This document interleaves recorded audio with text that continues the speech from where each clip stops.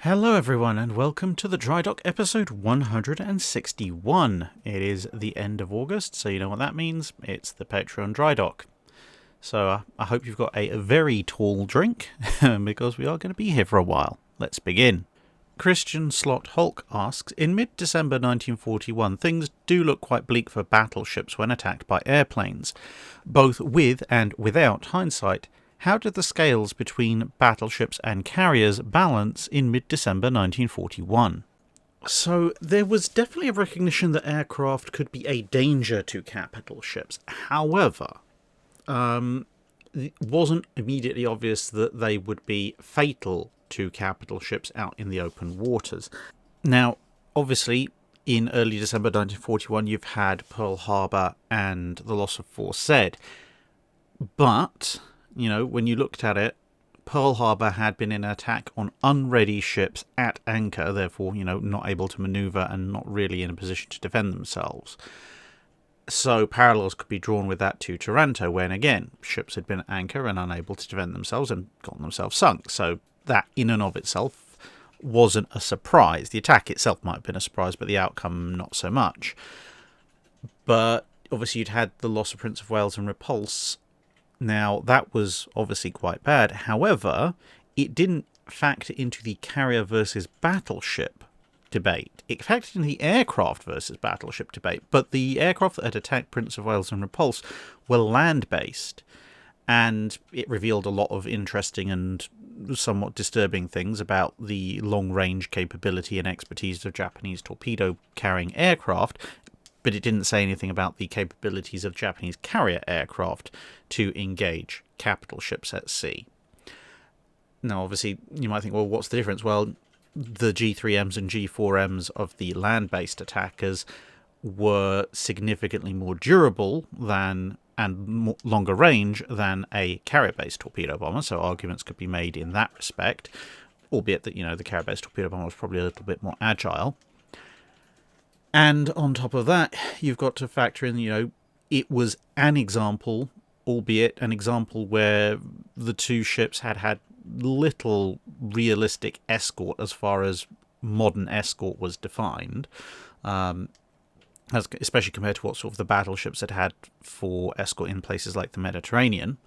And you could offset it against a lot of other examples. So you'd had Bismarck, you'd had Matapan, you'd had numerous attacks on British battleships in the Mediterranean by Axis aircraft, and the bulk of evidence seemed to show that if battleships were underway with their anti-aircraft armament working and a reasonable anti-aircraft firing escort, they would either not be hit or could weather what few hits they were subjected to. And again, during 1941 in the Mediterranean, mostly British and some Allied convoys and escorts and battle groups had been subjected to attacks significantly greater in number and over significantly greater time periods than the attack on Fort Said. And they'd survived, for the most part. The capital ships certainly had. And so, looking at Fort Said with Prince of Wales and Repulse's loss at the time, it could, to a certain degree, be written off as, yep, okay, that probably shouldn't have happened, but, you know, the anti-aircraft weaponry wasn't working properly, and they didn't have their own air cover, they didn't have an aircraft carrier, they didn't have anything like what would be considered an adequate cruiser and destroyer escort if they were fighting in the Mediterranean. So maybe this is kind of just an example of bad planning rather than a fundamental shift in strategy in terms of the air versus sea balance. And in hindsight, to a certain degree, it is possible to validate that argument, because through 1942, British and other Allied battleships would continue to be attacked again by significantly larger numbers of land-based bombers and torpedo bombers in the Mediterranean, and no British battleship was lost or even heavily damaged to that kind of engagement. The difference being that, you know, they had fully working anti-aircraft suites, they had decent escorts, and they usually had some form of air cover in the form of fighters. And ever since the invention of the torpedo, no one had really countenanced the idea that battleships shouldn't go anywhere without a fairly decent escort. First, obviously, against torpedo boats, then against destroyers, and now latterly against aircraft. So I would say by mid-December 1941, if you wanted to be completely realistic, even with hindsight, and obviously hindsight, we know that the aircraft carrier would eventually supplant the battleship, it could probably be more accurately said that as 1942 dawned, the lessons that had been learned were that a battleship absolutely had to have a full complement of escorts in order to survive an environment where there were aircraft carriers and their aircraft in any significant numbers. And of course, you'd have to have a balance of power that was approximately similar, because, sending 1 or 2 battleships in when the enemy had 5 or 6 carriers, well, if you sent 1 or 2 battleships in against 5 or 6 enemy battleships, you would still lose. So that's not exactly a revelation. And to be honest, even towards the end of the war, when you look at Operation Tengo, now granted, Yamato was a very big ship, but if you look at the sheer number of aircraft, the sheer number of aircraft carriers that had to deploy to take it down, the battleship was still a pretty tough cookie. It just so happened that, the United States had a lot of cookie-breaking hammers to be able to deploy. Slasya Zhang asks, could you say something about the decoration of sail ships? Which ship of the line spent the most in terms of decoration, painting, gold, sculptures, etc.? Which ship of the line looks like the most luxurious? I've always wondered about how Mary Rose and Great Harry were so large and well decorated, but years later Revenge was smaller and less decorated, even though it was a flagship. Was this unique to the Royal Navy? On the other hand, the San Martin was not particularly well decorated either. Was that a trend of the era? So part of this is covered in a fair degree of detail in one of the videos I've done so far on Vasa. Dr. Fred Hocker goes into some fairly extensive detail on it, so I strongly encourage you to go and have a look at that. But broadly speaking, the ship that spent the most in terms of decoration proportional to its overall cost has got to be Sovereign of the Seas, because it's just so much gold. In terms of which ship looks the most luxurious, that's going to be more along the lines of, beauty is in the eye of the beholder. If you really like gilding, then you want to look in the late 16th, early 17th centuries and beyond. If you really like bright pastel paint colours, then you want to look a little bit earlier. Vasa, of course, being kind of at the culmination point between the two, as you can see here on the scale model. So the reason why Revenge was somewhat less decorated was, as compared to Mary Rose and Great Harry, and San Martin as well, is a combination of two things. One of which is that in the early Tudor period, where you find Mary Rose and Great Harry, and for that matter the St. Michael of Scotland and various other vessels, you had these kind of prestige ships that were built partly for their fighting power, but more as a way of being kind of a floating centerpiece for the kings and princes of Europe to show off their wealth and power. And so a ship like the Great Harry or the St. Michael, or in the Royal Navy's case, the Mary Rose as well to a degree, would be absolutely massively decorated, in much the same way that Vasa was, in order to be a floating propaganda piece. Whereas Revenge, whilst it was a flagship, was not built as a royal ship. Now, by that I don't mean it wasn't built in a royal dockyard. It was, but Revenge was not built as a centerpiece ship like the Great Harry had been.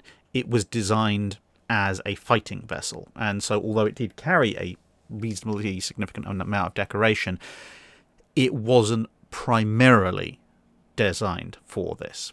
The other aspect of it, which also covers the San Martin to a certain extent, was that by the time you get to the late Tudor period, or the Elizabethan period as it's called in, well, both terms are actually UK based, but the kind of time period I mean, you're getting to a point where navies were growing in size quite considerably. So back in the Middle Ages and then into the early Tudor period, a lot of navies had consisted of a fairly small core of big, important royal ships with a scattering of smaller ones, and then the navy, such as it was, would be drawn together from other vessels that were semi-militarized or privately owned. in order to form, the fleet that was being used. Now, whilst that was still true to a certain extent by the latter part of the Tudor period, one, there were a lot more ships around because, industry, population, economy had been growing, so there were a lot more armed vessels in the area. And secondly, the proportion of royal-owned vessels in a fleet, i.e. at the actual navy, as opposed to things we've dragged into service, was also considerably greater. And so, whilst navies might still build prestige vessels, like Vasa, there could also be quite a number of other vessels of a fairly large size that may or may not randomly be designated as flagships, which would still be carrying some decoration, potentially quite elaborate decoration by our standards today, but not as much as something that was quite literally the king's plaything. Candor asks, if Seppings had been born earlier and risen to his office at the end of the 7 Years' War, how different does the rest of the Age of Sail look? Are most of his improvements even fully taken up to avoid a dreadnought-style reset? So for those of you who might not be aware, Seppings was the gentleman who introduced diagonal cross-bracing in a big way to the Royal Navy's methods of ship construction at the start of the 19th century, which is what allowed for in part, what allowed for the significant expansion of size of sail-based wooden warships that took place between the period of the end of the Napoleonic Wars and the advent of steam and then later armoured warships. Now, if Seppings comes into his office at the end of the 7 Years' War in 1763, then the rest of the Age of Sail could have a few interesting differences. Now, obviously, this allows the British to build ships that are considerably larger and considerably stronger, considerably more durable. But to be honest, I don't necessarily think they would. Part of the innovation was forced somewhat by the fact that they were running out of very large timbers with which to build ships, and apart from anything else, the diagonal cross-bracing allowed them to use relatively short timbers. Now, obviously, 30, 40 years further back, maybe a bit further, they're not running so short of those timbers, but, there is still significant advantages to the diagonal cross-bracing method. But the main thing is that the British, during the entirety of the 1700s, have learned by a mixture of just long patrols and some fairly hard lessons beaten into them by various battles, that a long, fast ship of the line in a sort of long duration voyage and then a battle where you have to maneuver is actually, despite having slightly greater gun power, somewhat inferior to a slightly stouter ship, i.e. one that is a little bit shorter and can therefore maneuver considerably better, even though it might have fewer guns. So what I suspect you will probably see is that rather than making ships generally larger, albeit they might make one or two big capital ships to try and compete eventually with the Ocean class and the Saint-Exupéry Trinidad, generally I think what you'll see is British ships being made stronger and more durable, which of course, they won anyway, so they'll win harder. But more specifically, I think what you'll see this construction method being used to do is to increase the firepower of the ships, because there are stability issues as well, to be fair, but one of the things that Seppings' system allowed was for the Royal Navy to gradually move towards an all 32-pounder armament on its bigger ships in much the same way that the US Navy did in the late 1810s and early 1820s for its ships of the line, albeit the Royal Navy didn't quite go for the same level of cutting down 32-pounders to make way for stability issues, etc., although there were some lighter weight ones developed for mounting higher up. But anyway, the main thing will probably be that the actual individual guns on ships will get heavier. So, for example, the 64, the fourth rate in British service, might actually stick around a little bit longer, because one of the main problems with the 64, and why it got displaced by the 74 in the 1760s and 1770s, was that although it had 10 fewer guns, that's only 5 less per broadside, but generally most 64s could only carry a main or lower gun deck battery of 24-pounders, and then maybe 18 or 12-pounders on the upper gun deck, as opposed to a 74, which could carry 32-pounders on its lower deck. And that obviously considerably increased its firepower way beyond the fact you had 5 extra guns per broadside. In this scenario, 64s could be built with 32-pounder lower gun decks and possibly even 24-pounder upper gun decks, which would put their firepower at a fairly decent amount, especially for their size. So the 64 might hang around for a bit longer. The 74s, now they usually would already be carrying 32-pounders and then usually 18-pounders, maybe occasionally the odd 20, sometimes 24s on the upper gun decks. But now you might see, some of the smaller, lighter weight 74s carrying 32-pounder and 24-pounder main batteries, and the heavier and slightly larger 74s might even carry a uniform 32-pounder battery. And the same thing when you see ships of the line. Now, it's a little bit late for Victory, because Victory has already been laid down at this point, or at least designed.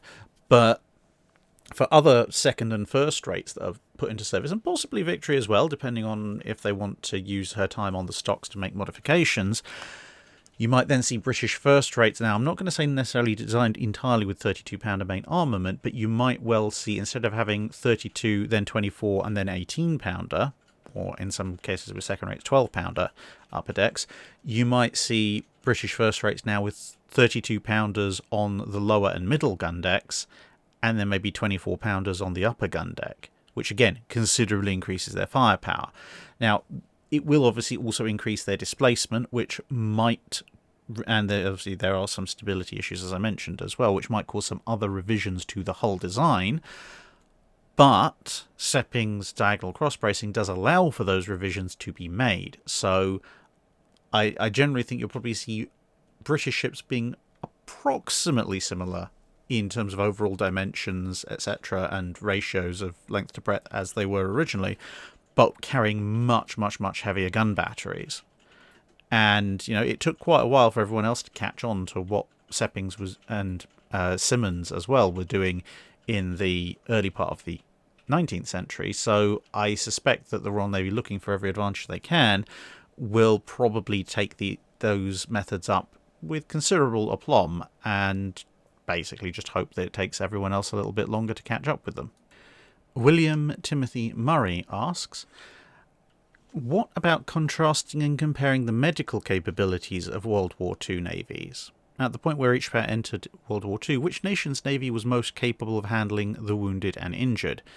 For example, could it be said that a wound that would require hospitalization in one navy could be treated effectively on board ship in another navy, if you compare the same type of ship, battleship to battleship, destroyer to destroyer? And in any case, did any navy have an edge in saving lives, or when it came to treating and returning sailors to their stations quickly? Now, to be fair, this is not an area that I have a particularly great deal of knowledge in. I've done a bit of looking around in various source books and references that I can find, and broadly speaking, it would appear that, well, for one thing, given any particular nation's medical capabilities at the time, you're probably going to get a higher degree of medical care in the Navy than you would if you were a regular Joe Bloggs citizen on the street in 1940 or 41 or whatever. Mainly because at that point, if you were a regular Joe Bloggs citizen on the street, you had to find somebody and pay them. And obviously, that's medical care tends to be relatively expensive. Whereas in the Navy, if you were ill, the Navy has a vested interest in getting you well again. And so, they would try and make sure that you did get well again. And of course, not bill you for it. So you could be cared for considerably better than on average. Other than that, broadly, it seems to correlate mostly with what are the extant medical capabilities and knowledge of the country that you're in at the time. Now, obviously, for some nations, shall we say ones that had decided that doctors were the bourgeoisie and should be shot, this did have something of a downer on the medical care that was available to everybody, including in the military, beyond the most basic general, patching up of wounds and everything. But yeah, other than that, I would say broadly look at the level and sophistication of healthcare available in the nation to which that navy belongs versus the nation to which the navy you're comparing them to belongs.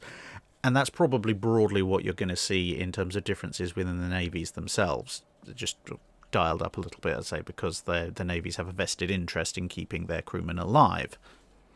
And of course, there are ancillary factors to that, such as potentially for budgetary, potentially for cultural issues, potentially a combination of both, how available things like hospital ships are. Because, a battleship is obviously going to have much better medical capabilities than a destroyer, but even a battleship, if it's got a lot of wounded or a very, very serious case, probably still not going to have the equipment on board to deal with it. Hospital ship might, both in terms of bulk and in terms of specific expertise.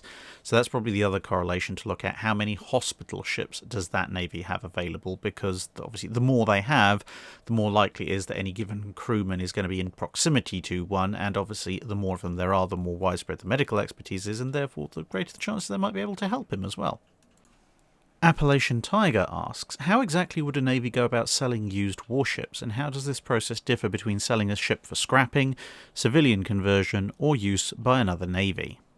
Well, I mean, those different destinations do influence hugely how they go about selling used warships. I mean, most of the time, it is a matter of you put the ship up for bids. You say, right, I am selling this warship, and this is what I'm prepared to sell it with. And I invite offers, and then you might get an offer, and then you enter negotiations, and then the warship is sold. That's the basic core of it when you're talking about used warships. But when you're talking about let's say these three particular versions, for scrapping a vessel, the navy is going to strip that thing of absolutely every possible valuable object beyond the steel. That the contract at least lets them do. So rangefinders, some electrical equipment, plotting equipment, guns, ammunition hoists, ammunition itself, probably some parts of the machinery, maybe even armor plate, depending on the time period, will all be stripped off, taken away, and kept to be reused. Things like anchors and anchor chains, because the Navy's never going to get a particularly brilliant return on scrapping, so anything that could potentially be reused internally rather than sold for, pennies to the ton, they're definitely going to take. Whereas if you're selling the ship for civilian conversion, well, obviously all the military stuff is still going to go, the guns, the ammunition hoists, the rangefinders, etc. But stuff like the anchors, the machinery, possibly the masts, that kind of stuff, the stuff that still renders it a functional ship as opposed to a warship, will obviously need to be left in, unless otherwise indicated by the contract. And then if it's being used by another navy, then the whole paradigm changes again. Now, when it becomes to be a used warship, the question then becomes, well, how used and how close an ally are you with the people that you're selling it to? Because if you are not particularly allied with them, it's kind of very much a business arrangement with a third party, you're going to be looking for any really sensitive stuff and taking it away. So let's say your ship has just had a refit in the past few years and it's got the latest and greatest rangefinders. Well, unless your contract specifically stipulates that it has to have those, you might look at, removing those and maybe substituting in the rangefinders it had before for the ship. Alternatively, if the ship hasn't had a refit in 8 or 9 years, then you might leave those rangefinders in place because, hey, you've got better ones, so, never mind. And so on and so forth down the line, for everything from communications equipment to guns and gunnery and so on and so forth. Conversely, if you are selling ships to a very, very close ally, so for example, if you're looking at, say, the British selling ships to the Canadians or the Australians or something like that, well, you're pretty sure they're never going to turn on you, and you're also pretty sure they're probably going to be wanting to fight with you at some point, which means you want those ships to be just as well equipped as your own ships. So at that point, whatever systems they've got on there, you will allow to stay on there. You might even, depending on how much money you've got for the sale, you might even, as part of the deal, book the ship in for a brief refit and modernization to give it the latest and greatest stuff that you've got on hand. Again, so that when it operates, it's going to be operating kind of in your interests in peacetime, and hopefully, potentially, definitely in your interests come wartime, when hopefully your ally joins in on your side. Introvert asks, in all the various discussions of the Bismarck saga, I've not heard any specific discussion of efforts by the Kriegsmarine to coordinate U-boat activity around the breakout. Whilst the U-boats would not have been able to keep up with the speed of the advance of surface forces, it does seem like the Germans missed an opportunity to attack higher value surface targets that would have been present to respond to Bismarck's sailing. Are you aware of any such planned or signed resources of that arm as part of the operation? So I am not aware of any such plans, effectively kind of a rerun of the attempted U-boat ambush on the Grand Fleet as it left from Scapa Flow for Jutland. Mainly because you've got to bear in mind that the sailing of Bismarck and Prince Eugen was specifically supposed to be secret. It was not supposed to be spotted by the Allies. It was supposed to go like Operation Berlin with the Scharnhorsts earlier, where they break out into the Atlantic before the Allies know what's going on, and therefore they can raid away in peace. Because whilst Bismarck's not designed as a commerce raiding battleship, its mission this time is commerce raiding. It's not supposed to engage elements of the home fleet. It's supposed to engage merchant ships and, if necessary, any heavy escorts that the convoys might have. Therefore, if the Bismarck and Prince Eugen are supposed to make their way in secret, then the home fleet won't sail to intercept a set of ships that they don't know have sailed, and therefore there's no point in having U-boats in the vicinity. Now, you might argue, well, maybe you should have U-boats in the vicinity just in case, as an insurance, but that runs into two problems. One, Germany is not exactly prolific in U-boats. They need as many as they can for their primary mission of also commerce raiding. So putting them in for a kind of, well, if all our carefully laid plans that we really, really, really hope will go right don't work, then you might have a use. That's a rather thin straw via which to argue for the redeployment of half a dozen very precious U-boats. And secondly, the simple fact of deploying those U-boats might very well end up blowing the cover of the operation, because whilst the Germans don't know that Enigma has been cracked, they are aware of British abilities to use direction finding to locate submarines that are transmitting, and they're relatively sure that there's some level of British intel going on generally.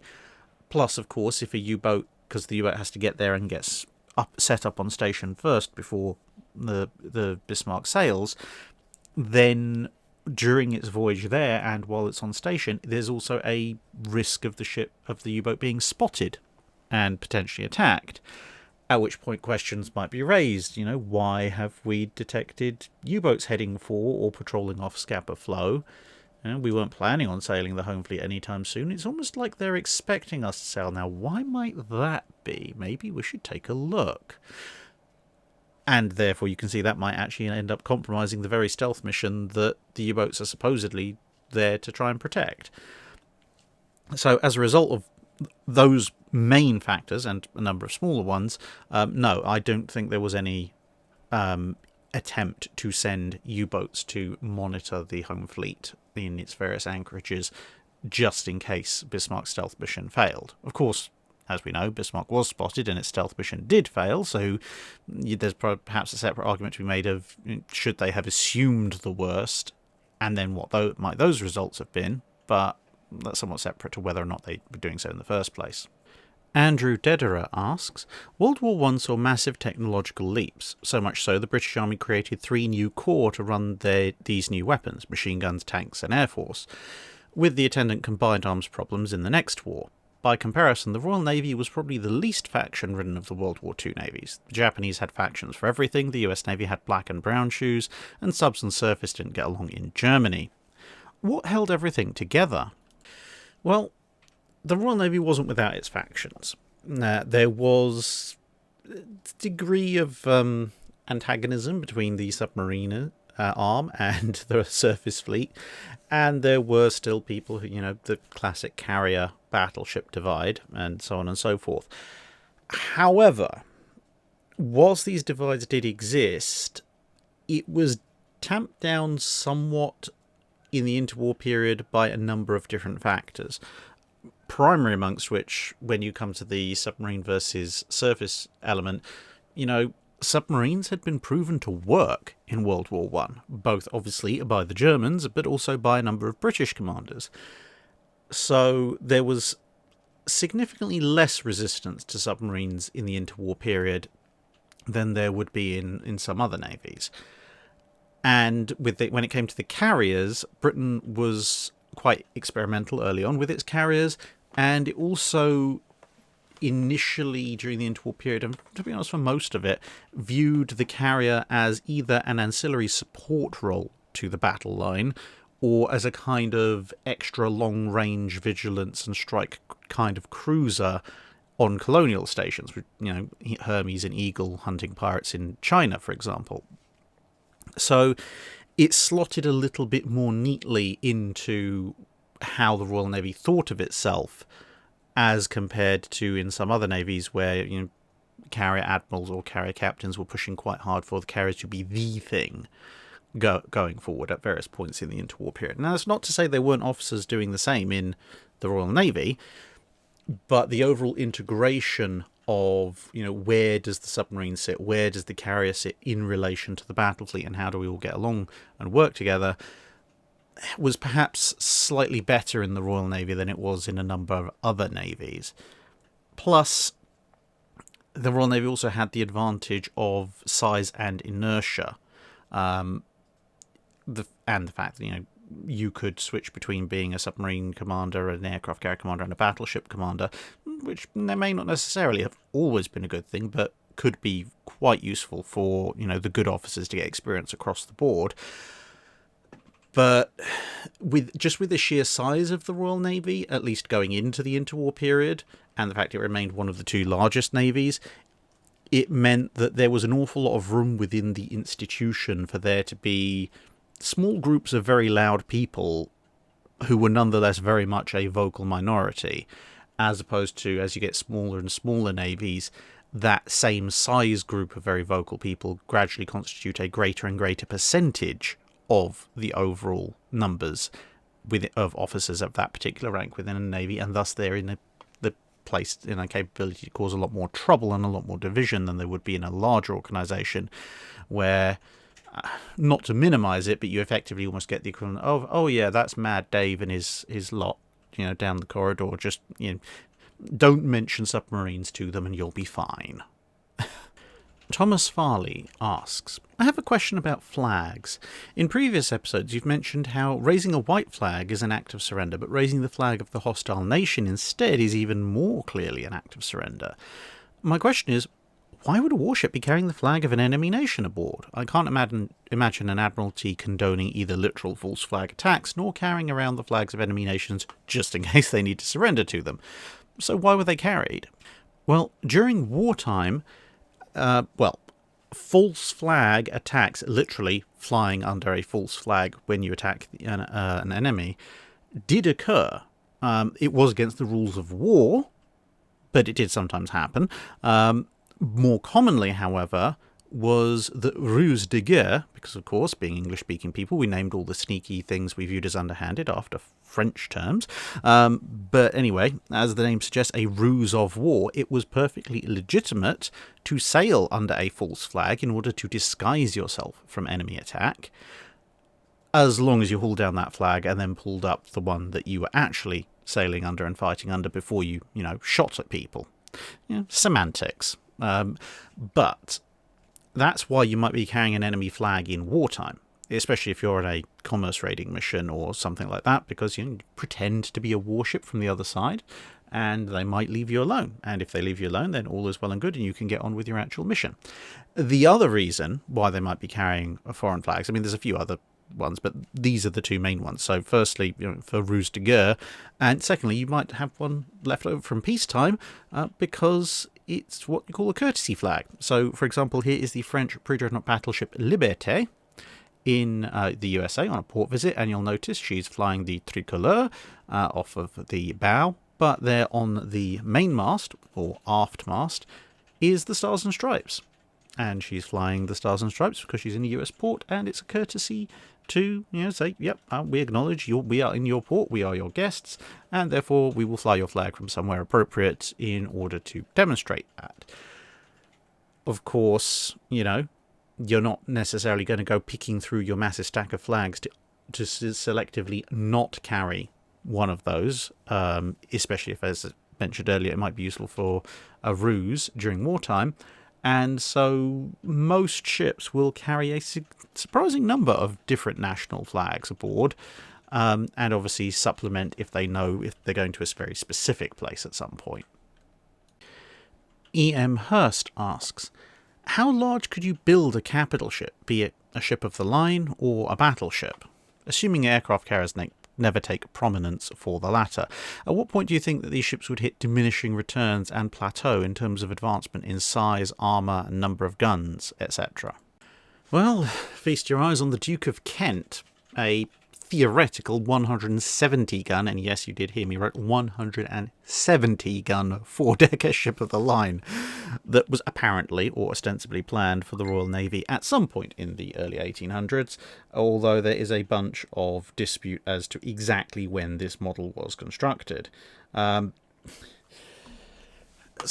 It pretty much epitomises roughly how big you could probably take a ship of the line, even with Seppings and Simmons improvements, because wood as a structural material, when you're having to build bows and sterns and actually move at any significant speed, does have upper limits. I mean, you can look at things like the Mersey class frigates in the Royal Navy and the Merrimack class frigates in the US Navy, and again they kind of show this is the upper limit of in terms of length, displacement, etc. that you can achieve with wood construction.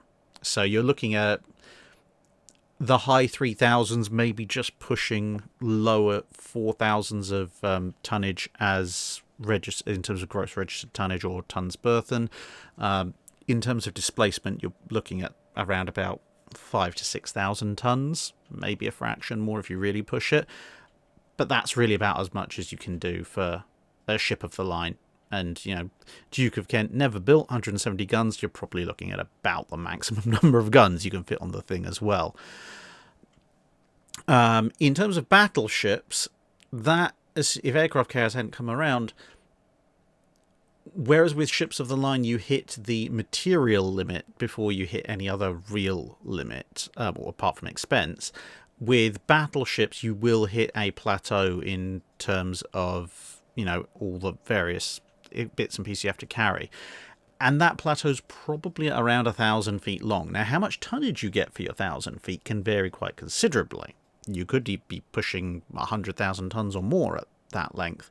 You could be only 40 or 50,000. Depends on how heavily built your ship is, what its dimensions are other than length, etc. But I think around about 1,000 feet, you're probably going to start to hit absolute diminishing returns. You'll probably hit diminishing returns much sooner than that, but 1,000 feet is probably, or around about that much, is around about where I think you're going to start losing any meaningful advantage at greater size when it comes to capital ships. Because at that size, especially if you're going like battleship slightly wider than a battle cruiser, you can fit quite a lot of armor. You can fit a significant number of 18-inch guns, which realistically are probably the largest practical weapons you're going to fit on a battleship. And you can armor it against the same. You can get enough machinery, certainly at World War II era machinery specs, to move at relatively decent speed. And your deck area is going to be so vast, you can afford kind of God's own anti-aircraft battery. Anything bigger than that, and you're either looking at bigger guns, which rapidly become impractical just because of the sheer weight of them and the shells and how long it's going to take you to load and fire them, or just superfluously hilarious numbers of 18-inch guns, which, you'd probably be better off having 2 ships carrying that number of guns instead of just the one. Zoo SKP asks, at Midway, the B-17s were unable to hit Hiryu due to Hiryu's evasive manoeuvres. Did the American pilots lack some doctrine or tactics that could, if executed correctly, force a ship to take a hit? Or was it the case that high-altitude level bombing with unguided bombs could never work against a ship, even a large one like a carrier, in the open ocean with the full use of her power plant and steering? For all practical intents and purposes, the latter. Level bombing against manoeuvring warships effectively never worked. It's one of the reasons dive bombing came into such vogue. But basically, the problem is, if you're level bombing, you, in World War II, have to be able to see your target, which also means that they can see you.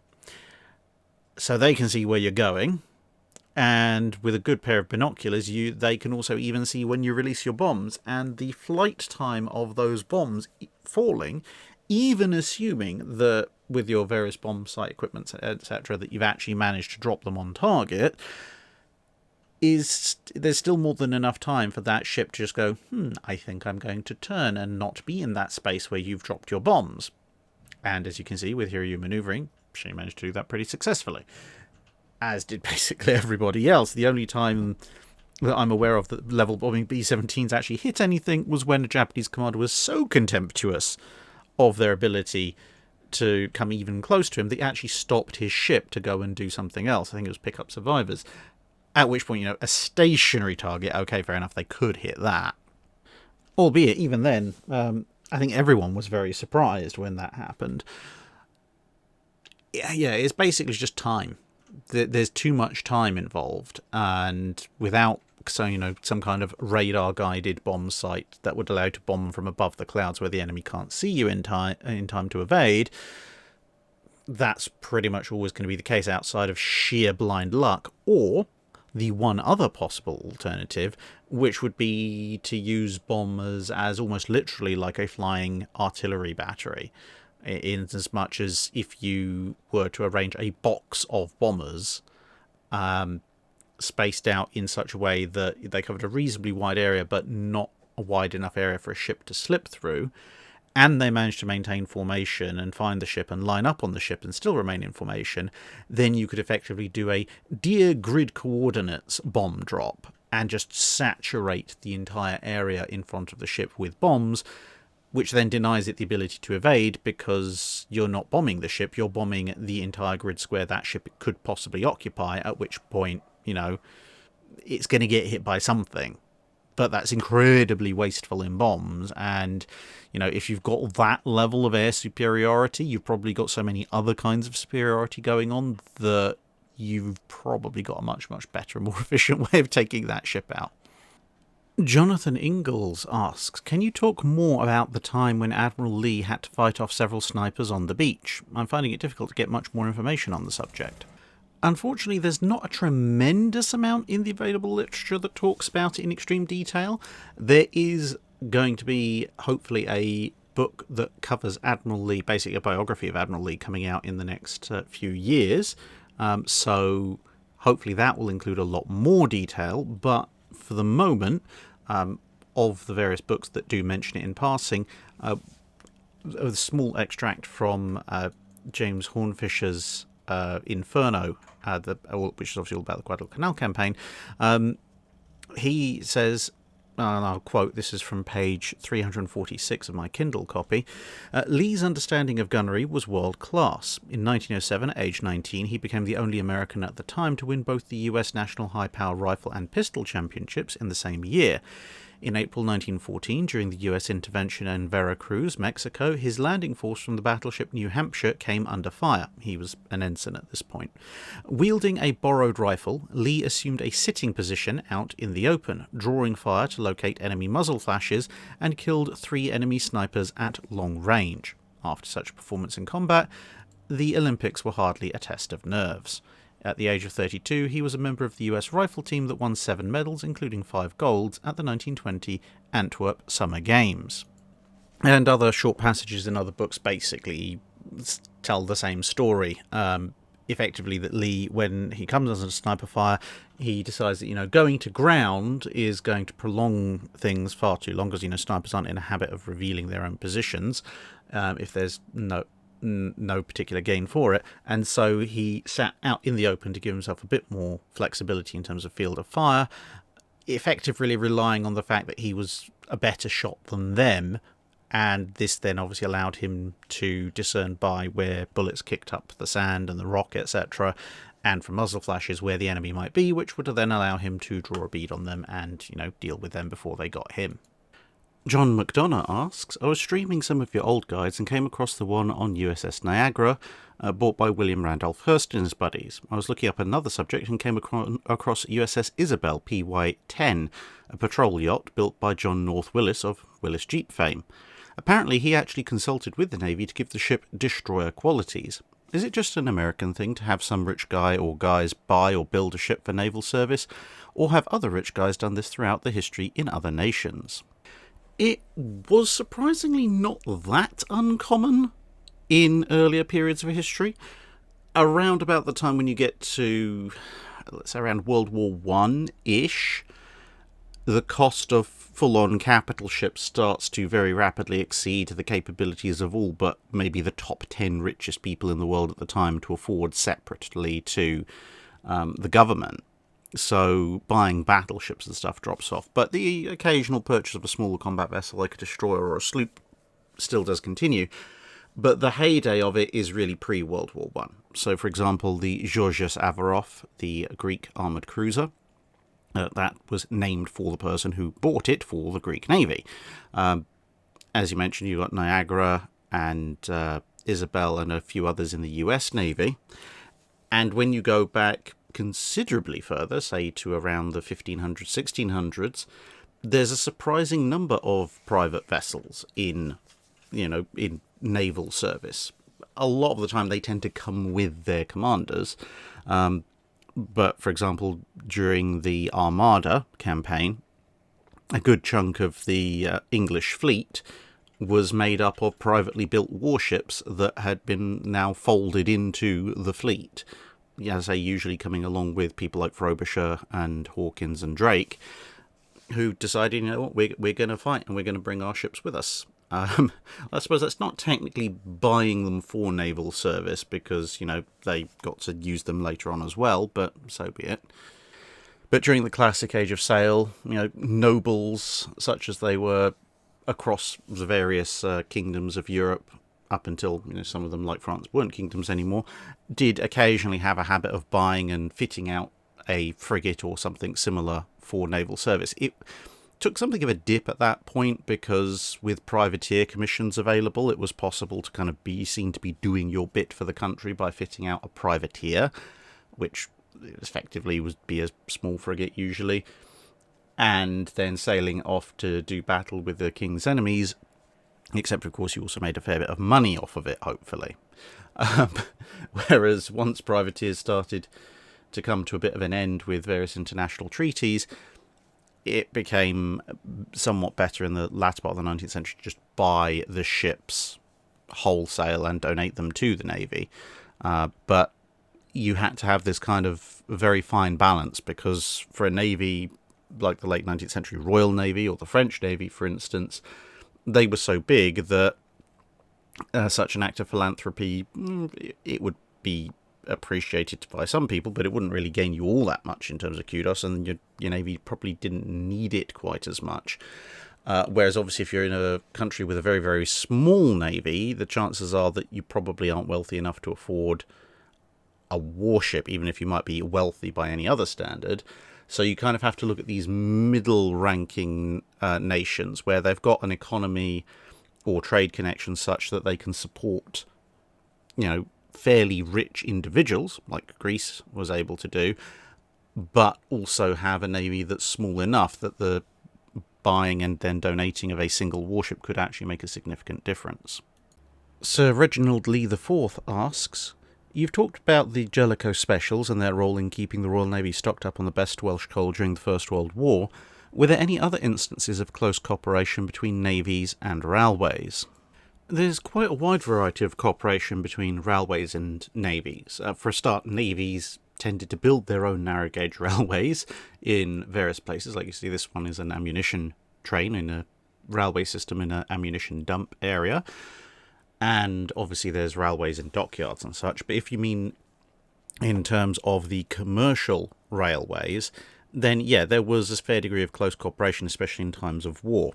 A lot of railway lines would be constructed or either wholly or partly subsidised by the government specifically in order to ensure the supply of certain key materials to and from various dockyards, and those trains could be given priority where, the situation required it. Because ideally, if you are manufacturing things like guns and plate armour, or even, like with the Jellicoe Specials, moving large amounts of coal off-site as far as the dockyard is concerned, the best way of moving those things at that time, and to be honest, even today, is by train. So the railways had to work very closely with the navies in pretty much any country in order to develop the rolling stock that was required to keep them on standby, and to schedule all the trains as they shuttled back and forth. And the same thing goes for, as you can see, like ammunition supply and all sorts of other things. Of course, in wartime, generally military traffic as a whole is going to be given priority. But obviously, if you have a railway line that, in times of war, for military purposes, effectively serves as a connection from, Bob's big gun factory to your biggest naval dockyard, well, you're going to work with the railways to prioritise the movement of heavy naval guns to and from that dockyard above and beyond anything else. And when you have things like the mass production for things like Liberty ships and escort carriers and destroyers taking place in American yards in World War II, there would be special trains laid on to carry the large amount of heavy machinery and such like that needed to get to those multiple waiting hulls quickly enough. Usually they try and make them travel at night so that it didn't overly disrupt the rest of the railway's operation, but if necessary, well, I'm sorry, but your express service from point A to point B is going to be delayed for 10 minutes whilst we move this several thousand ton train full of fire control systems through. Ryan Frederick asks, Mers El Kabir and Alexandria are reversed. Godfroy is at Mers El Kabir and Gensoul is in command at Alexandria. How does that potentially go down differently than in history? Now, this is an interesting one because Godfroy was initially far more willing to listen to reason and negotiation than Gensoul, albeit that he was equally determined to take his ships out to sea and fight after he heard about the attack on Mers El Kabir. The interesting thing is that actually he wasn't prepared to sail out and fight because Darlan told him to, but only once the attack on Mers El Kabir had occurred. It's something of a credit to Admiral Cunningham's negotiation skills, as long with the fact that a large proportion of the captains and officers and men of the British fleet in Alexandria directly kind of negotiated-remonstrated with their opposite numbers in the French fleet, and then they prevailed on Godfroy to actually give in rather than create a whole mess in Alexandria Harbour. So it is an interesting conundrum there. Gensoul, on the other hand, as we know, is very intransigent, but at the same time, he would be negotiating directly with Admiral Cunningham, so at least that little hiccup of him throwing a fit because he wasn't being negotiated with an officer of equal or superior rank would hopefully go away.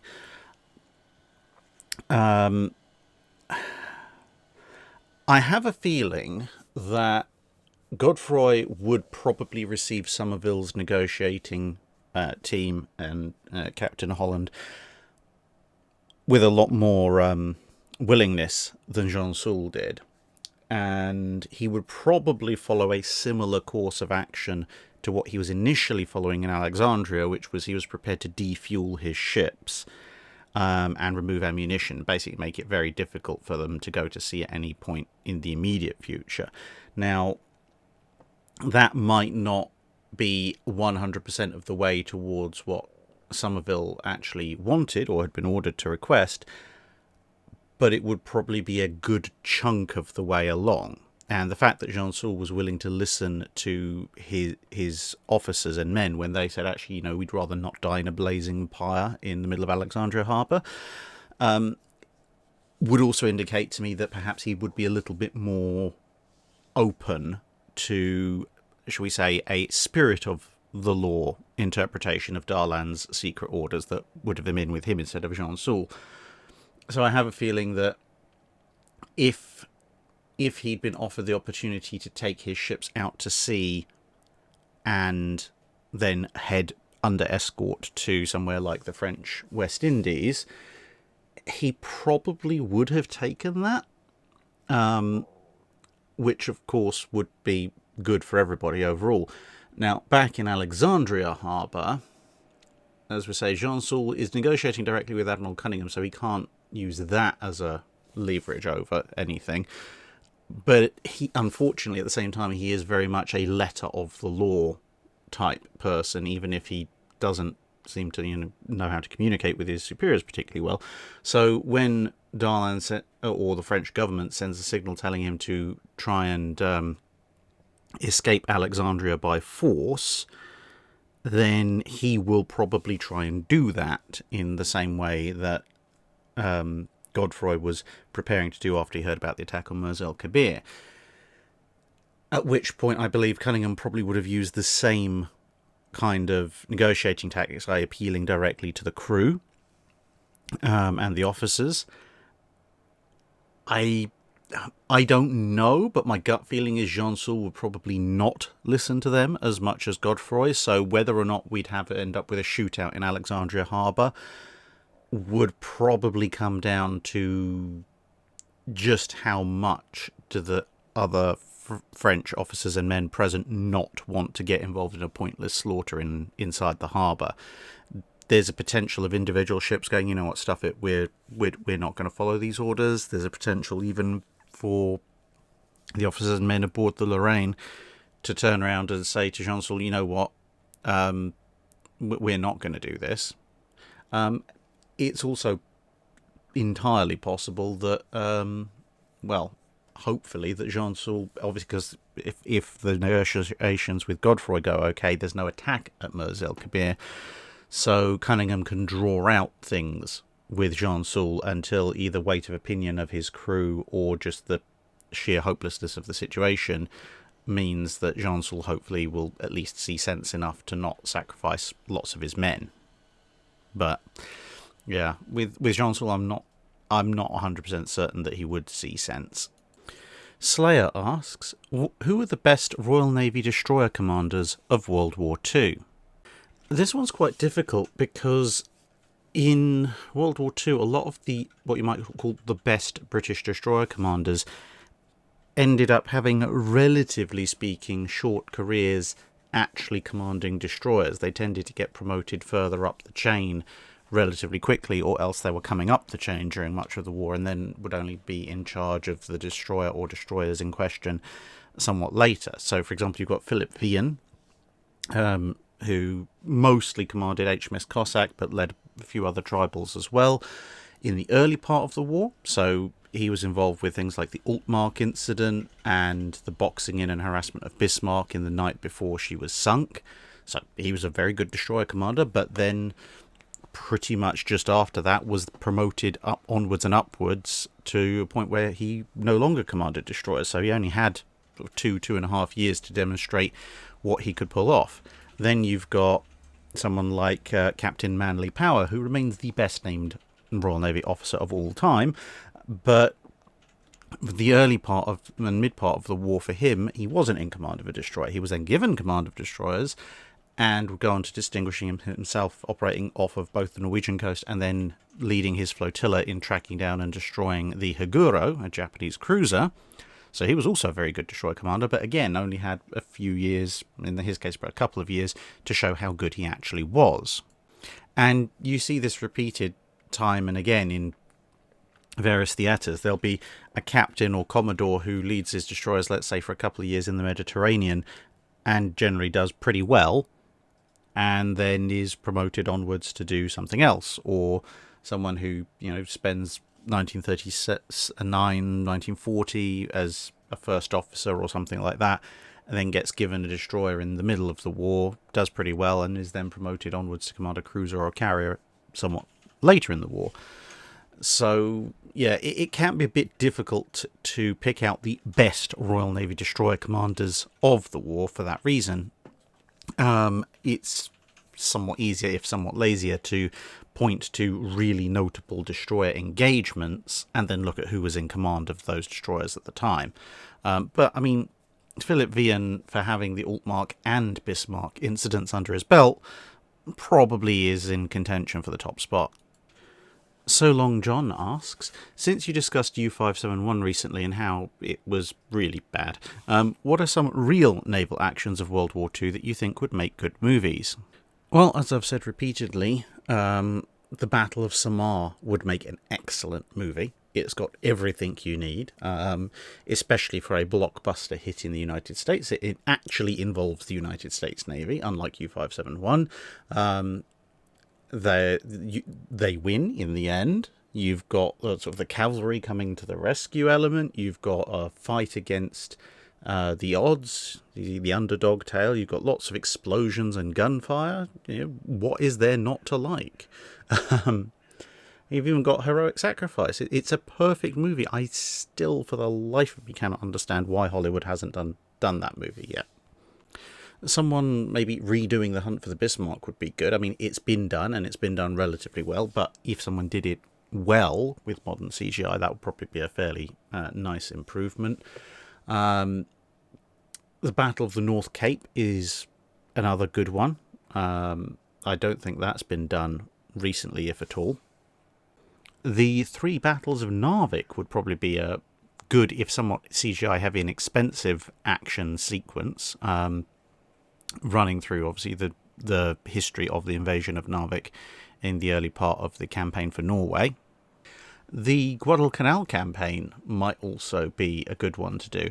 Now, you might have to do a little bit of selective editing of which battles you show, but, doing something that maybe kicks off with First Savo Island, so big kick in the teeth to the Allies, and then maybe shows something like perhaps the Battle of Cape Esperance. I think you'd have to skip Eastern Solomons and Santa Cruz because they are carrier battles. They're a very different kind of format. But you could then kind of, if you like, bring it to a pinnacle with the night battles of Guadalcanal. So you use Savo Island, possibly Esperance, maybe just Savo Island as kind of the starting point. And then you go through the two night actions of the naval battle of Guadalcanal, and you can make reference to Esperance and Eastern Solomons and Santa Cruz, and passing reference later on to Tassafaronga. But those are the two night actions of the naval battle of Guadalcanal and then First Savo Island would be kind of your main centerpieces for that movie. Mason asks, the US issued some small arms exclusive to the Navy, such as the Rising M50 and M55 submachine guns. What about other navies? This varies and wanders back and forth. So most of the time, weapons that are issued in terms of sidearms and firearms to naval crewmen and officers will be somewhat distinct and exclusive to the Navy in some way, because they usually have to be adapted for sea service because, the sea is a cruel mistress. Guns are made of metal and they don't tend to last very long if they are exposed to the elements associated with long sea voyages. And so you would usually see some form of adaptation to accommodate this, whether this be the use of different materials or the additional protection of materials. But you'd also see other modifications, such as perhaps the use of heavier caliber ammunition or shorter barrels for manoeuvring in the confined spaces associated with a ship. But these would be modifications of weapons that could be found on land as well. Occasionally, there would also be exclusive to naval use patterns of weapons use, like the 1858 pattern rifle that was given to the Royal Navy. That was adapted from an earlier pattern, but it was an exclusively naval weapon because it was designed with, amongst other things, to deal with the heavy-duty work that would be required of it aboard a naval ship. So, yes, it's kind of a thing of, during the historical period the channel looks at, almost all small arms would be sort of exclusive to the Navy, even if you could get what appears to be an identical version for general land-based use, because there'll be at least some adaptation to allow it to function in a saltwater environment. But yeah, more specifically, in terms of it, this is a pattern of weapon that you will only find in the Navy and is distinct from patterns that you will find on land. There are occurrences of those kinds of things throughout most navies at various points in time, but is obviously a lot more rare than the adapted for sea service variations of regular weapons that you might find more commonly. DM Phoenix asks, looking at the first commissioned dreadnoughts of each major naval power, Dreadnought, Corbeil, Michigan, Nassau, Kawacci, Tegethoff, Dante Alighieri, Gangut, and Espana, how would you rank these first outings in the dreadnought race relative to each other? Were there any variables outside of basic specification comparisons like crew quality, material quality, officers, logistics, safety measures, damage control, etc., that would give one a more noticeable advantage? Well, you can kind of cover this looking at speed, protection, and firepower, but with a few additional caveats that you have to throw in there. Mostly when it comes to firepower, because of things like efficiency, not just sheer number of guns. So of course the other thing you have to bear in mind is that some of these ships launched much later than others, to the point that some of them really count as second generation dreadnoughts, even though they are that nation's first dreadnoughts, and therefore they're going to have a little bit of an advantage. So if you look at it sort of speed-wise, so Dreadnought sets the mark at 21 knots. So broadly speaking, most of the others are roughly that speed or a little bit faster in some cases. The only major losers in that department being the Michigan, which is South Carolina class, and the Nassau, in terms of not having quite as high a top speed, and also because of triple expansion and just not being able to keep up that speed. Protection, well, you've got belt armor ranging from sort of around about 9 inches to about 12 inches as the kind of median where everybody's sitting. One or two that's slightly better protected, one or two that's slightly worse protected, but to be honest, given the early stage nature of these 12-inch guns, aside from one or two that are pretty badly protected, and that basically means the Espana class, they've only got 8 inches of armour, that's probably not enough. Everyone else has they've got okay protection at medium to long range, and some of them have better protection as things get closer in. So really at that point, a lot of it does come down to firepower, and this is where I say you need a couple of caveats, because it's not just sheer number of guns, it's also how they're positioned and how efficient they are. So for example, Dreadnought has 10 guns but only can have a maximum broadside of 8 guns, which means that Michigan, although it only has 8 guns total, has the same broadside. Nassau, it has 12 guns, but still only has an 8-gun broadside. And they're 11-inch guns as well, so not quite as brilliant. Kawacci is in a similar boat. It has a lot of guns, but it can't bring them all to bear. Espana just doesn't have a lot of guns. So Espana, unfortunately, because of its small size and really budget nature, really is going to be at the bottom of this pile. So firepower-wise, you're basically left looking at the Tegethoff, Dante Alighieri, and Gangut. They all have 12-inch guns. So some of the others have reasonable numbers of guns. Corbeil has such a pathetically short range that kind of rules a lot of it out. But those three, Tegethoff, Dante Alighieri, and Gangut, they've all got 12 guns, and they all have a 12-gun broadside, which is quite important. Now, of those three, the Tegethoffs do have some problems with their construction quality early on, and they're not exactly the fastest vessels.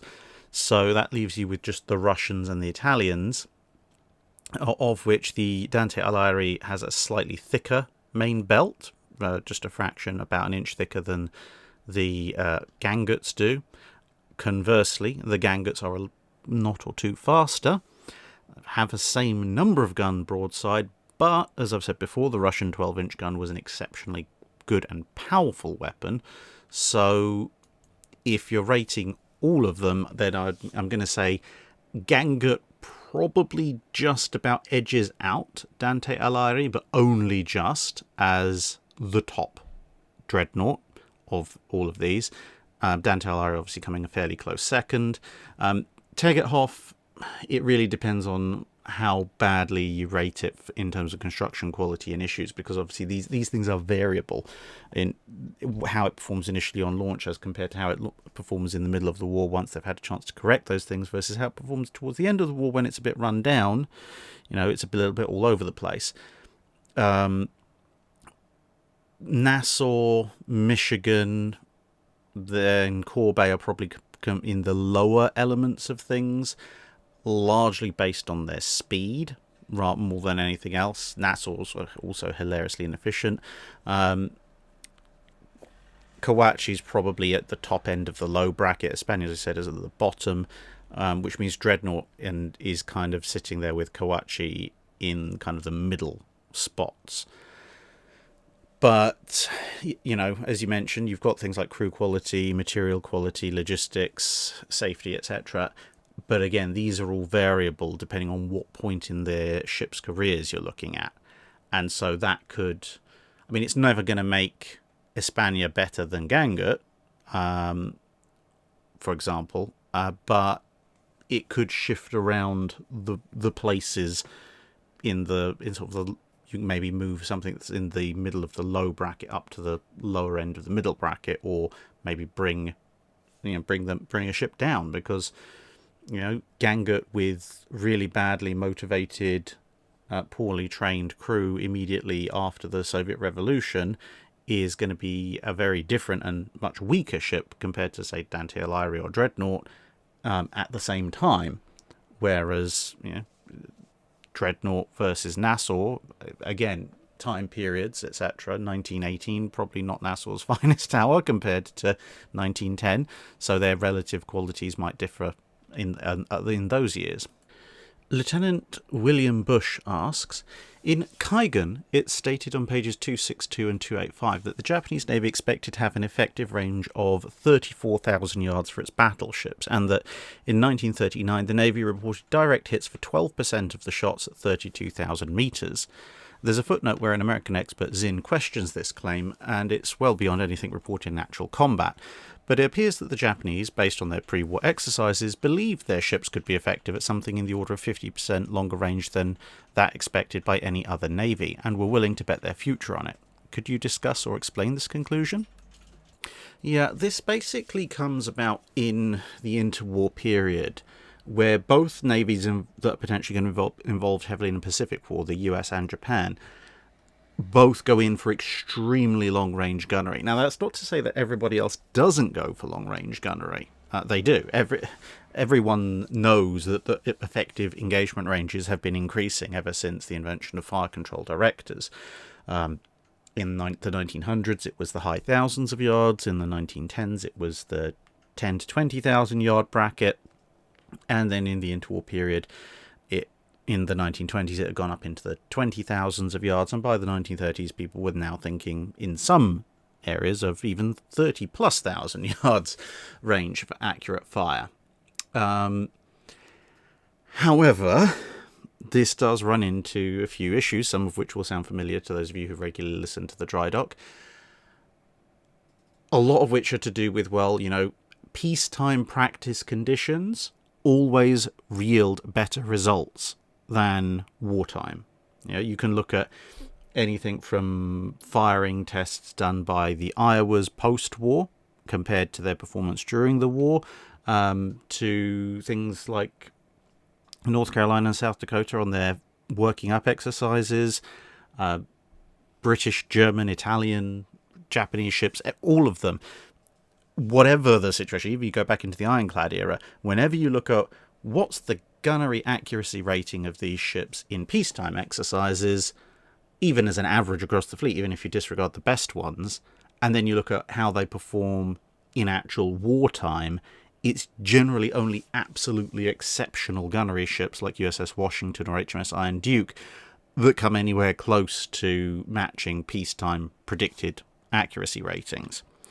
And it is a trap, to be fair, that a lot of navies keep falling into over and over and over again. Some less than others. Some who have seen a bit more combat on and off kind of are beginning to pick up on this problem. And so you get published tables where it sort of says, well, in peacetime exercise we managed to achieve this, so we think probably in wartime we'll achieve this, and it's a lower figure. Others perhaps fool a little bit too much for their own notional capabilities. And when it comes to the Pacific, you can see why long-range gunnery had such an attraction, because it's a very big engagement area. You're not really going to be in a position like you might be in, say, the North Sea or the Mediterranean, where you might be bounded by landscape or shallows, etc. I mean, obviously, if you're fighting off the coast of the Philippines or in Surigao Strait, that's going to be a problem, but even in something like Leyte Gulf, there's more than enough space, and most of the Pacific will be open enough. So both the US and Japan focus a little bit more on long-range gunnery than, say, the German, British, or Italian navies, to the point that I think all through the interwar period they are considerably more ambitious than is perhaps necessarily wise. And as it turns out, pretty much almost every engagement that is fought, people don't even bother trying to shoot at that kind of range. The gunnery range opens up much closer and tends to close down even further, with one or two potential exceptions, mostly around the Battle of Samar. But, and as I say, for those of you who've listened to the Drydocks quite a bit, you'll know what's coming up next. But one of the single biggest problems with shooting at a target at anything like 30 plus kilometers is simply shell flight time. It's all very well and good to say, if there is a target static or a target that's happily moving in a straight line, we can hit with X percentage of shots at this range. But simply put, at that kind of range, the enemy has the almost perfect ability to sidestep all of your shots, because you're going to be talking about, even with extremely high velocity weapons, well over 30 seconds of flight time, probably 40 plus seconds in most cases. And a ship that's moving at 25, 28, 30 knots, if the captain sees you firing the guns, he can basically pull off what Captain Dalrymple Hamilton did on HMS Rodney at the battle with Bismarck, and just go, okay, well, they fired at us, and, now we're going to turn, because if they are on target, we've got the time to turn out of the way, and we will not be in the sort of the splash zone, if you like, or the circular area of probability of the incoming shells. And it basically makes it near impossible to hit a manoeuvring target that doesn't want to be hit, unless you either second guess where they're going, or you're Italian and your shell spread is so hilariously wide that it's basically potluck. You might hit something in 3 different postcodes at once. And this is the thing, militaries are professionals, but they're also human. They do make mistakes, and getting somewhat over-infatuated with a theoretical weapon's capabilities is something that crops up again and again and again and again in all forms of warfare, not just naval combat. I mean, think about how hyped the Norden bomb sight was, for example, before the start of World War II in strategic bombers. Think about how hyped air-to-air missiles have been in, every single aerial conflict since the end of World War II. And so on, and so on, and surface-to-air missiles, for that matter, as well. Torpedoes, back in the day when they were first invented, etc. Billy Mitchell, with his hilariously biased bomb tests. Vastly overestimating the capability of some new weapon system you've got. It has a long and sorry tradition. R.J. Blaine asks, compared to the stereotypical modern middle-class family, what was home life like for an ordinary competent seaman and his family during the age of sail? For context, it's generally expected modern folks will grow up, go to school, get a job, get married, maybe have kids and retire. It's a little bit all over the place, to be perfectly honest. Go to school? Are you joking? In the age of sail, modern, in the age of sail, your average sailor maybe might get some very basic education if he's lucky, but most sailors would go to sea in their early to mid-teens. So given that, okay, you might get Sunday school or something like that, for the bulk of the age of sail, the institutional mandatory schooling wasn't really a thing. And if you're going in as a sailor rather than an officer, you probably don't have a tremendous amount of money. You might get some education, as say Sunday schools and things like that, some very sort of basic, what you might call primary education, although probably not in such a formal setting. But then you'd know how to read and write for the most part, and have some more practical life skills. But then you'd head off to sea, and that would be kind of that. Now, in terms of, what's the best way of putting it? In terms of how often you're going to see people on shore, it depends how much of a career you're making of sailing. And presumably you're talking about sailors in the Navy as opposed to merchant sailors, because merchant sailors is a whole other issue. Merchant seamen, you could have everything from people who just did coastal trading or fishing, where they'd be back maybe every night, maybe every few nights in high fishing season, and otherwise it would be kind of like not quite a 9-to-5 job, but near enough. You might have people who sail with something like, say, the East India Company. They might be gone for months, possibly years, and so on and so forth, and everything in between. With warships and the Navy, however, a lot of it depends on, is the Navy at war? If the Navy is not at war, then similar to a lot of merchant vessels, you might end up with a sailor who's on a ship that's sent to a foreign station, and that ship might stay on that foreign station for years before it comes back and pays off. Alternatively, you might have a ship that's, say, assigned to the Channel Fleet, and it'll go out and it'll do a bit of sailing and it'll come back, but that sailor will be back and forth into port an awful lot more than the guy who's on a ship that's been assigned to the West Indies station or the China station, for example. So in terms of whether or not you would get married, etc., well, it was kind of the expectation. There is, on the other hand, the famous sailor's toast, to our wives and sweethearts, may the two never meet.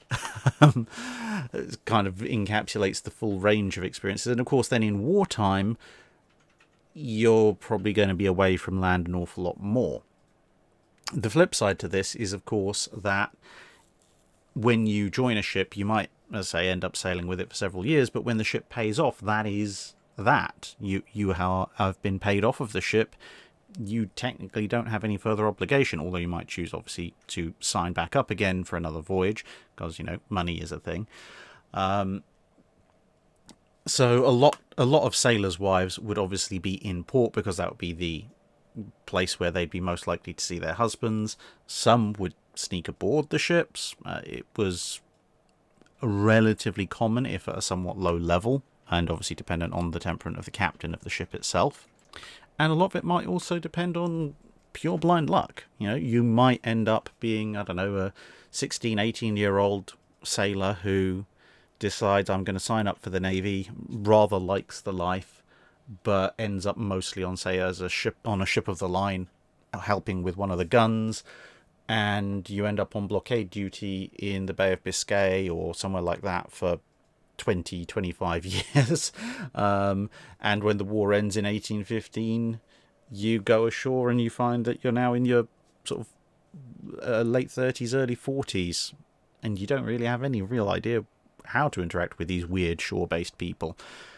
Conversely, you might sign up aboard something like HMS Indefatigable in the middle of the Napoleonic Wars and have a really good run of prize taking, and you come back ashore after 12, 18 months in your early 20s, and you've got more money than you ever dreamed you would have from the prizes. You don't necessarily need to go back to see a press gangs accepted. And that might then allow you to just, saunter off somewhere, set up a a pub or an inn or a tavern or something like that, and you can experience whatever counts for your kind of now, I guess, lower grade middle class life.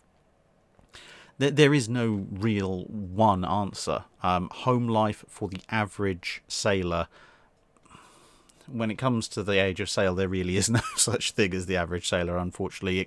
The gamut could be incredibly wide and variable. And there's a lot of interesting stories as a result of that, but trying to pin down any one thing and say this is a typical sailor of the age of sail's home life experience, I don't think that's easy to do, if at all possible. Michael Gilson asks, could the Casablanca class escort carriers have been economically converted into ocean-going ferries? They really had no military utility left, and many of the nations of the Southwest Pacific could have used inter-island transport. Not particularly, to my mind. I mean, you might be thinking, aircraft carrier, big hangar deck, perfect for transporting passengers, etc. Flight deck's probably quite good for promenading as well.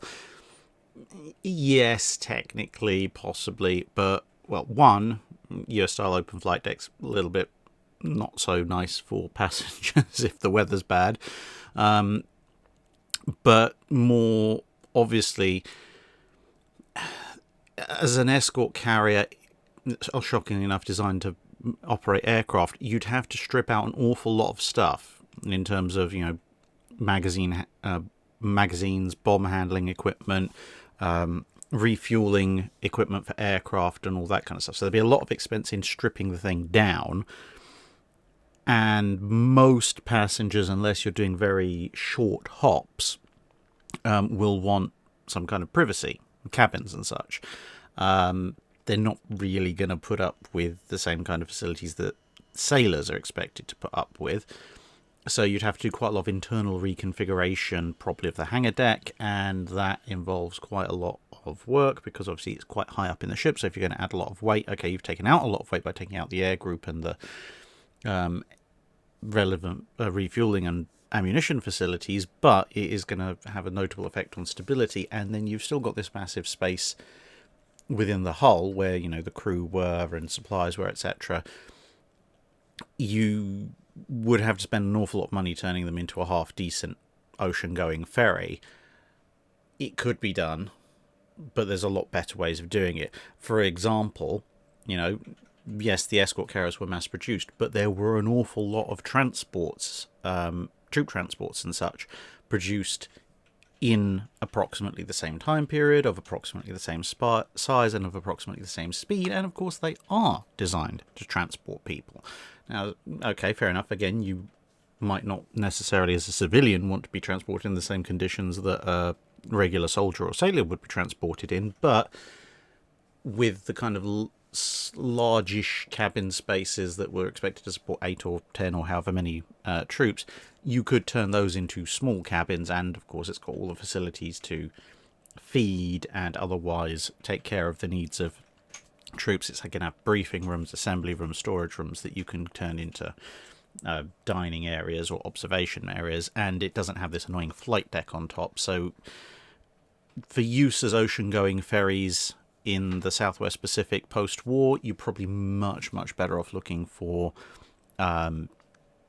decommissioned troop transports and other similar vessels rather than escort carriers. Sinar asks, did sail quality matter significantly, and were there specific places that made the best sails for ships? Yes, sail quality did matter a lot. But in terms of specific places that made the best sails, well, that's more about the quality of the canvas makers. It depends on the era as well. So in some eras, whole sails would be made and put on ships in specific manufacturing areas, and depending on the nation as well. Some nations might manufacture sails for the ship centrally and then send them to the vessels based on measurements.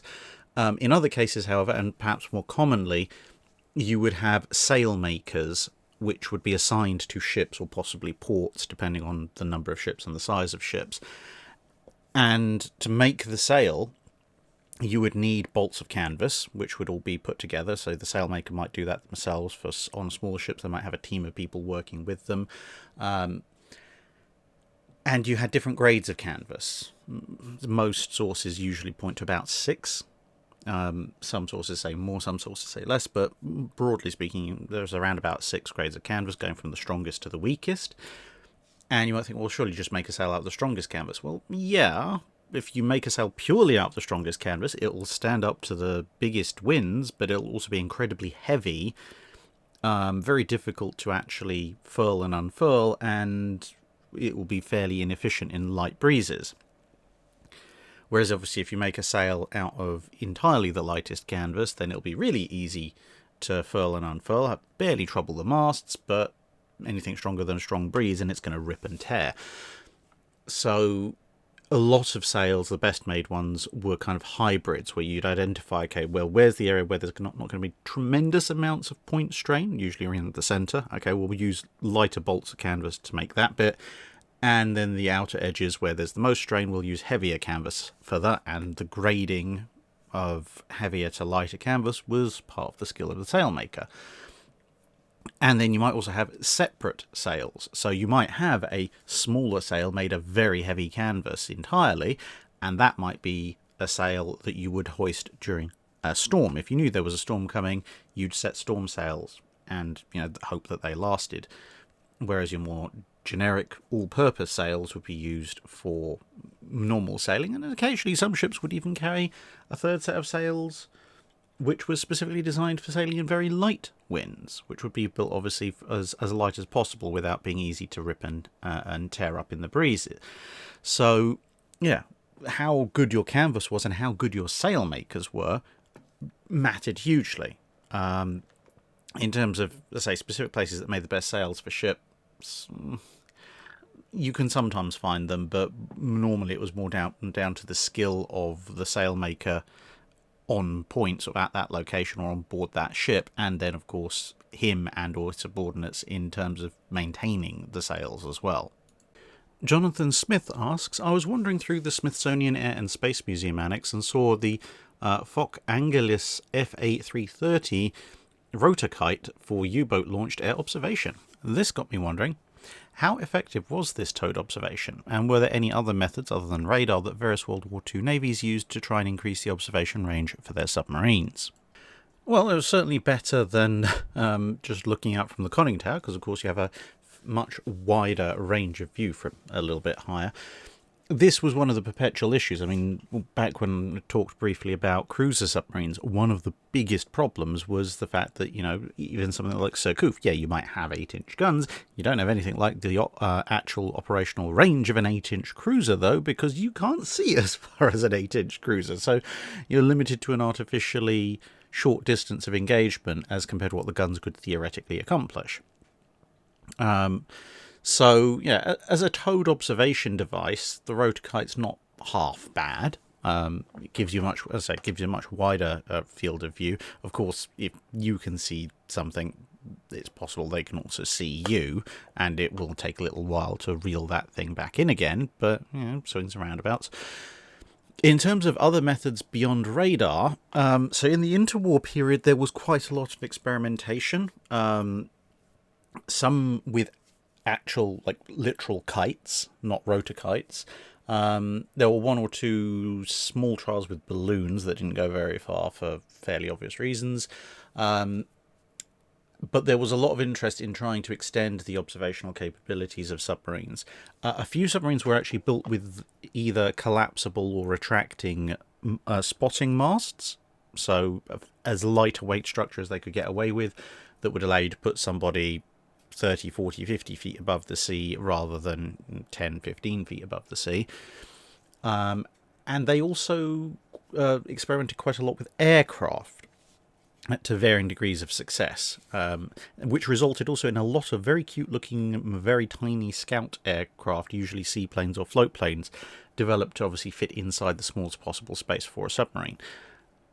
Most of those attempts weren't held to be particularly successful, so most navies went into World War II relying on periscopes, conning towers, and people on top of said conning towers as their main forms of spotting for submarines during surface parts of a submarine's career.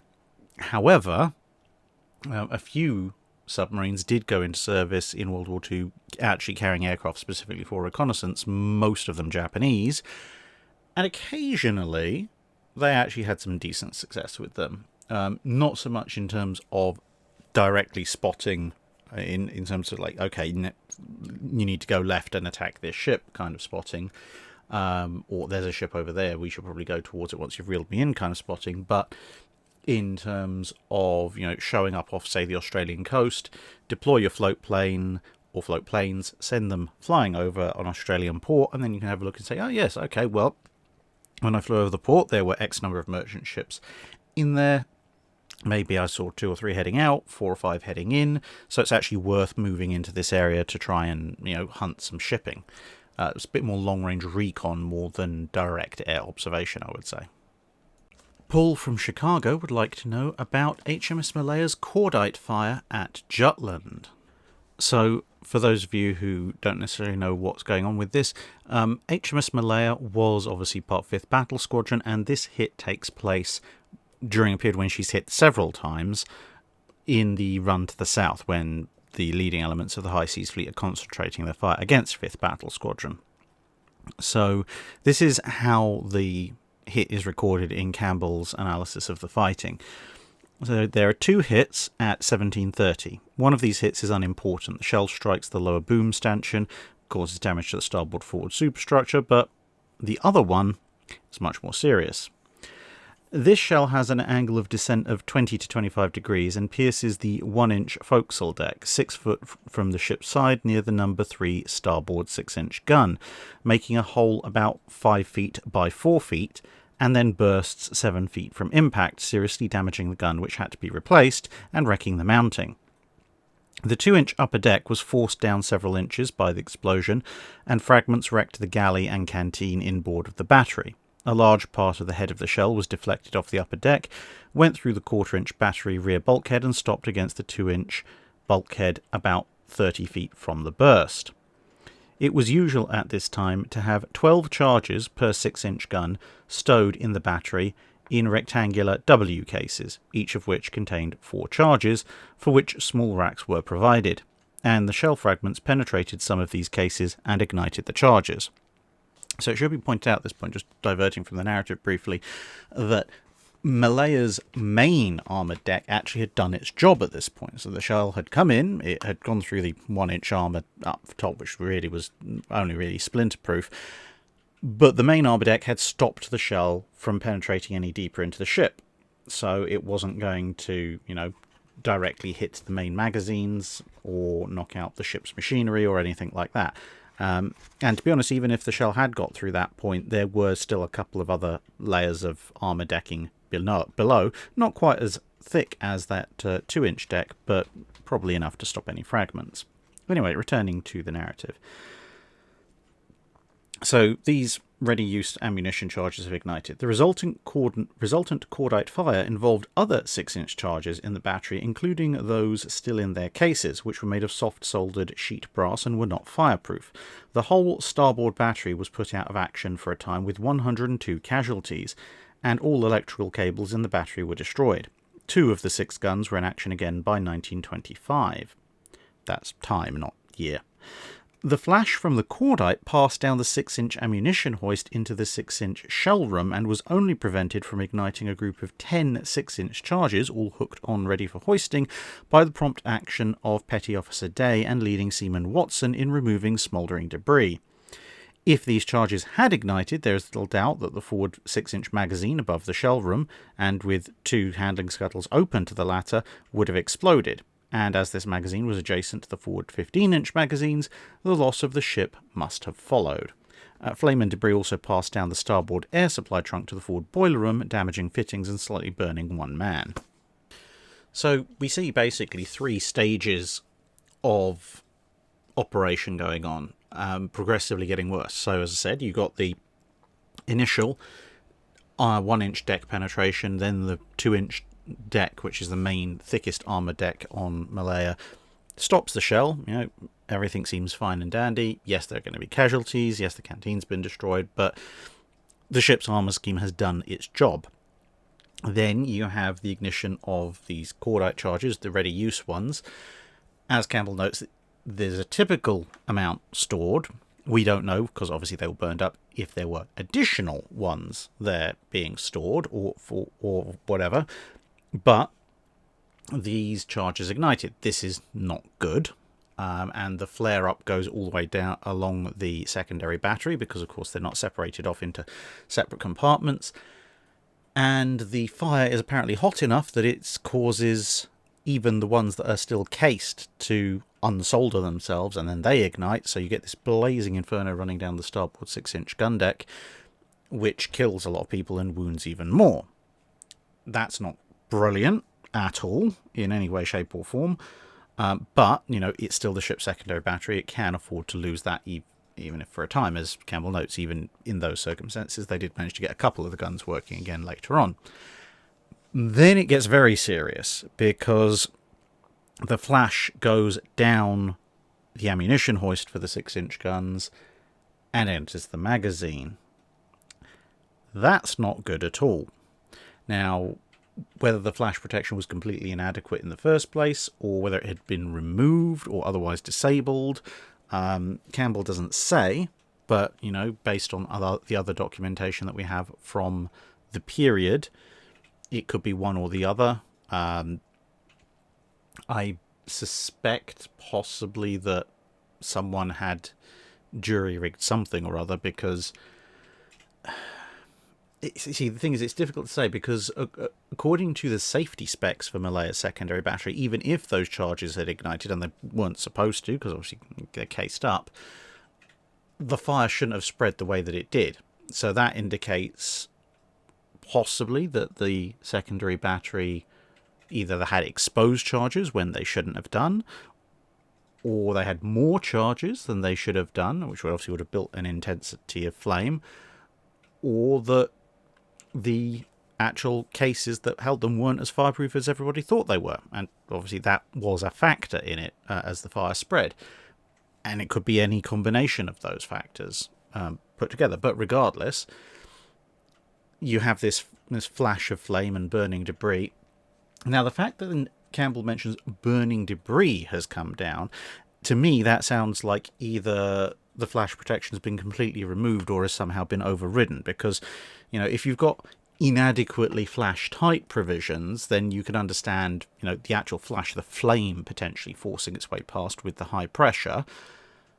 But for there to be actual burning debris having made it down there, that indicates a slightly larger opening than you would otherwise expect. So, as I say, I suspect at some point someone's either propped open or removed some form of the flash protection and, almost sets off a stack of 6-inch charges. Doesn't quite manage to do so. Everyone breathes a sigh of relief. Malaya does not, in fact, catch fire and explode, at least any more than it was already on fire. So, yeah, it was a very, very, very, very close call, and all credit to those two sailors for, making sure that their ship didn't explode, albeit they did have something of a self-interest at that point, I suppose. And a salutary lesson on why you need good quality flash protection that people can't tamper with in anything that involves the transport of large amounts of explosives. Cassay asks, I've watched a couple of Jonathan Parshall's lectures, and he mentions that throughout the war the Japanese Navy was overclaiming the number of American ships sunk by approximately a 4-to-1 ratio, and based on these claims the High Command made incorrect decisions regarding their short and long-term planning. My question is, how was this possible, and why were they taking all kill claims at face value even when some of them were ridiculously high? It's a mixture of things. Firstly, there's just a tendency by everybody to overclaim. For those of you who've seen the video on the Battle of Tassafaronga and how hilariously overestimated Admiral Carlton Wright thought his level of kills were, you get the kind of idea. And, for those of us who follow general military history overall, we're all very used to, just how many aircraft both sides claim to have shot down in World War II. So the simple fact that they're overestimating the number of enemy ships sunk in and of itself is not particularly surprising.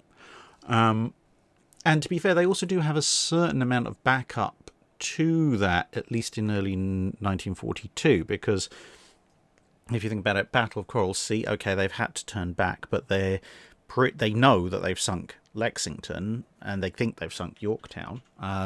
What doesn't help when it comes to carriers is they have an annoying tendency to burst into very impressive amounts of flame when they're hit, because of all the volatiles high up, which can give a very easy impression that, that ship, there's no way that ship's surviving, when in fact quite often they do. But between things like that, and then you've got something like Savo Island, where obviously lots of enemy ships are sunk and can be visibly seen to be sinking. And to be honest, even Midway, if you've convinced yourself that you are the best, and then someone lands a defeat like Midway on you, that can kind of turn your mind a bit to think, okay, well, they launched X number of aircraft, they scored Y number of hits, we lost Z number of ships, therefore, when we launch our attacks at, say, Eastern Solomons or Santa Cruz, and our pilots report that they've scored X number of hits, so therefore they must have sunk Y number of ships, because surely we wouldn't be doing worse than the other side. So all of these things all fact together, along with a bit of politics, to add up to, consistently thinking they've sunk slightly more vessels than they actually have. Now, if you are the USA, or to a lesser extent the UK, somewhat overestimating your kills is not as much of a problem, because you still want to bring the maximal possible force to bear, and therefore if you actually have that force, which you do because of your manufacturing base, you might be in for a little bit of a surprise about where the enemy keeps magically popping ships up from, but you can deal with it. Whereas if you're the Japanese, who are on the back foot, who have the smaller navy, and you're having to be very parsimonious with where you're parceling out all your resources, and you think, okay, well, we've only got so many carriers, so many battleships, so many cruisers, and we know that we've sunk 4 carriers in the Southern Pacific region. We know that the Americans only have 8 at this point, and we know that 2 of them are in refit and 2 are in the North Pacific. Right, so therefore, we need to concentrate our anti-carrier forces in the North Pacific, try and take out those last 2, and we can allocate other forces to attack in the South, because there's no carriers there, therefore they'll be far less vulnerable. Obviously, this is a hypothetical, but it shows the kind of thinking. And then you send your forces out, and lo and behold, in fact, you didn't in fact sink 4 American carriers. There's maybe you damaged 1 or sank 1, and there's 3 more waiting for you, and all of a sudden you're under attack by carrier aircraft, and that goes horribly wrong. So this is kind of where everything kind of comes apart. So yeah, the overclaiming element is not actually unusual at all for the war. Taking them at face value or adjusting them down not quite as much as everybody else, i.e. being somewhat unrealistic, that's more a mixture of a cultural thing along with some environmental factors as well. Plus, of course, you've also got to take into account like what does the Japanese Navy itself actually think it's accomplished versus what is officially published and told to everybody. The Japanese Navy, they know they lost Midway. They didn't tell everybody else in Japan or even in other parts of the Japanese Navy about that for a good long while. John McCarthy asks, when loading big guns with a power rammer, how did the operator know how far to push the shell and charges? What happened if he stopped short or pushed things too far? Well, for this exact reason, in most guns that had power ramming, the power rammer was set to fixed strokes. And so you would have 1 stroke for loading the shell and another stroke for loading the charge. And if you needed to load multiple charges and you couldn't load them all at once with a single stroke of the power rammer, then multiple strokes. But the idea was exactly because of this, have a fixed length, you pull up the relevant lever, press the relevant button, and the rammer does a certain movement which is preset. If you stop short, say you're loading a shell somehow, maybe in one of the early ones, bad things can happen, because then when you put the charge in, you're going to squash it up against the shell that's not seated properly in the rifling, and now you've just compressed and broken a bunch of explosives. So that's probably not going to end well for anybody. If you push things a bit too far, that can end up blowing up the gun as well, which doesn't also end very well for anybody, but you might end up just with a hilariously inaccurate shot. Just depends on how far is too far and have you completely and utterly jammed the shell up, and how strong's your gun. But that's a reason why limiters and fixed stroke lengths were installed pretty quickly when it came to power rammers. MG asks, in the movie Hunt for Red October, when trying to shake a torpedo, Captain Ramius gives the order, right full rudder, reverse starboard engine. This got me thinking, in World War I and World War II ships, what would be the most efficient way of rapidly turning the ship? On the one hand, reversing one engine seems intuitive, but on the other it could disrupt the flow of water coming onto the rudder and potentially decrease its effectiveness. Wouldn't keeping both engines full ahead be most effective, or is it more a case-by-case basis depending on the ship in question and other conditions? Yeah, it's basically on a case-by-case, largely depending on how the ship is laid out. Because you're right, if you put a rudder into full reverse, or a propeller into full reverse whilst turning the rudder, then you may very well disrupt the very water flow that you're trying to use with the rudder to, actually get the ship to maneuver. But not all ships' numbers of propellers and number of rudders and layout thereof are created equal.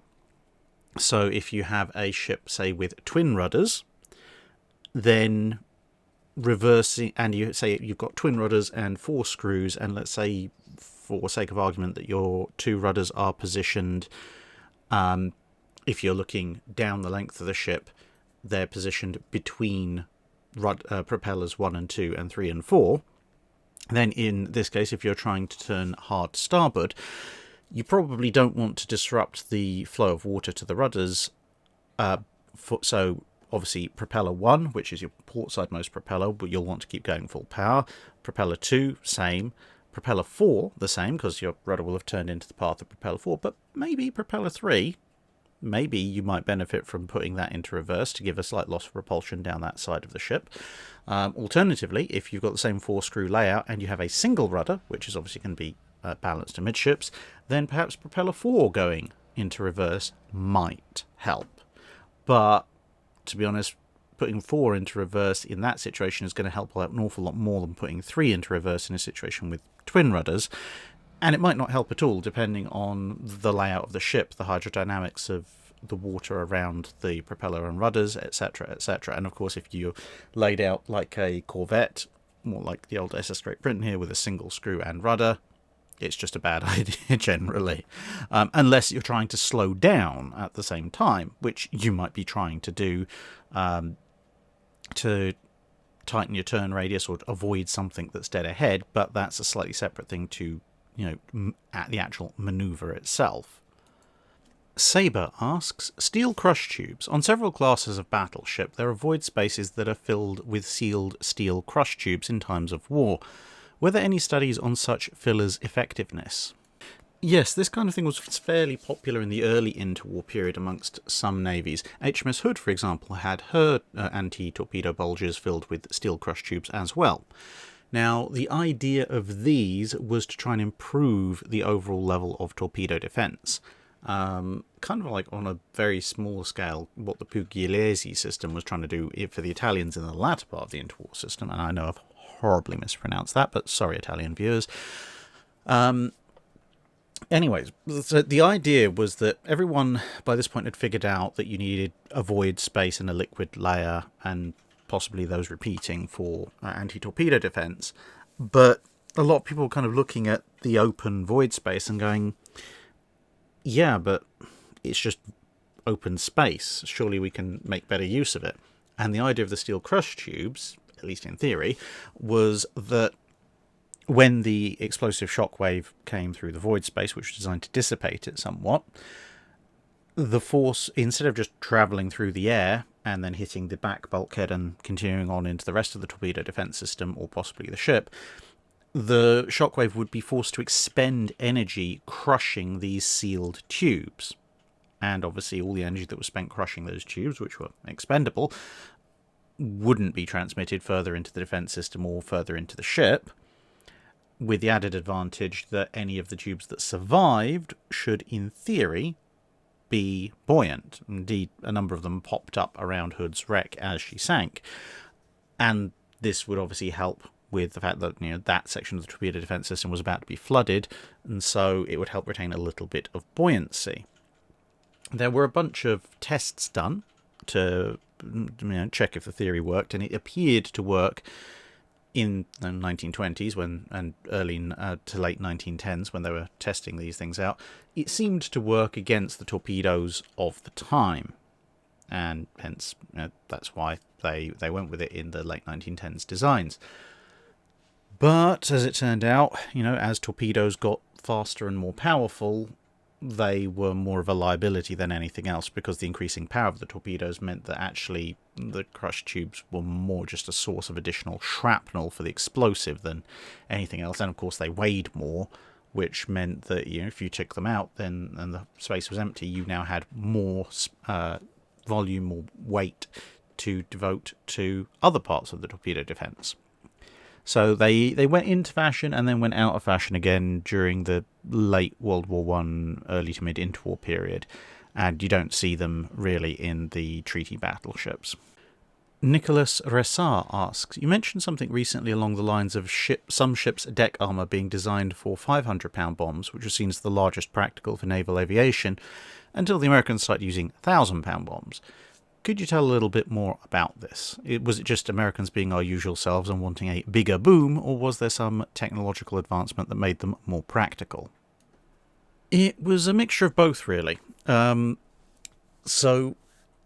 when it comes to technology, obviously dive bombers were a pretty new thing in the 1930s, in terms of being built specifically as.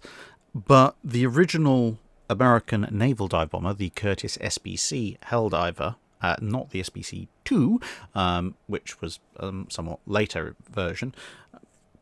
The biplane, SBC, originally was going to carry a 500-pound bomb, just the same as everybody else's. And in fact, SBC-3s, which confusingly, SBC-3s, which confusingly enough are the original SBC models, they only could carry a 500-pounder. But then the SBC-4-4, which was still an SBC, just a fourth iteration thereof, kind of like the F4F-4, etc. That had a more powerful engine, coming up to almost 1,000 horsepower, and therefore was able to carry a 1,000-pound bomb. Now, around about the time when dive bombers are being developed, it is pretty much your payload is dictated to a certain extent by how much power you can put in the engine. But when more powerful engines start to become available, you have something of a choice as to what you want to put that power into. And also the mounting point on the aircraft, what that could handle. Because, the Swordfish, for example, could carry a torpedo or a mine that weighed considerably more than 1,000 pounds, but in its occasional dive bomber role, you'd never find a Swordfish toting a 1,000-pound bomb around. The mounting points for bombs and torpedoes and mines being somewhat different and capable of taking different weights. But specifically for the SBC and for other dive bombers, if you had your more powerful engine, you could put that into carrying a larger payload, but you would sacrifice range. And that's not necessarily a brilliant trade for a carrier-based fighter that tends to rely on range. So when you compare the Helldiver to its approximate contemporaries, like the Skua is a fraction later by a year or two, or the D-1A, Japanese biplane dive bomber, you'll generally find that the 1,000-pound bomb-toting Helldiver is somewhat shorter range and a little bit more ungainly in flight than either the Japanese or British aircraft. So they have a strike range advantage and a little bit of agility advantage. So that's obviously has a certain amount of merit in the world of tactical aviation. But if you're relatively speaking, short-range Helldivers can get in range, then obviously they can dish out a much bigger punch. It's just a question of, do you think you can survive long enough to get into that much shorter range, or will the enemy sit back 100, 150 miles beyond the range of your own strike aircraft and just pepper you with 500 or 550-pound bombs till you give up and go home? And, of course, you also have to account for the fact you are a ship at sea. And, of course, land-based aircraft could already carry 1,000-pound, 2,000-pound bombs, no problem whatsoever. But when you're on an aircraft carrier, if you've got a 500-pound bomb, you can carry, both in terms of displacement and volume, more 500-pound bombs than you can 1,000-pound bombs. So if you're thinking about a long-term campaign, you're relatively confident your aircraft are going to survive, possibly be launching multiple sorties, etc., or you don't have particularly great faith in your ability to actually hit anything with a particular bomb, then having 500-pounders or 550-pounders makes a lot more sense, because you've got a lot more chances to hit something. Whereas with fewer 1,000-pounders, you really have to hope you hit something, or else you're probably going to run out of 1,000-pounders pretty quickly, and then it's all going to be very embarrassing. So it's basically a case of trade-offs, and pretty much everybody else said, you know what, actually we prefer the longer range and the greater ammunition capability, etc., of the 500 or 550-pounder, and the Americans just went, big boom is big boom. And it turned out, yes, indeed, big boom was big boom, at least until the Germans showed up with a 2,200-pounder, which was an even bigger boom, equipped to Ju-87s. War Daddy asks, during the Doolittle raid, the Japanese patrol craft that spotted them got out a message that wasn't clear.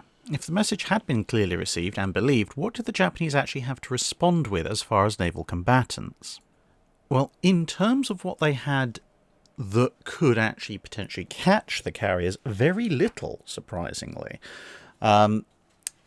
The Congos, which would have been the default go-to, and the carriers, which would have been the other default go-to, were all at that point on their way back from the Indian Ocean raid. So they were near what's now Taiwan, and they were in fact ordered to intercept, but of course they were starting from a position of being much further south and a little bit further west than they would have been if they'd been in Japanese ports. In terms of what they actually had in the Japanese ports themselves, well, they had Issei and Fuso class battleships, Nagato class, obviously, but none of those are fast enough to catch a pair of carriers that are hightailing it the other way.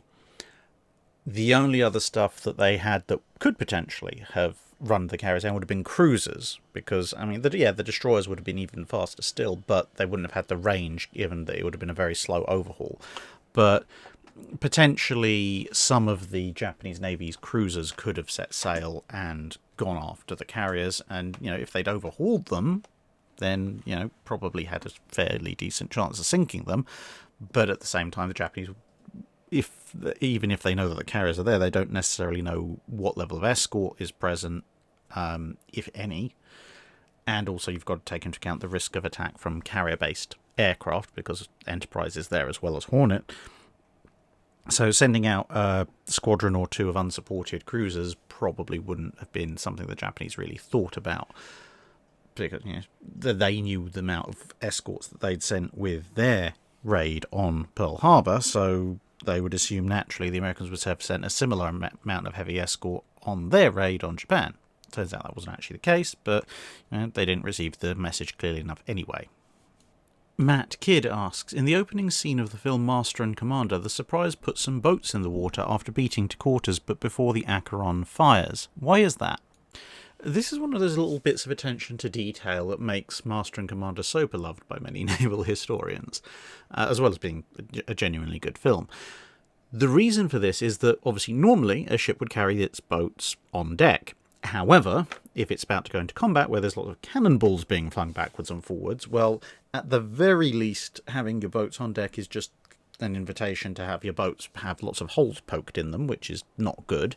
And more realistically, not only are they going to have holes poked in them, they're also going to be turned into lots of flying splinters and shrapnel, which is even less good. Also occupying deck space that could be used for people running around, passing around ammunition, fighting counterboarding actions, assembling foreboarding actions, and so on and so forth. And so normal practice in preparation for a battle was to lower the boats and tow them behind the ship, because at that point they're fairly low profile. Hopefully they won't get hit. If they do get hit or run over or whatever, then you can just cut the ropes, and it's a sad loss, but it hasn't actively hurt anybody aboard the ship itself. And then if they're still intact at the end, you can haul them back in again. Craf1, or possibly Cra-F1, asks, when stripping toxic burning paint from ships during World War II, what was it replaced with, if anything? And if nothing replaced it, did this make the ship more vulnerable to short, medium or long-term corrosion damage? Well, it depended on how extensive the damage was and also, how much of the rest of the ship had survived. If fire damage has caused a bunch of paint to spool off or burn, etc., and you have to scrape away the rest of it, obviously that's not good. It exposes the underlying hull and that will rust pretty darn quickly. And so if possible, if the damage isn't too bad, so for example, say an element of the superstructure that has been enveloped by flames but the fire damage itself is elsewhere, or the shell hole or whatever is elsewhere, then assuming that the paint stores have survived and there's enough of the ship's crew still alive to make it practical, you would repaint that section of the ship, at least temporarily, until you get back to port and repairs and proper repainting can be done. If, on the other hand, it's a very mangled area, or perhaps an area down the side of the ship's hull where you're just desperate trying to actually keep the ship afloat in the first place, then you're probably not going to repaint it until it gets back into harbour. And yes, at that point you will be vulnerable to corrosion damage a lot more, but at the same time, the fact that you're not repainting it means that either there's not enough crew or enough paint left to actually do so, in the one hand, or potentially, just the ship has taken so much damage that area is probably going to be cut out and replaced anyway, so it doesn't really matter that it gets a bit rusty in the interim. Alan Smith asks, as a hull goes faster through the water eventually, there should be a tendency for it to lift itself out or sink entirely. And that means at some speed there should be a maximum size wake, and going above or below it you'd get a smaller wake. Is this reality, or is there something going on that I've overlooked? In theory, this is the case, and indeed, if you have something like a powerboat that basically can force most of its hull up out of the water, you probably will be the case to a certain extent. However, for warships generally, they're never going to reach the kind of speed where the hull is going to appreciably lift itself up out of the water. Maybe some of the fast French destroyers would. But no, the power limitations on warships kept them generally well below the speed at which any amount of hydrodynamic effect might significantly lift their hulls up or drop them down. So that's less of a concern.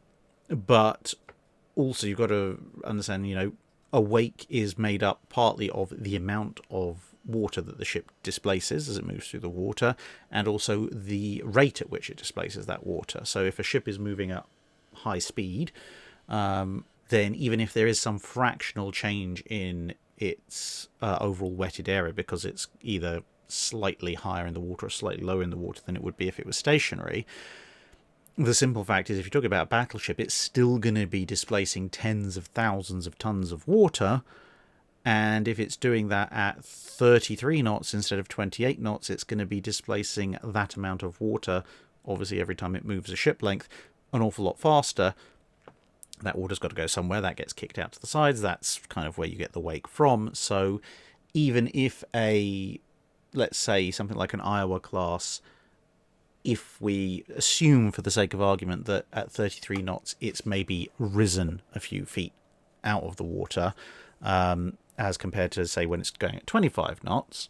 So yeah, in theory at that point its overall wetted area might have decreased a fraction, therefore it's not generating quite as much of a wake in that respect, but it's moving 8 knots faster, it's kicking an awful lot more water per second out of the way with considerably more energy, so that water is going to flare out a lot more and you're going to end up with a bigger wake. So general rule of thumb, when you're talking about full-scale warships, the faster you go the bigger the wake you get, unless you've got like a hydroplane or something.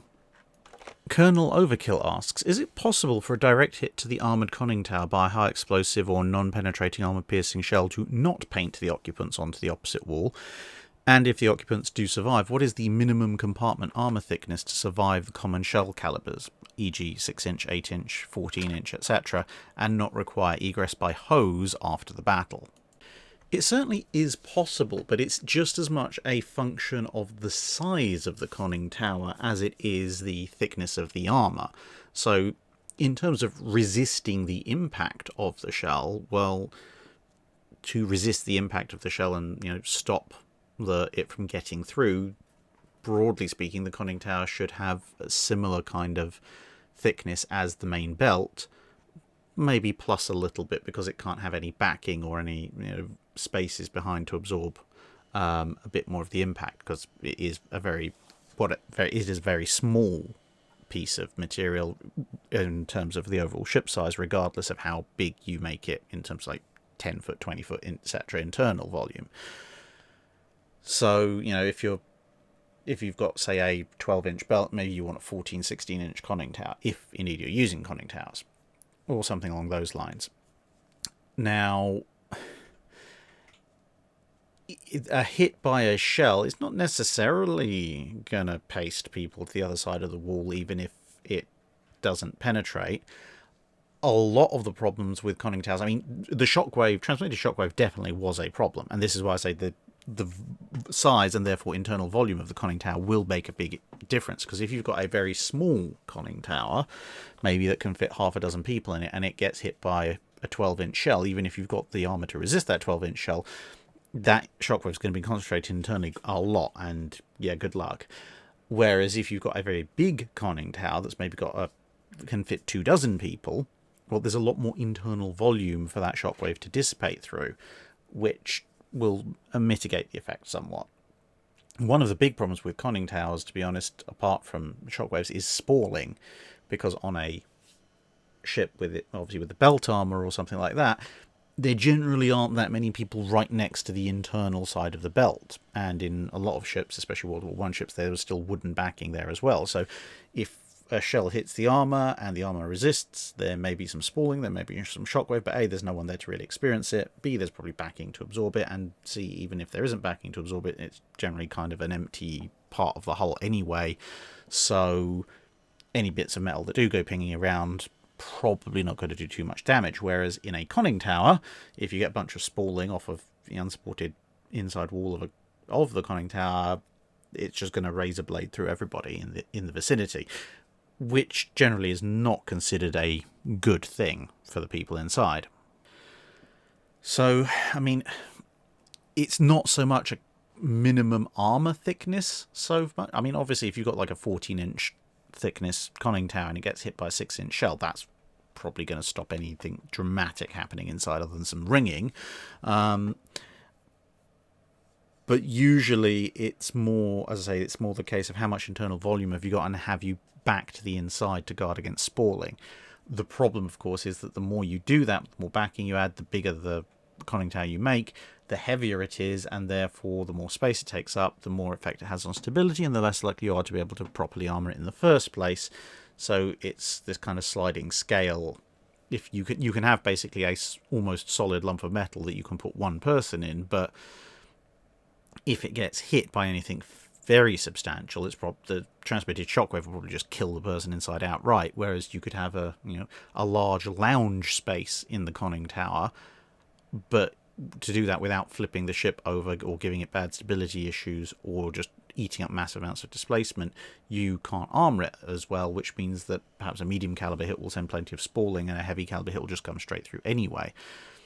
It is one of these major problems you have once you get much past the age of solid shot when it comes to conning towers, and why the Royal Navy was not particularly au fait with their use generally and abandoned them pretty much by the time of the Second World War, and other navies pretty much following suit soon thereafter.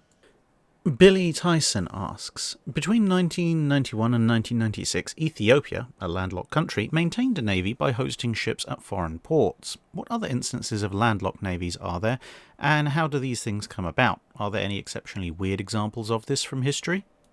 There's quite a few through history. You don't necessarily have to have access to a seawater port in order to have a navy. You can have a purely riverine navy or a lake-based navy. Over a dozen countries today have either a formal navy or some form of armed water-based naval force, which they use despite not actually having access to a port that goes to the sea or the ocean. As you can probably predict here is the Bolivian Navy in all of its strength and might.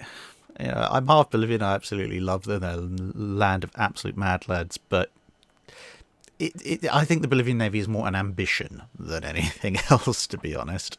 And I suppose in terms of having no access to your own sea-going or sea or ocean ports, you can look at a lot of the free navies in World War II. Technically, they did not have any ports of their own. They were relying, kind of like Ethiopia did for a while, maintaining ships by hosting them in foreign ports. You know, the Free Dutch Navy, Free French Navy, etc. They were operating mostly out of British ports. So there's another, suppose technical example.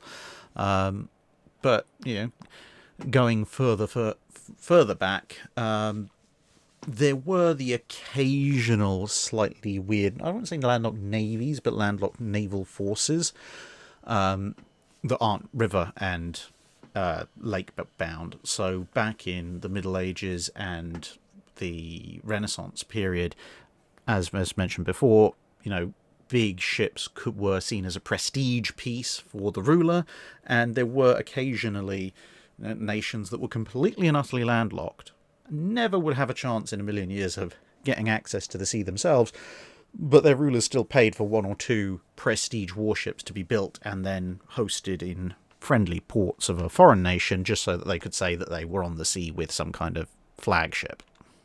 Wayne Borean asks, what were the worst mistakes in the British pre-World War I building programme, and what options do you think would have been better, and why? Okay, well, there's a fair few I could point to, but I'm going to go with three. The three worst mistakes. Mistake number one, building the Indefatigable class. Okay, now, if we look at the ships that exploded, the battle cruisers that exploded at Jutland, Invincible, okay, and this is regardless of, to a certain extent, cordite handling issues. Invincible was vulnerable to a fairly great degree, but she can be forgiven on the grounds that she was the first battle cruiser. She was not built to fight other battle cruisers. She was built to fight armoured cruisers, and in that role, as proved at the Battle of Falkland Islands, she was perfectly adequate. She was put up against in a fight that she was probably never going to win anyway, except by really, really good gunnery, which ironically enough she did in fact have, and her loss against Lutzow is not exactly a major shocker, other than the fact of colossal explosion. Queen Mary should have survived. Poor ammunition control doomed her, but fundamentally nothing especially wrong with her design in and of itself in terms of standing up to 11 and 12-inch gunfire, as was proved by Princess Royal Tiger and, to a certain extent, Lion. Indefatigable, though. Built at a time when they knew other battle cruisers in other nations were coming, and where Fisher had a plan for what was effectively a prototype of Lion, and they decided to go with the Indefatigables instead, which are actively worse than the Invincibles, because at least the Invincibles, although, as I said, they cannot claim to be in a shape to stand up to other battle cruisers, the Invincibles at least can claim to be in a shape to stand up to armoured cruisers. The Indefatigables, thanks to a hilariously catastrophic series of design decisions, can't even claim that because they don't have enough armour over their fore and aft magazines to withstand even 8-inch gunfire at reasonable battle ranges. So Indefatigable was going down no matter what. Like, wherever you hit it, that thing was a XP pinata waiting to blow. So, Indefatigables, very bad decision. Should have gone with Fisher's prototype Lion. Second bad decision, allowing shipbuilders to convince Jellicoe that the Queen Elizabeth should make do with large tube and not small tube boilers. Because, 27, 28 knot Queen Elizabeth class would have been absolutely hilarious. With that kind of speed, they might even have been deployed with the battlecruiser fleet much earlier, and perhaps the Invincibles and Indefatigables shuffled off to other roles. Slightly downgrades the firepower of the Grand Fleet, but massively increases the firepower of the battlecruiser fleet. So Dogger Bank, for example, might have ended very differently. And Jutland, even with BT's awful signalling, if the 5th Battle Squadron had been able to make 27, 28 knots, they probably would have caught up in time to save at least Queen Mary, if not Indefatigable. And generally, going forward into World War II, having 15-inch battleships capable of 28 knots, thus to be able to keep up with the King George V's and such like, would have been massively more beneficial. So, yeah, that would be second mistake, and obvious remedy, build the things with small tube boilers. Third mistake, I think, was cancelling Agincourt as originally planned, i.e. the 6th Queen Elizabeth class, and generally putting a screaming halt to battleship construction as soon as the war broke out. Now, obviously, at the time, that was due to an optimistic scenario, thinking, it's going to be a short war, we need all the dockyard space and materials to build cruisers and destroyers, repair damaged ships, etc., etc. And, to be fair, we did get Renown and Repulse out of it in the end. But I think if it was up to me, I probably would have said, at least build Agincourt and possibly whatever was going to succeed the Revenge class the following year.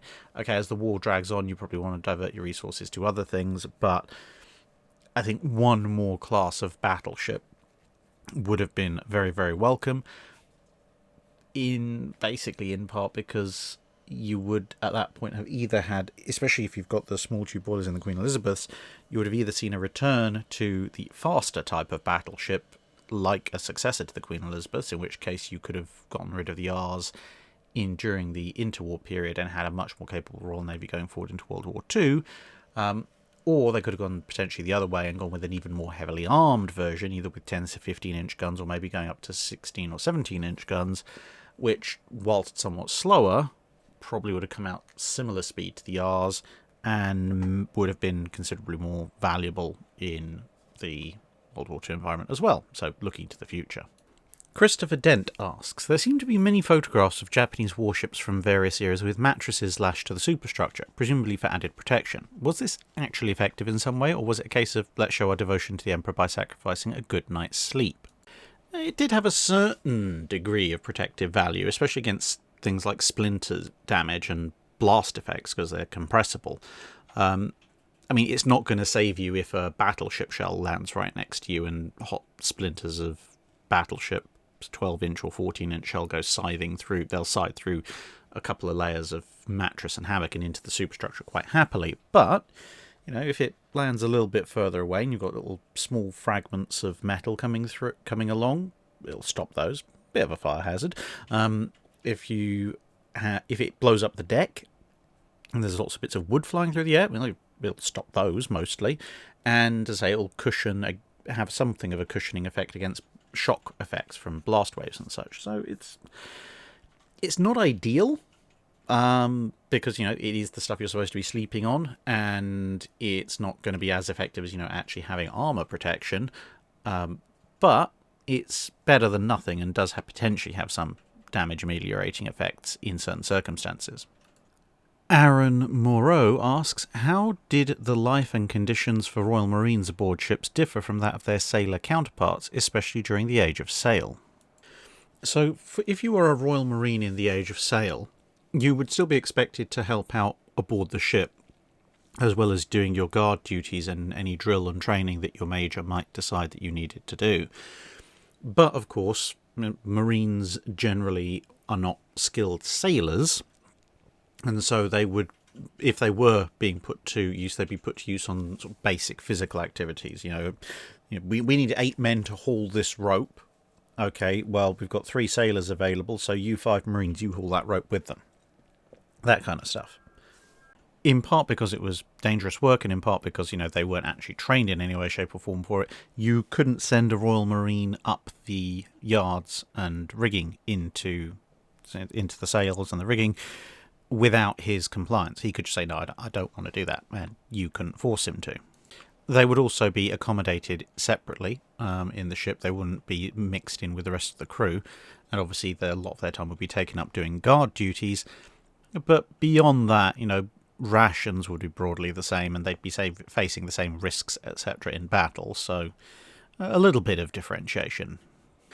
Jonathan Welch asks, could USS Helena have participated in the night action of November 14th, 15th with Washington and South Dakota, and would it have made any difference? Conversely, had the original night action led to Washington and South Dakota being sunk, were there any significant naval forces left in the Pacific to oppose the Japanese in fighting condition? And would they have been deployed if so? Or would the US have had to pull out of Guadalcanal and regroup? Helena theoretically could have taken part in the night action alongside Washington and South Dakota, in as much as she hadn't been heavily damaged in the previous night action. She would have been short of fuel, short of ammunition, and her crew would have been absolutely shattered, but technically speaking, it was possible. In terms of whether or not it would have made any difference, probably not spectacularly. A lot of it would be dependent on where Helena was positioned. If she was positioned forward with the destroyers, well, given the weight of fire that they came under, she would have been able to fight back, but she also might have been hit quite badly. Also, having her around would have provided a contrast size-wise between destroyers, cruisers, and battleships, which might have led to the Japanese getting a better idea of what they were up against. So that might actually have been worse for the Americans, because then the forces dispatched to deal with them would have been considerably greater from the overall Japanese offensive force. Looking at the second part of the scenario, if the original night action had led to Washington and South Dakota being sunk, there wouldn't have been much in the way of significant surface forces left. I mean, the whole reason Washington and South Dakota were sent in was because there wasn't anything that Halsey could scrape together without completely denuding his carrier escort force of ships. Now, that situation would change within a matter of weeks to a couple of months as more and more ships arrived, but temporarily you would have faced a scenario where there's nothing really that the US could send in apart from the occasional destroyer, as I say, without stripping away its carrier escorts. Now, at that point, I don't think a withdrawal from Guadalcanal is likely. They're far too embedded, and Henderson Field still provides a fair bit of useful cover. But I think at that point, Halsey would have faced one of two fairly important choices. Either he consolidates his carriers into a single unit, thus freeing up some of his carrier escort force to try and hold the line a little bit, or he would potentially have to beg, borrow, or steal one of the standards that was sort of slightly further off. North Carolina's not going to get down there for a bit, but it would be very, very twitchy. A lot of it would, I think, depend on what happens in that night action. Do Washington and South Dakota just get sunk outright, or do they go down having taken Hiroshima and one or two other Japanese cruisers with them? Because if they're just sunk out of hand, then the Japanese can bombard Henderson Field to their heart's content, whereas if they've kind of done a mutual kill with the Japanese bombardment forces, then the Japanese are going to be gathering their strength just as much as the Americans, and probably both have an approximate level of renewed strength around about the same time. Glenn Ricafrente asks, what exactly was it about their design and construction that made the Yorktowns so tough? I would say a combination of factors, and bear in mind they do have vulnerabilities, but their underwater protection and subdivision is not bad. It lacks any major glaring weaknesses like Ark Royal had. Their anti-aircraft battery is reasonable. Their air complement is good. But I think if you're going to draw a line as to why the Yorktowns could take such a battering, most of it is going to be down to the crew and their ability to damage control and learn lessons from things like Coral Sea, because they get damaged a lot. Hornet obviously is lost, as is Yorktown, although they do take a bit of a battering, obviously, in both cases in order to go down. Enterprise just keeps getting hit, coming back up, getting hit, coming back up. But I think in some ways it's kind of 6 of one, half dozen of another with that, because as I've said before, some of the hits that damaged Yorktown and Enterprise wouldn't do anywhere near as much damage to, say, something like an Illustrious. And therefore, you wouldn't get this reputation for toughness because it was like, oh, bomb hit, bomb explodes, nothing much happens, move on. Whereas for Yorktown, for example, bomb goes through the flight deck and explodes at the angle, trunking, knocks out a boiler, but it keeps going. They manage to get some of the boilers back online, and the ones that aren't, never mind, the ship will still crawl back into port. That gives the reputation for toughness. Although at the same time, it's only got that reputation for toughness because of a slight design flaw in the first place, if you want to call the lack of armoured flight deck a design flaw, which to a certain extent it could be argued. But obviously I've looked at the pros and cons of that in other videos. But I think ultimately, if it came down to two things, it would be their underwater protection, both in terms of absolute protection and subdivision, was pretty darn good. And that in turn meant that if you had a crew that were pretty skilled at damage control, which the US Navy was, and fairly well equipped for it, it would take quite a bit to actually put a Yorktown class down, because you can let air in the top with bombs all you like, but ultimately you have to let water in the bottom, and they were, in order to sink it, and they were relatively tough when it came to that particular scenario. Adam Schindler asks, what do we know about how the US planned to use nuclear artillery shells on the Iowas? It's a little bit after the period the channel covers, although the Iowas obviously are part of the channel's coverage period.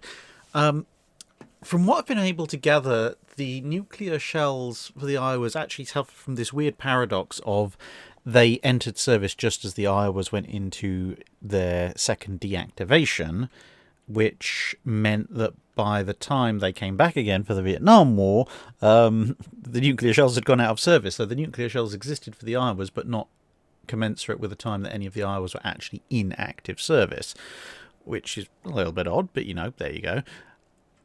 Then you get on to what would they actually have used them for? Again, I don't know, because a bit past the time period, but I would suspect that really they're going to have one of two uses. Either theoretically, potentially being used against Soviet surface fleets, if you can get into a surface fleet engagement. And to be fair, in the mid to late 50s, a surface engagement might still be seen as something that's viable.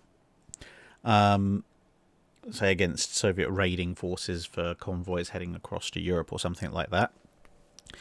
But also, again, possibly if they got involved in shore bombardment, given that in the 50s everybody loved using or proposing to use nukes for practically everything, you might very well have seen the Iowas having to use nuclear shells to, for some kind of shore bombardment against enemy troop concentrations or to facilitate a landing or something like that.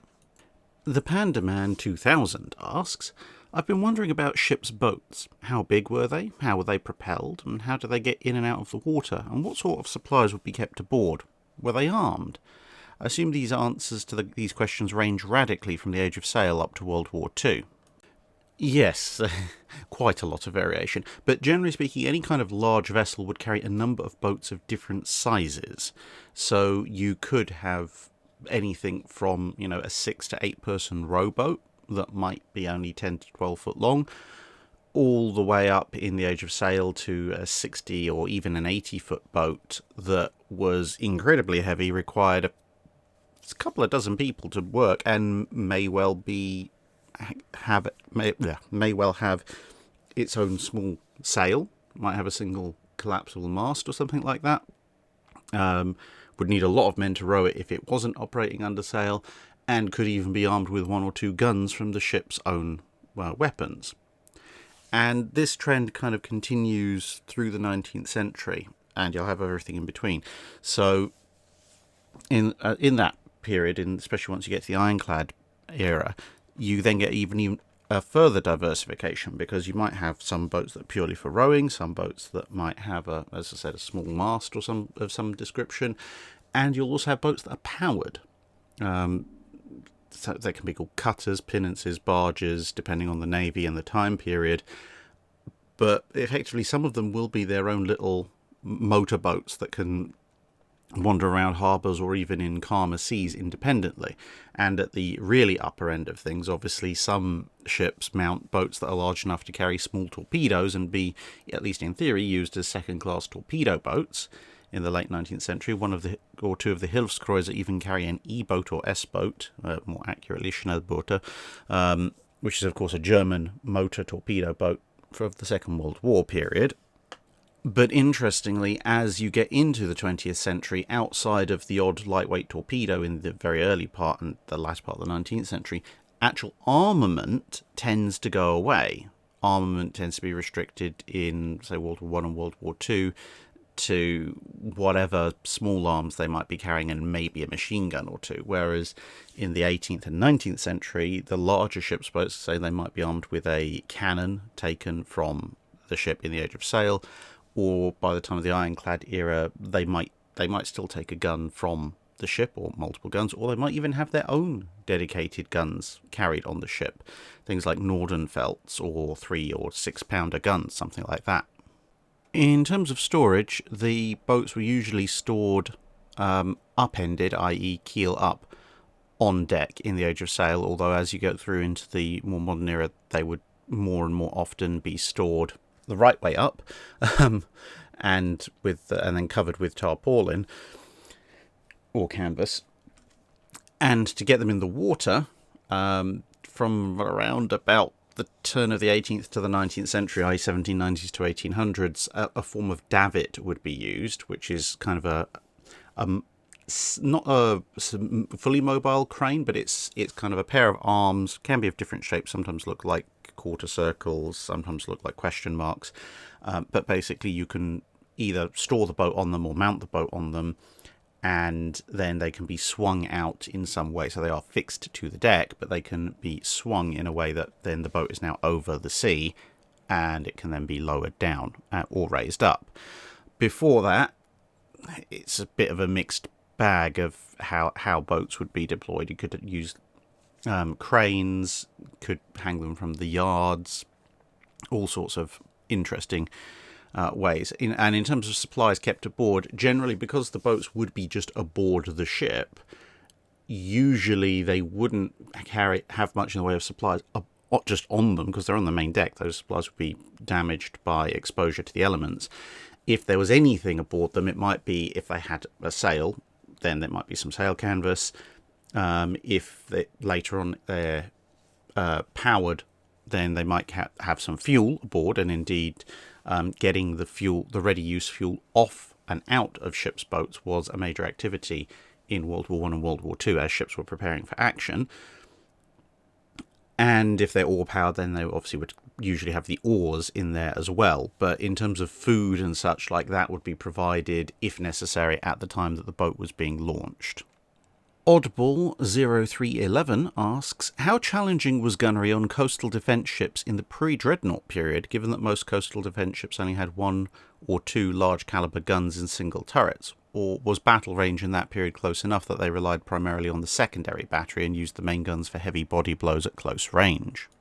It's a little bit of a mixture, to be honest, with the coastal defence ships. As you point out, in the pre-dreadnought era, right up until kind of the very closing stages of it in the early 1900s, battle range is 1,000, 1,500 yards, kind of, if you're lucky. So the fact that you're not going to get accurate salvo fire out of 1 or 2 big guns isn't the end of the world, because you're almost operating in a direct line of fire scenario, a very shallow angle.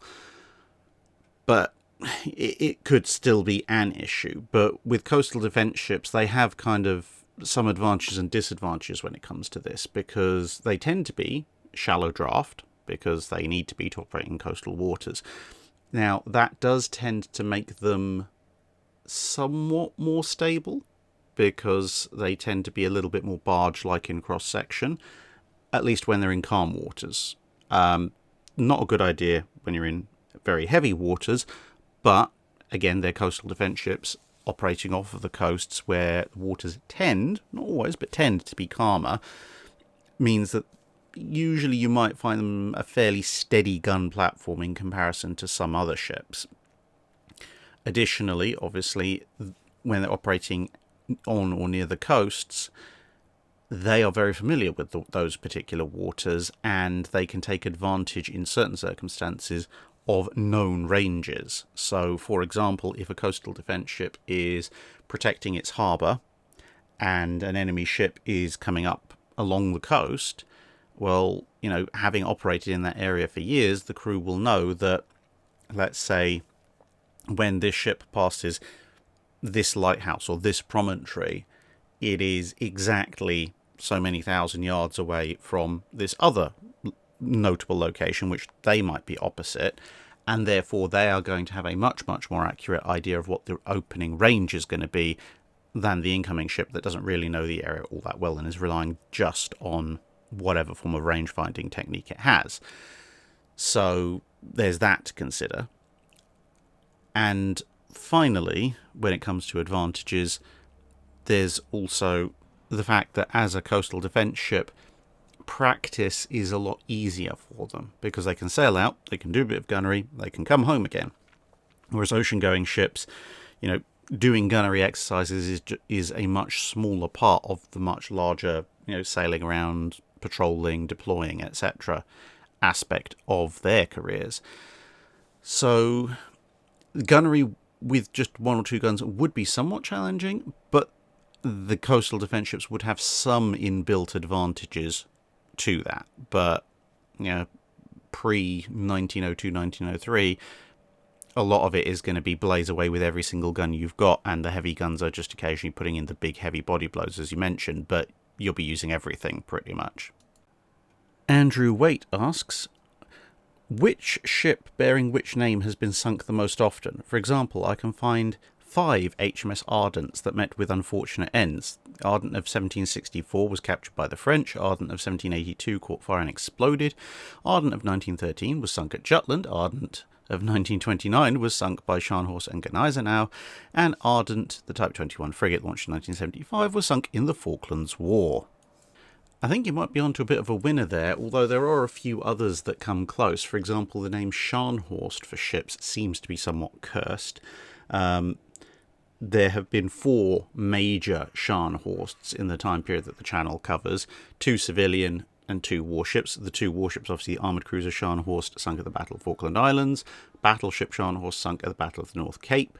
The first civilian Scharnhorst was captured or seized by the French and during the First World War, and the second civilian Scharnhorst was taken by the Japanese, turned into a light aircraft carrier, and then sunk by a US submarine. And of course, ironically, when you put together the French and English ships that have been named Invincible, they have almost as sordid a record as the Ardent.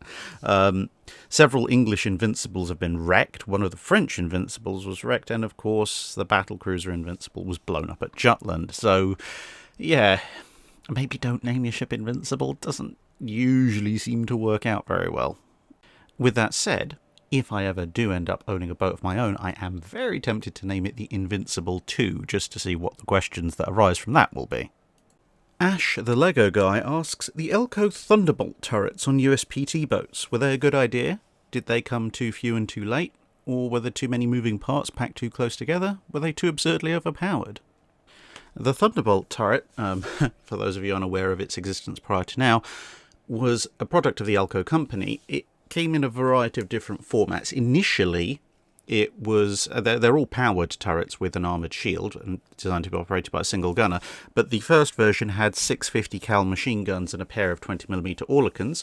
This version, which you can see in the picture, is 4 20mm Oerlikons and 2 50 cals, and then there was a subsequent version that was just 4 20mm Oerlikon guns. It's kind of a good idea, but also not. The main problem is it comes out in the latter part of the war. It's being experimented with in 42-43 in the mostly machine gun variant, but what was found in a lot of circumstances where the equivalent of PT boats, i.e. MTBs, MGBs, Mars boats, S boats, etc., are engaging each other, is that while the 20mm as a caliber, whether that be on a flak Veerling or an Oerlikon or whatever, was reasonably powerful, and it was much better than what a lot of early boats had for anti-aircraft defence, it lacked a little bit of punch when it came to chewing up anything but the most vulnerable of fast attack craft, and really didn't have much, if any, effect on anything much larger than that, like patrol boats. You could, to be fair, sweep the decks of crew, but they could take cover, and if they have heavier weapons, they can fire back on you with quite a lot more power. This was one of the things that the S-boats actually found out, the Schnellboote. They quite often would be equipped with either a twin 20mm flak or a flak Vierling, and they could chew up MTBs pretty nicely, but if the MTB had a pom-pom or a Bofors 40mm or even a 6-pounder, that would do a lot more critical damage to the boat in return than mass 20mm fire. So, given that it's the latter stages of the war, and there's plenty of Bofors 40mm, and indeed many PT boats were fitted with 40mm Bofors instead of Thunderbolt turrets, I think, yeah, if it had been available at near the beginning of the war, it would have been very useful. And to a certain extent, just the sheer volume of shells that it can throw down and bullets has some utility, at least in small boat warfare. But in terms of overall utility at the time it was introduced, I think a couple of 40mm Bofors or a pom-pom mount or something of that ilk was probably actually a much better idea. And that seemed to be borne out by the fact that most PT boat commanders, not all, but most, seem to prefer the 40mm because of its ability to do actual damage, or even something heavier than a 40mm for that matter. Where it was used, the sheer amount of fire that it could put down as a suppressive weapon was usually quite appreciated. But the thing is, that would tend to work better on something larger like a patrol boat, where you could have multiple large weapons emplacements. On a PT boat, where that might be your central weapons mount, just being able to suppress the enemy rather than kill them is not such a good idea. Samuel Sam asks, can you describe the various types of naval shells used by the Japanese and American navies in 1944? Yes, but there's an awful lot of them. So you've got the very basic, armor piercing and high explosive rounds, which hopefully shouldn't need much more of an introduction. And basically, one is designed for punching through armor, the other is designed for blowing things up, and it carries a lot more explosive. But in some of the smaller rounds, i.e. cruiser rounds and below, there were also what you might call semi-armor piercing, and different navies call them different things. In the US, they're often called special common rounds. But effectively, they're a high explosive round at its core, but somewhat strengthened and with a stronger nose cap in order to allow some degree of armor penetration. And those were relatively common in some aspects. There's also, for the US especially, some types of high explosive or common shell had interchangeable fuses. So you could have a standard contact destination fuse in the nose, and that would make it basically a high explosive shell. Or you could fit, later on when they came into use, the VT fuse or proximity fuse, and all of a sudden you had turned it into an anti-aircraft shell. So this allowed you to carry one type of shell, but as long as you carried several different sets of fuses, you could set up your standard shell in a number of different ways. You also had anti-submarine shells, which were in the World War II period and Japanese Navy speciality, designed, as the name suggests, to travel underwater and be able to hit submarines, at least in the shallower depths of the ocean. You had the Japanese Type 3, which was originally designed to be an anti-aircraft incendiary shell, and then later repurposed during the Guadalcanal campaign for shore bombardment, where it actually proved remarkably effective at blowing up and setting on fire vulnerable things such as aircraft and light buildings, although obviously not as good at sheer destructive blast effects as a high explosive shell would be. And then you had illumination or star shell, and that is completely different. So basically kind of like a gun-fired flare, designed to, as the name suggests, illuminate the area quite dramatically. you've also got, on both sides actually, in the latter part of the war, basically chaff shells full of strips of aluminium. So when they explode, they cause problems for radar.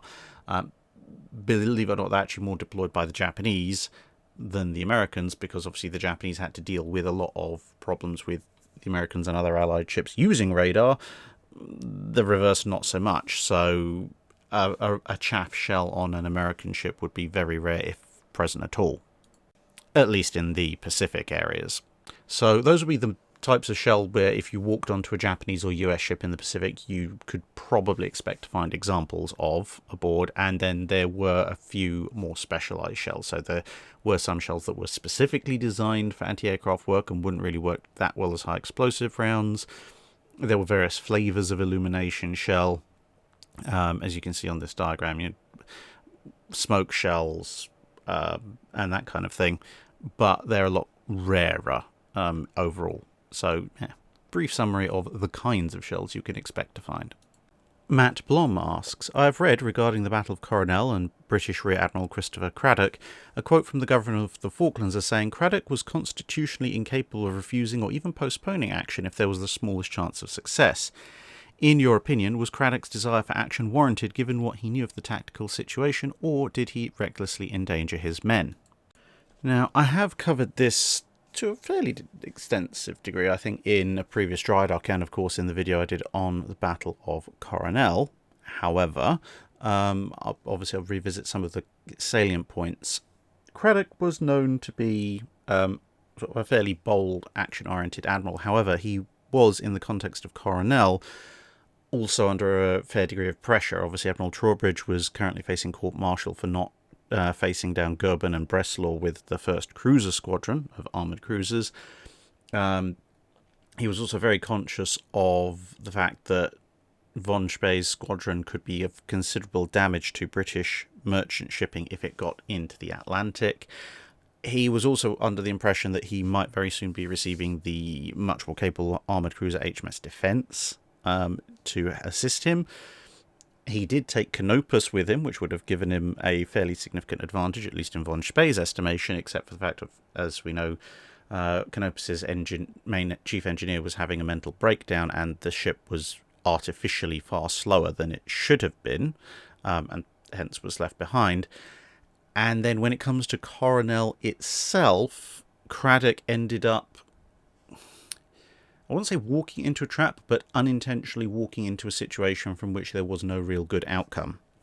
Because he was limited by the speed of Otranto and one or two of his other ships, he thought he was chasing just the Leipzig. And, taking out one of von Spee's faster, smaller cruisers would have been a good way to start whittling down von Spee's strength, especially since von Spee had more ships than Craddock did in the formation that he had at that point in time. And so he went chasing off after Leipzig. Von Spee, of course, thought he was going after Glasgow, the light cruiser that was in Craddock's squadron, and then the two forces ended up running into each other. So this wasn't a deliberate attempt by Craddock to take his, at that point, without Canopus, inferior forces up against von Spee, regardless of the situation. He thought he had an overwhelming advantage. Once he realised the situation and recognised what the problem was, that he was outnumbered and outgunned, he tried to force the action under the most favourable circumstances for himself, i.e. in the late afternoon, early evening, but because his squadron was slower, von Spee was able to play keep away for the couple of hours it took for the lighting to switch over to being in von Spee's favour, i.e. just after sunset, and then you get the Battle of Coronel. So, given the combination of pressures he was under and the circumstances he thought he was in, I don't think you can say that Craddock was recklessly endangering his men. You could say perhaps he was being slightly overconfident and pushing ahead a little bit compared to what in hindsight would have been most advisable. But I think it's a much greyer area at the time, given the circumstances of the pressure and the fact that all the big ships that he was promised, i.e. Canopus and Defence, either haven't shown up or are lagging well behind. In those circumstances, I would say it's relatively understandable as to why he took the decisions that he did. Lewis Renovation asks, a couple of months ago I asked about the potential for supplying case blue through the Black Sea, and your answer was basically Germany didn't have a naval presence there. However, Romania was an ally and is on the Black Sea. Can you please revisit the question? Did Romania have a naval presence in the Black Sea, and did they have a merchant fleet as well? So yes, Romania did have a small navy, and thus a naval presence in the Black Sea, and yes, there were Romanian merchant ships. However, for all the fact that the Soviet Navy in the Black Sea got severely mauled, it still had considerably more firepower than the Romanian Navy did. No offence to the Romanian listeners, if indeed there are some. I think there are a few people have emailed in from that region at some point. But anyway, they had less than a flotilla of destroyers, a handful of submarines, a few monitors, things like that. Basically, enough to allow for defence of the Romanian coastline and occasional operations just a little bit beyond it, with the backup of minefields and air power. But you could take the entire surface element of the Romanian Navy and it still wouldn't make up a properly decent escort for a single merchant convoy. And that is kind of a problem when, you know, the biggest thing they've got is a destroyer frigate equivalent, and the Soviets have some big destroyers like Tashkent, and they still have some cruisers floating around as well. And obviously, the closer you get to the front lines, the more Soviet air power might come into play as well, all of which is kind of, well, there is a naval presence. It's nowhere near enough to ensure the survival of convoys that are trying to supply the Case Blue offensive. The other factor is that when it comes to the Case Blue offensive itself, for the majority of the offensive, well, the first half of the offensive, you physically can't supply it by sea anyway, because it's taking place further north inland in the middle of what's now Ukraine. But once the offensive starts rolling south, once it reaches places like Rostov, then the majority of that offensive, whilst it is running along the coast, is in the Sea of Azov. And right up until to the very end of the offensive, that means you have to pass through the Kerch Straits, which of course now are another international flashpoint. But back then, at least the eastern side of the Kerch Straits was held by the Soviet Union for most of the campaign. So you're definitely not sending a merchant ship through or convoy through there unless you like losing it very, very quickly. And then towards the very end, once Novorossiysk is taken, and you, in theory, now possibly could run a merchant convoy if you had enough ships to escort it to run supplies to Case Blue. Well, at that point, you're still at risk from Soviet submarines, which, you know, let's say if you lose one or two destroyers or frigates, you've lost half your major surface vessels. And it's the very end of the campaign, so that's not really supplying the campaign. It's kind of maybe topping up a few bits and pieces that are needed right at the very end at quite significant risk. Unfortunately, it's just one of those things. The overall Axis naval presence in the Black Sea just is not enough to get up close and personal with the Soviets. There's enough air power around to keep the Black Sea a contested area, but most of the time it's Axis attacks on Soviet convoys in the Black Sea and not the other way around. Dave de Boer asks, who is your favourite unsung figure in naval history and why? See, the joy of constantly doing naval research is you're constantly coming across new people. So my answer at the moment might be very different to what my answer would have been 6 months ago, which will probably be very different to what my answer will be in 6 months' time. But for the moment, as some of you may have heard on previous dry docks, my current unsung figure in naval history is Sir Walter Cowan, because you can't really beat someone who grew up and served in the Victorian-era Navy, then commanded a battlecruiser at Jutland, then went into the commandos in World War II and ended up fighting off Italian tanks with a revolver, got repatriated, and then decided to go back fighting again. yeah, there's very few people with a career like that, and even fewer who have such spectacular careers are as little known as poor old Sir Walter, so expect a biography of him in a video at some point later in the year. Fisher fishing for freshly fished fresh fish, asks two related questions about propellers. First, how do they stay watertight and yet spin? And what are the engineering reasons behind angled or straight propeller shafts? So for the first part, there are what are called glands usually, and these are spaces that are full of grease or, in a few cases, some other kind of water-resistant material, which allows the propeller shaft to rotate through it. And of course, the shaft itself is usually locked in quite tightly along the propeller tunnel. Now, there may be multiple glands as well in place, and it's a combination of that and the spinning of the propeller blades through the grease or other medium that keeps the water out. It also helps that obviously the action of the propeller creates a lower pressure area where the shaft exits the actual tunnel itself, which will also help to keep water from getting in.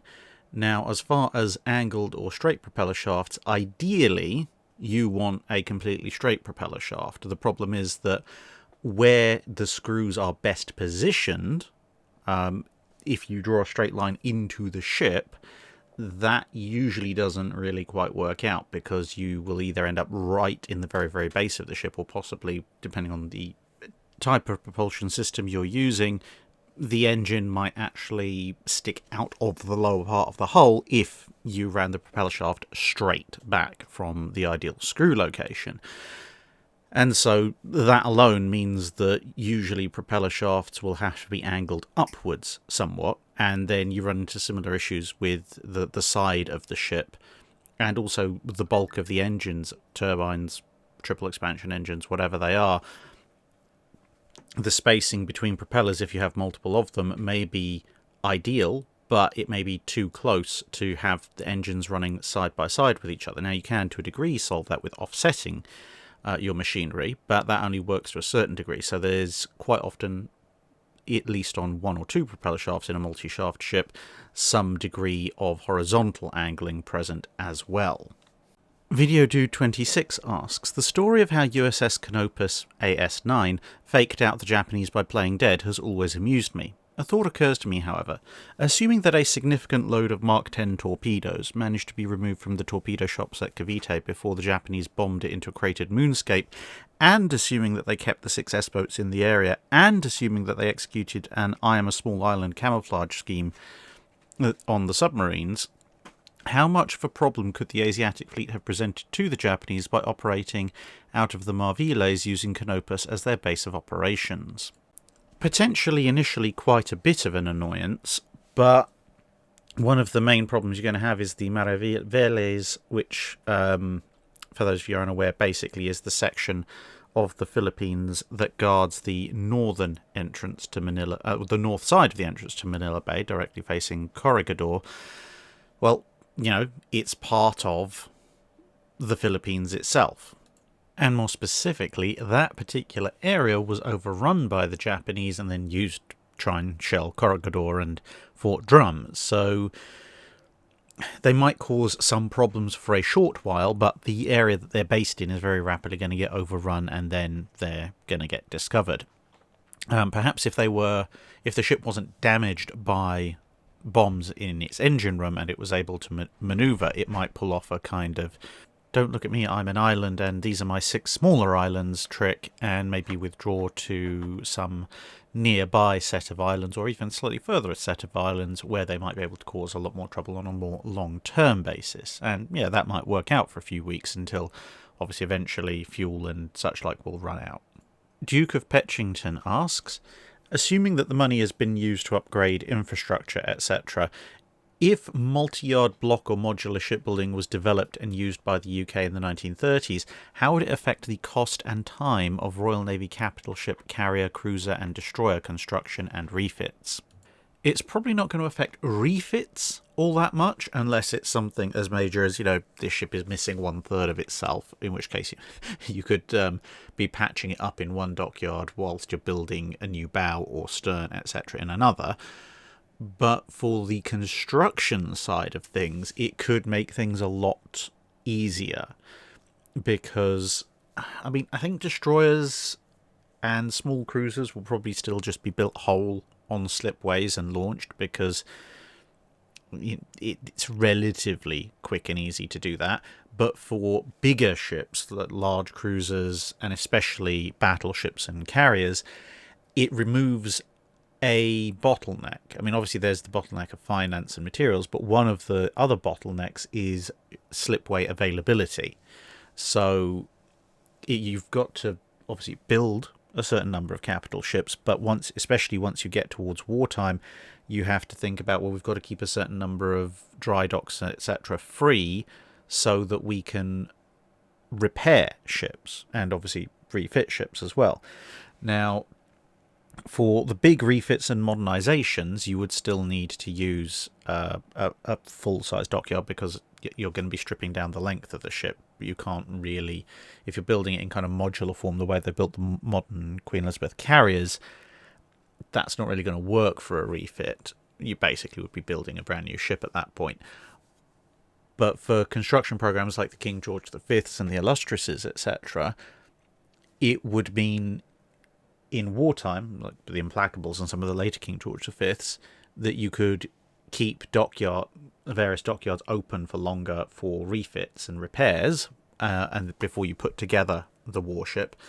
But also in peacetime, it would mean that you could accelerate your construction program quite a bit, because instead of having to go, right, well, we're going to build X battleship in Y dockyard, or carrier in this dockyard, and it's going to take up that space the entire time, what you could do instead then is have multiple smaller yards building, or smaller slipways or whatever, building modules, and then you only actually need to bring them together to put the ship together, and then probably in a dry dock, and then float it out, which means that for the majority of the quote-unquote construction time, your big dry dock is actually not in use, which in turn would mean that obviously, and while you're putting those modules together, the smaller yards and slipways that are building the modules can be building other module units for other ships. So you could use the same dry dock to construct and float out 2 or 3 battleships in the time that, if you're building a large ship in that dock, you might only be able to build the one, assuming of course that you can afford to pay for it all.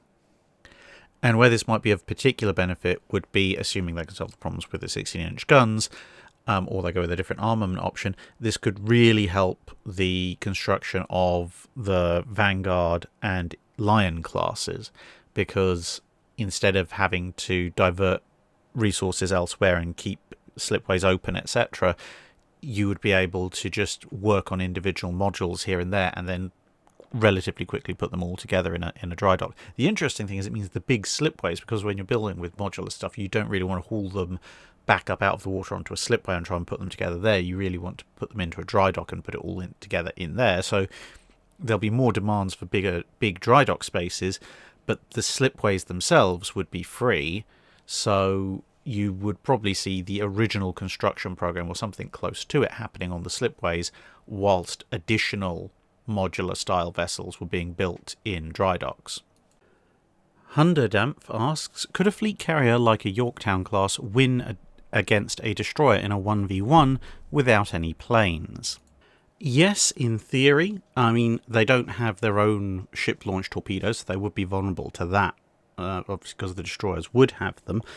But in terms of gun power, a fleet carrier, as a minimum, usually carries enough gun arm to take on a destroyer in an equal or greater than equal fight.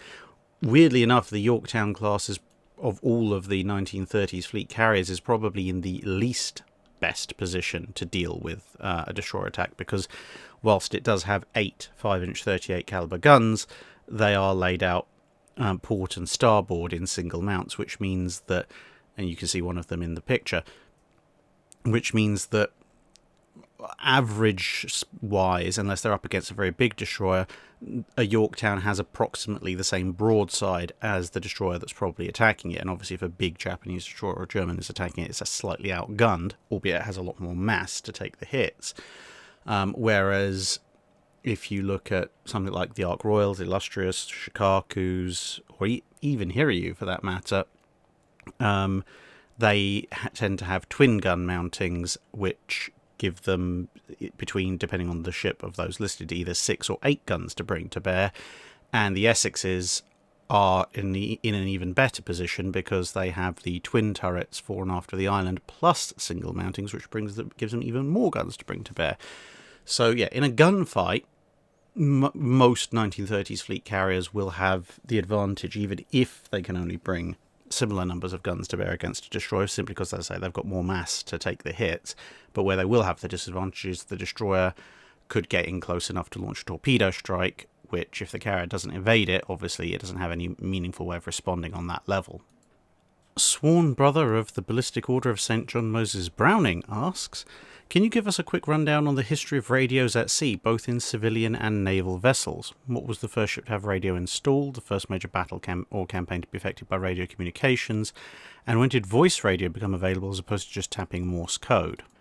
Well, the very first radios at sea seem to have come about in 1904 by all accounts, which would in theory mean that the first major battle or campaign that could have been affected by radio would have been the Russo-Japanese War, which kicked off in the same year, but that it doesn't appear to have been massively influenced one way or the other by radio transmissions, although there was a little bit of radio traffic associated with it. The first sort of properly big war would therefore have been World War One, by which point radio communication had developed to a reasonable degree.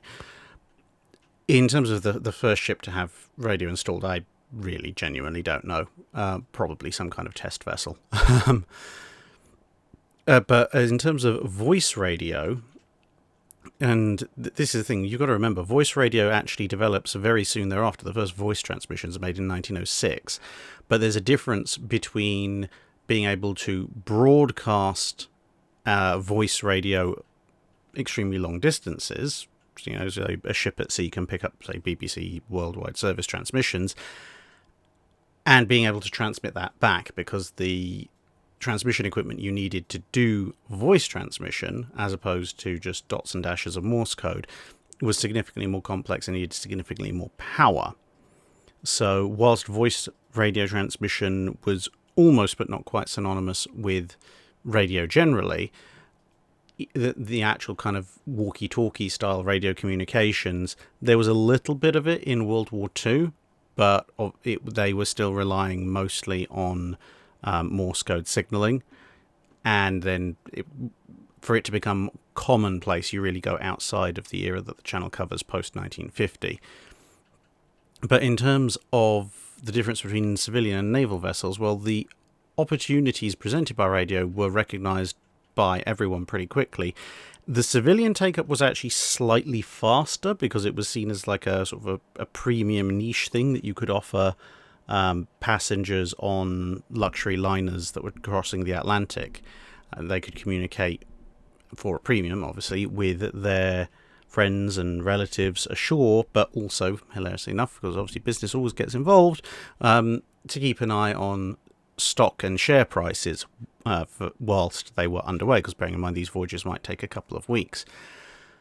For the military, the ability obviously to transmit radio signals to a certain extent was taken up quite a lot, to the point that, you know, by the time of World War One, radio equipment was fairly widespread in all the major fleets of the world, but the need for security obviously made it somewhat more delicate. But also, at that point in time, the ability to transmit and receive across very wide distances was somewhat more limited. It's one thing to be able to talk back and forth with either Wilhelmshaven or London or Scapa Flow if you are in the North Sea. It's a very different thing if you're tootling around the Atlantic or the Pacific, and in those cases you might well have to come into range of radio signalling stations that you can then communicate with, which is what happened in a lot of parts of early World War One. Bill Thacker asks, an oft-repeated account of the Battle of Midway describes a moment when a Japanese carrier crewman notices attacking American dive bombers. He points to the sky and shouts, "Hell divers."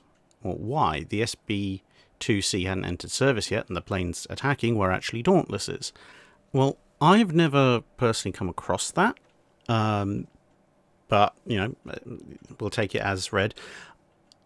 In that case, I would probably presume one of two things. Either, potentially, that post-war, when this account's being translated, the person who's giving the account is probably saying something more along the lines of the guy pointing out and coming up with something like dive bomber, and at the time, possibly immediately post-war, when the US Navy's dive bomber is the SB-2C Helldiver, he's just like, oh, okay, that's what we meant, because clearly that's the bomber that the US Navy uses, and therefore it became Helldiver. I mean, it's a little bit of a stretch, but it's possible, because obviously the Dauntless was out of service by then. The other possibility is, of course, that the Dauntless only came into service with the US Navy in the latter part of 1940, well beyond the period where relations with Japan were going down quite badly. But during the 1930s, as you point out, the SBC Helldiver, the biplane Helldiver, had been in use and had been quite widely publicised in various international media by the USA. So I would surmise that possibly a more likely explanation is that everybody had, in the Japanese Navy, during peacetime, they'd had their briefings. Okay, the American dive bombers are called Helldivers. That possibly hadn't been updated because they didn't have any real information on the SBD Dauntless. And so that was just what came to mind, much in the same way as sort of for a lot of World War II, Messerschmitt is kind of a shorthand for German fighter plane, even though a bunch of them might be Focke-Wulfs. And these days, a lot of people, if they see a Russian-designed plane, they might generically say, oh, MiGs, when in fact, the vast majority of Russia's air force these days is made up of Sukhois, and so on and so forth. Brian Smith asks, if the US passes the Two-Ocean Navy Act in 1938 instead of the Naval Act of 1938, what does the US Navy look like in December 1941 and shortly thereafter during the early stages of the war? To be honest, not that much different, because in December 1941 and then going into early 1942, the ships that were coming online were USS Hornet, and the North Carolina, Washington, and the early South Dakota class, none of which were authorized by the Naval Act of 1938, with possible, the arguable exception of Hornet, albeit that they had been preparing to build Hornet anyway before the 1938 Naval Act was passed. It was just a case of exactly what kind of ship they built was determined by that act. Most of what the Naval Act of 1938 provided for, and obviously all of what the Two-Ocean Navy Act provided for, would come in towards the latter part of the war. So the Naval Act of 1938, for example, authorises what would become the Iowa class. The Two-Ocean Navy Act authorises the Montanas and a couple more Iowas, but obviously none of those come to pass, except for one Iowa, I think. So broadly speaking, if you take the Two-Ocean Navy Act as read with its multiple aircraft carriers, Iowas, Montanas, Alaskas, cruisers, destroyers, etc., situation in late 41, early 42 is basically unchanged. There may be a few more destroyers and a few more cruisers arriving because sheer numbers of them have been ordered. But in terms of capital ships and the like, they'd still be on the stocks. It would mean that perhaps in 1943, once the original Essex building program starts to come online, well, there may be more ships coming online in 43, maybe even in late 42, but outside of a slight increase in the number of smaller vessels, it's not quite as quick enough to meaningfully affect the US Navy's strength in the very opening stages of the war. Oxygen asks, if Admiral King had gotten his way on the priority of Germany versus Japan, would the increase in available support vessels, fleet supply ships, escorts, capital ships, etc., have allowed for a dramatically more aggressive stance by the Pacific Fleet, or did the tactical situation by mid to late 42 prevent this? Not really, because the US doesn't really have that many more assets that it can throw into the Pacific Fleet in 42 in terms of offensive vessels. That's largely dictated by the bottleneck in fast oilers. There physically aren't that many in the US Navy at this point, and the Atlantic Fleet really isn't using that many, if any. So if you don't have the fast fleet oilers, you can't support many more ships in the Pacific. Plus, when you look at the balance of it, what did they not put in there? Well, they didn't put Ranger. Well, we saw what happened to Wasp. So, putting Ranger in there, it's not really going to change much other than add up yet another carrier kill for the Japanese Navy in 42. Battleship-wise, again, all the ships that are in the Atlantic are older standard types, which they don't have the fleet oilers to push forward anyway. Sure, Washington and North Carolina spend some time in the North Atlantic, but apart from that being kind of part of their working up, it's also a time when they're desperately trying to resolve the propeller vibration issues, which are causing major problems. So, yeah, and even with that, North Carolina gets moved into the theatre relatively soon, then gets torpedoed. Washington gets moved into the theatre relatively soon, hence why it's available for Guadalcanal. So, yeah, you might get a few more cruisers and a few more destroyers, which means the sort of supply of such vessels for the Guadalcanal campaign might not be quite as pinched as it was at times, but really that's about it. There's not a tremendous amount more that you can do because there aren't any more fast capital ship assets to send forth.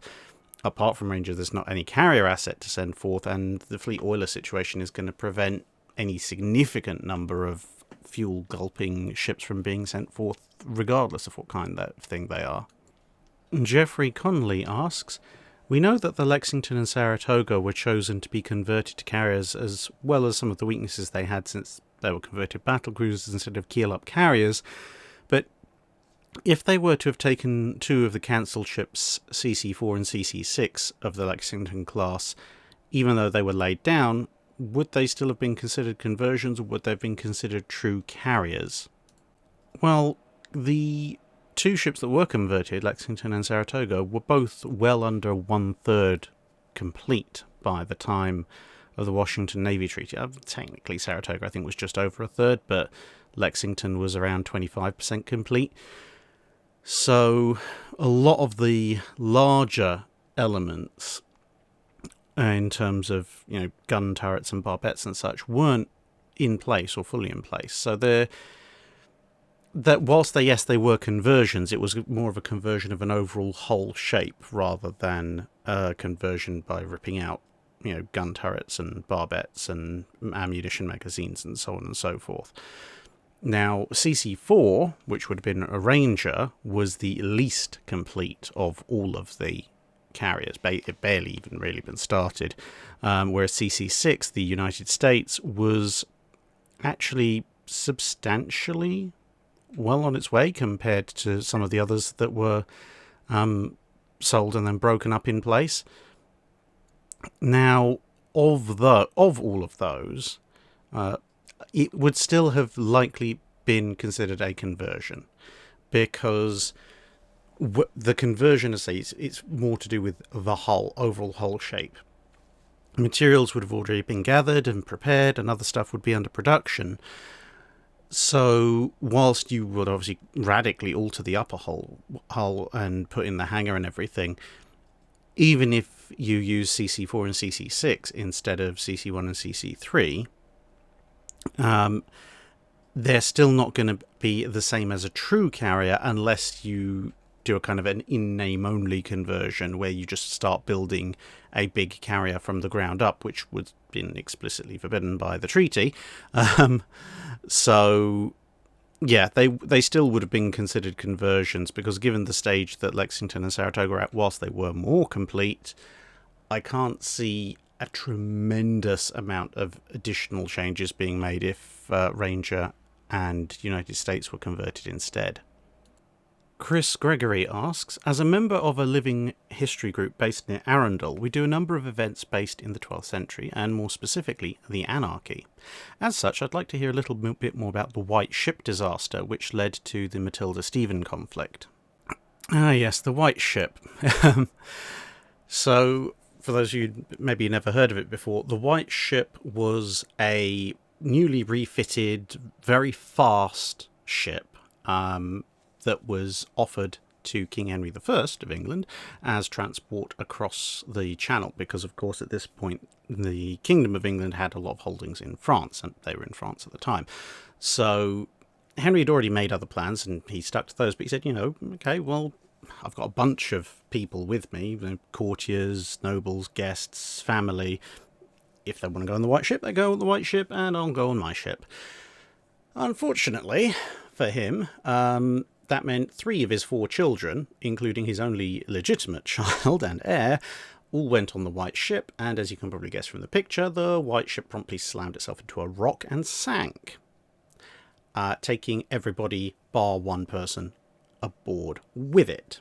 Ostensibly, according to some of the stories, the king's actual legitimate son did make it off the ship in the ship's boat, but then when he heard his sister calling for help, he decided to go back and try and save her, which was noble enough, except that there were a bunch of struggling people in the water who ended up overturning the boat trying to get on board themselves, and then everybody drowned, as they bar the one random person who managed to hang on to a rock. So yeah, not good at all. This, of course, then meant that there was only one child left to Henry I, who was a daughter, Matilda. There were a lot of people called Matilda at this point. There was at least one, possibly more Matildas on the ship that went down, and at least one, possibly more Matildas on the ship that Henry I sailed on, plus this other Matilda, his daughter. And at the time, there had never been a Queen of England, as in a ruling queen. There'd been queens who'd been married to the king, but a queen like Queen Elizabeth I, or nowadays Queen Elizabeth II, who is the monarch, that had never happened.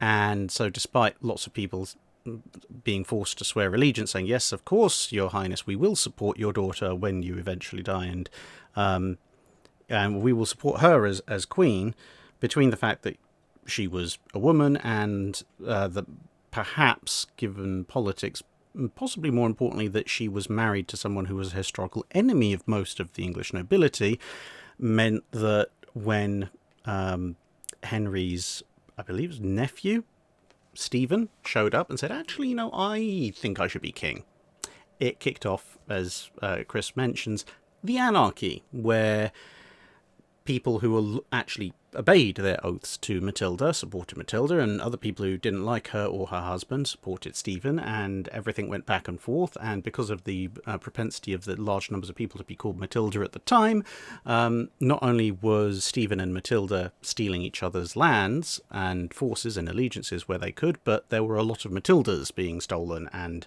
married to gain various bits of political power. So it was a bit of a mess, to say the least, and eventually only got sorted out when basically both sides had managed to entrench themselves so badly neither side could actually really accept the other being in charge, and so they ended up having to agree that Stephen could be king for however long the rest of his life lasted, but Matilda's son, also Henry, would be king after him, and he would become Henry II. Stephen, of course, helpfully then died within a year, which may or may not have been shuffled along, assisted along by various interests. and the anarchy finally came to an end. But yeah, the White Ship has sometimes been called the single ship that did the most possible damage to England of any ship in history. Andreas Hildebrand asks, slipways were by nature inclined planes, yet the ships being built on them tend to benefit from everything being installed in a more perpendicular manner. So how was this achieved? Were there simply measuring angles and the like, and that had the inclination of the slipway added to the vertical, or was it more complicated than that? A lot of it depends on the time period, because when you look at older sailing vessels, especially from the early to mid period of the Age of Sail, the hulls are built on a continuous curve anyway, so any notion of completely flat apart from for the keel is more of an ambition than anything else. But obviously once you move into the latter part of the Age of Sail, where you start to get much longer hulled wooden ships, and then obviously into the Age of Iron and then into the Age of Steel, then you do have ships that, are pretty much perpendicular all the way along in terms of their frames and parallel to the notional ground level. And as you say, yes, in theory, they would benefit from being built in a completely vertical manner. But how it would be achieved was what the angle of the slipway is, and then when you're building up the initial blocks that you will rest the hull on and you're putting the keel on, you would work out if there's any additional change there. So you would know the overall angle of inclination. And although it can, like in this photo of Hood, seem fairly obvious that there is a bit of an angle going on there, that is in part just due to the sheer scale of things, and also in this case the angle that the photo is taken at. The actual angle of slipways for major ships is not usually that massive, certainly not any more than an angle that the ship might well be expected to face in a mild sea anyway. So it doesn't perhaps overly stress the ship just by being built a slight inclination. But once the keel's been laid and the frames have been cut and everything, and rivet holes drilled in such a way that it is correctly aligned, then it, to a certain extent, doesn't really matter that it's on an incline, because if you're putting the frame in and you've drilled, let's say, for sake of argument, 4 rivet holes where the frame is going to join onto the keel, well, if those rivet holes have been drilled in such a way as to ensure that they only match up when the keel and the frame are perpendicular to each other, well, then by fitting it, it will be perpendicular to each other. And to say the strain of being a slight incline is something that the ship structure overall is perfectly able to withstand. In some cases, where some slipways were a little bit steeper, and again, this depends on the era and the ship in question, but they did occasionally build up the blocks in such a way so that the keel was a little bit more on an, hilarious enough, even keel as compared to the slipway. And then when the ship was launched, it would launch kind of, again, more evenly, even though it was generally sliding down the slipway. But that's something of a niche way of doing things. Broadly speaking, I say it's a case of making sure that the parts are made in such a way that they can only really fit together in the correct alignment, and then you just build everything at the incline anyway, and that is life, effectively. And then you launch it, and then hopefully once you've launched it and you look around, you realise, all right, great, everything now is vertical. That's a very simplified explanation. There's obviously a lot of thought that goes into making sure that this all goes correctly. But it was a fairly well-established pattern of doing things. Jake Hart asks, massive rifle muzzle-loading guns on warships of the 1870s which take 10 to 15 minutes to reload. Were they remotely practical in a fleet action? And how would a fleet action between ships armed with such guns play out? To a certain extent, yes, but also maybe not at the same time. Basically, their rate of fire was such that any fleet action would probably largely be decided by the non-main gun batteries. Because, to be honest, even the breech-loading big guns of the time, their rate of fire was not massively greater than the rifled muzzle loaders were.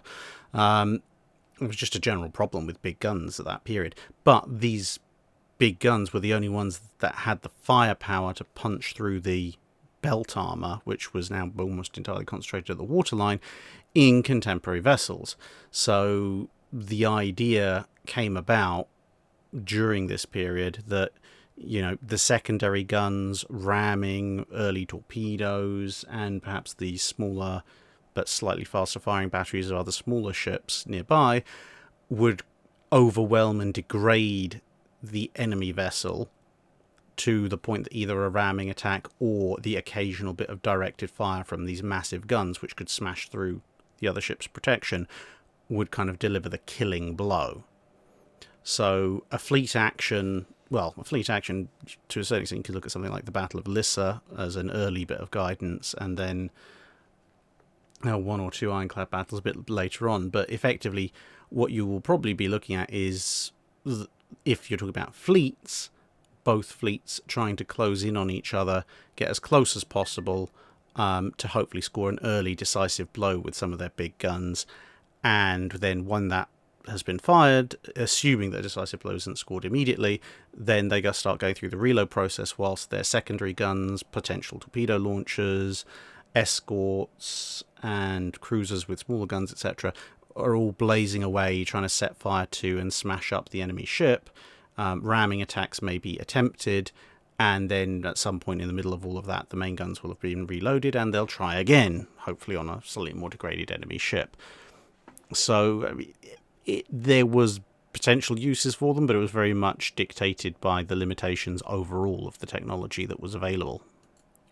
GER Variola asks, why were there no smoothbore guns of larger caliber during the Dreadnought era, since even a Rheinmetall 120mm tank gun with APF SDS and an 1800 meter per second muzzle velocity could smash through Yamato's main belt armor with ease, given with the penetration values given? If you scaled this up to a battleship grade gun, armor seems to be instantaneously become an obsolete concept, since there's no armor that can stop such ammunition.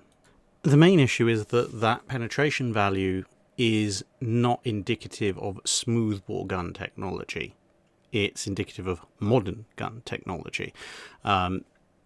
So for a modernish smoothbore tank gun is benefiting from modern propellants, modern materials for its shells, and if it's using AFP SDS or whatever, it's effectively a sabot round, fin stabilization, that kind of thing, all of which is much more modern. None of that exists in the dreadnought era. Conventional shells, they've got a much higher mass, they've got to fill the barrel. AFPDS or sabot rounds, they don't have to. So you can put a lot more energy into a much smaller projectile, which in turn means it's going to go a lot faster, and you can make it out of dense materials and things like that. Plus, to be honest, if you stick, as I've said before, you could blow through the Yamato side armor with an AFPDS, DS, whatever round, but congratulations, you'll have poked a very small hole in the side of the ship and maybe briefly set a random inboard compartment on fire. That's going to do approximately nothing to a ship like Yamato or any kind of battleship. And likewise, that kind of sort of solid sabot type round, okay, yes, you've poked a hole in the ship. Congratulations, now what? You can see what happens even when like full size dud shells hit, like the Bismarck's dud shell that hit, which was obviously a 15-inch, which hit the Prince of Wales. They didn't even notice till they were back in a harbour, apart from wondering where some of the odd flooding was coming from. Poking small holes in large battleships does not work as a method of sinking or really destroying them. But as I say, modern propellants also have a significant amount to answer for in terms of the overall effectiveness of that kind of round. When it comes to rifle versus smoothbore, when you're firing a big shell that's full of explosive and made up of many different materials, you need the rifling to ensure accuracy. And it's only very recently, with certain kinds of ammunition on the modern battlefield, that smoothbore guns have come back into operation in most militaries for things like tanks. If you try to make a smoothbore 16-inch gun with World War II era technology, you'll end up, okay, with a somewhat higher base muzzle velocity, which will give a slightly better armor penetration characteristic through its period of flight, but it'll also be somewhat less accurate, which, when you're shooting over 20 plus miles, is not something that you want really to have happen to you. And you can see this even with modern naval guns. For example, the 5-inch gun on the Arleigh Burke can shoot a lot further than a 5-inch 54 caliber gun on a Midway, for example. And that is in large part due to advances in modern shell and propellant design. Ryan Gale asks, from a damage standpoint, was it or is it better for a ship to be hit by a torpedo perpendicularly or at an angle? Say, if a ship saw a torpedo incoming too late to avoid it, would there be any benefit in trying to turn the ship anyways and change the angle of impact? For World War I and World War II torpedoes, not really. There's a very, very, very small chance that if you turn the ship enough, the torpedo might glance, if the impact isn't enough to actually set off the detonator, but you're really pushing your luck for that. But if the torpedo actually hits you and detonates, in World War I and World War II, with the exception of a few experimental Japanese torpedo warheads right towards the very end of the war, the warhead is just a big block of explosive inside the head of the torpedo. So when it detonates, whether it detonates perpendicular to you or at 45 degrees to you or some relevant variation thereof, it's not going to make a tremendous amount of difference in any real way, shape or form, with the sole possible exception of if the torpedo is travelling really fast and hits you perpendicular, it might physically penetrate a little bit into the hull before it detonates, but it's practically immeasurable amount of change. Where changing the angle like that might make a difference would be if you had a shape charge warhead, because then obviously if you, turn your ship away and the torpedo is going to hit on your bow, then the explosion will be sent forward mostly towards your bow, whereas if you turn towards it, it will be thrown backwards into you, which will be worse. But as I said, the idea of a shaped charge warhead for torpedoes doesn't really come about until the very end of World War II. So in the context of the channel, no, it's not really going to make much odds whether you get hit perpendicular or at an angle, unless, of course, that changes where you're going to be hit. Whiskey Delta Golf asks, what was the optimum placement for a star shell? Would you want it as close to the enemy as possible to give the best illumination, closer to your own ship so it dazzles the enemy rangefinders instead of your own, or somewhere else? And how many would be launched at a time? And how long do they last once fired before needing to be replaced? In terms of how long they're going to last, that depends quite a lot on the star shell itself. It could just be a slow-flying, very high arc shell that will burn out when it hits the water, or you can get star shells that deploy parachutes or other kinds of braking devices in order to keep them up in the air for longer. So it can be anything from 30 seconds to 60 seconds all the way up to a couple of minutes that star shell might hang around in the sky. So typically on average for, say, a World War II engagement, you might want to be replacing that star shell about once every 45 seconds to a minute or so. Again, depending on the hang time and the amount of illumination it's providing, but most of the time you'd fire a pattern of star shells, and this is why some ships had a dedicated star shell gun in order to ensure that they could keep up a constant barrage of star shell while the rest of the guns fired more conventional ammunition. In terms of how many would be launched at a time, depends on the size and scale of the engagement. If you're doing something like fighting the Scharnhorst, famously, which was illuminated by quite a lot of star shells, then you might have sort of your secondary battery might be firing a constant barrage of star shells, so you might have 6 or 7 in the air at any one time. Whereas if you're talking about maybe a small destroyer action at night, there might only be 1 or 2 in the air at any one time. In terms of where you want to put the star shell, ideally you want to place the star shell either directly above your opponent or just fractionally closer to you, so a little bit before your opponent. And this is because it illuminates the target very nicely, which is obviously what you want it to do, but the reflected light from the star shell on the waves, on the ship itself, that will tend to ruin the night vision of the people that you're firing against, which obviously serves your purposes, and also obviously the contrast hides you further in the darkness. So ideally you want to place your star shell as close to the enemy as you possibly can. If it goes a little bit long and silhouettes the enemy, then okay, that's quite good for your gunnery, but it won't have quite the same blinding effect on the enemy's rangefinders. And in terms of your own rangefinders, well, the star shell hopefully should be several hundred, if not several thousand feet up in the sky, and your rangefinder should be pointing at the enemy's ship, so there shouldn't be too much of a dazzle effect on you. Louis Maskell asks, French pre-dreadnoughts, When Hotels Go to War, has, as of writing, 1.4 million views, ranking it alongside more ordinarily popular topics such as World War II stuff and US battleships. With a couple of years more experience and knowledge sternward, would you add anything to the video today? Only really more details, which, would make that video run on even longer than it already does. I do plan to do a follow-up, but that's not so much, it's definitely not a correction to it, it would just be an additional information for it. Basically, that video covers what the French built and some of the issues with it, but for obvious time reasons, it doesn't go into the details of why the French built them that way in great depth, what they plan to do with them, or indeed what some of the brighter spots were in terms of things like high power guns and electrical training and such. So if I was going to do a follow-up video, which I might do next year, then it would just be basically an expansion on that kind of, that video tells you that the French built them and what some of the issues were, and then maybe the follow-up video will be why did they do that and how were they planning to use them. That would be, I think, a nice follow-up.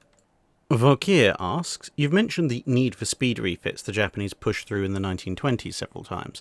What additional capabilities could the Japanese have managed if they were willing to accept a 2-knot loss from the historical modernisation of the Congos? Surely 28 knots is still a useful speed. Yeah, especially given that, cargo was never going to really break that speed anyway, so as long as they were planning to operate with the original Guido Butai, 28 knots would have been fine.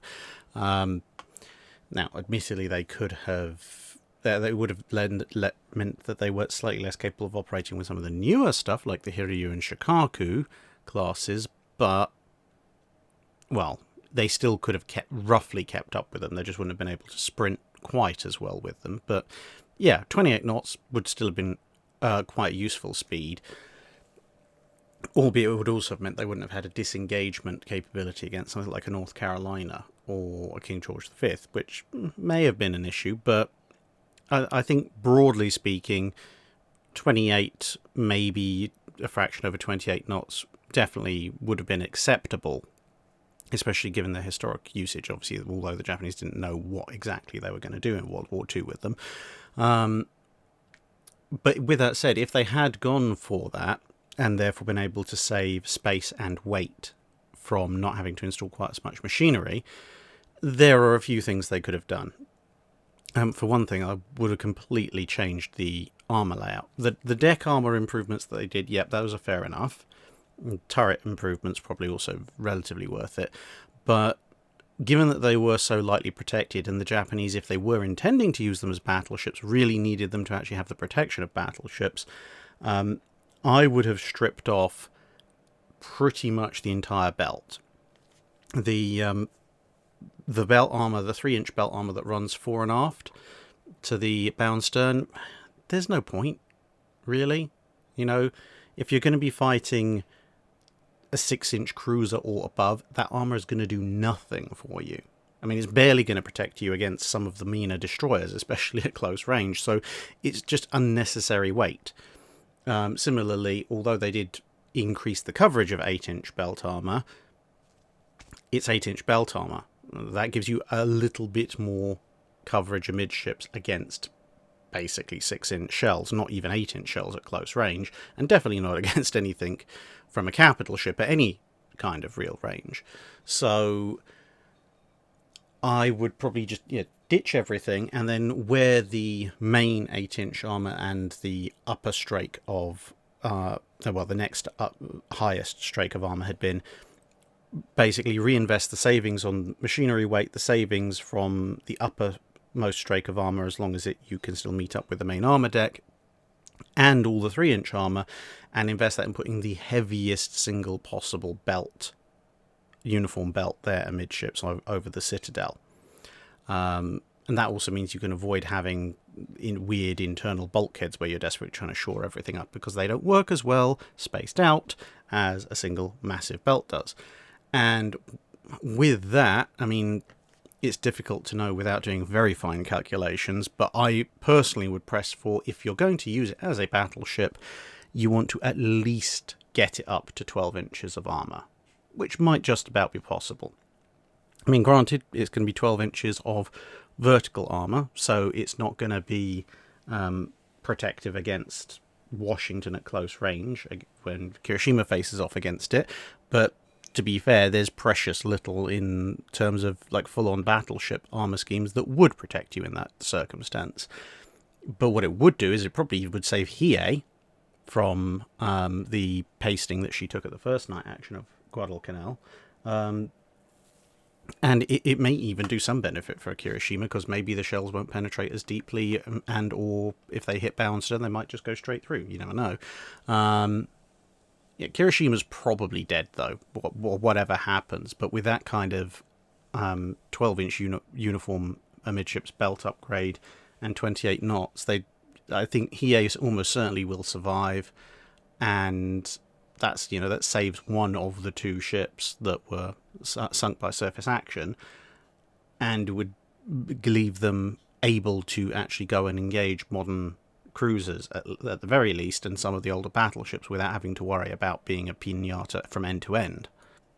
Gabriel A. Hawkins asks, my professor who taught courses on the Napoleonic Wars theorised that Nelson knowingly committed suicide at Trafalgar by appearing in full uniform and making himself an ideal target for French sharpshooters. The theory was that Nelson's vainglory, combined with him having a bit of a hard time prior to Trafalgar, led to his act of exposing himself. What is your view? Did Nelson intend to die? Nelson was at times fatalistic, and he did have a fairly realistic appraisal of what could happen in a battle. In letters that he wrote immediately before Trafalgar, he basically talks about, if I don't make it, this is what I want you to do. This is how I want things to be divided up. This is who I want you to look after. He was particularly attached to his daughter, for example. But at the same time, you find things of a similar vein before every battle that he goes into. And being dressed in full uniform was not unusual for officers at the time. I mean, you can see, like, even in this painting, the people who are attending him, the other officers who are attending him, are just as formally dressed as he is. The only real difference is he's got a few more decorations on him. And, of course, the Marines are dressed in bright red. So there's quite a few people who would be very obvious targets to sharpshooters in any kind of naval engagement. And Nelson, therefore, whilst he might have been a slightly shinier target, he was not been a obviously greater target than some of the other people on there. Plus, as I say, he was walking the deck, whereas some of these very brightly coated Marines were actively shooting at you. So if you are a sharpshooter up in the French mast, you might, and obviously did, shoot at Nelson. But I suspect that a lot of people assigned to that kind of thing will probably be more concerned about shooting people who are operating guns that might be shot back at them or their shipmates, rather than another random officer with a few medals who might be just randomly walking around the deck. Unless, of course, you recognise them, and obviously decapitating, not literally, but you know what I mean, they're taking out the enemy leadership is a relatively decent thing to do when it comes to disrupting the enemy's ability to command. So, yeah, I don't think Nelson deliberately set out at Trafalgar to die. There are things he could have done to make himself safer. He could have stayed under the poop deck near the ship's wheel, for example. But that would have had something of a detriment on morale because, you know, all these other men who are out on the deck exposed to enemy fire, and your commander is sheltering away or pretending not to be himself in order to become safer. That's a good way to affect the morale of a ship. So I think Nelson, just as he did with a lot of other things in his career, took a calculated risk. And it was a calculated risk that had mostly paid off for him in the past, occasionally not quite paid off for him. That's why he was missing an eye and an arm. And this time really, really didn't pay off for him, for obvious reasons. Federico Bozzi asks, the Italian Navy chose the 381mm-50 for the Littorios because their national industry couldn't build a 406mm gun. But a short while later, Italian technical assistance was instrumental in the development of the Soviet 406mm-50 gun. What am I missing? Well, for one thing, industry moves on.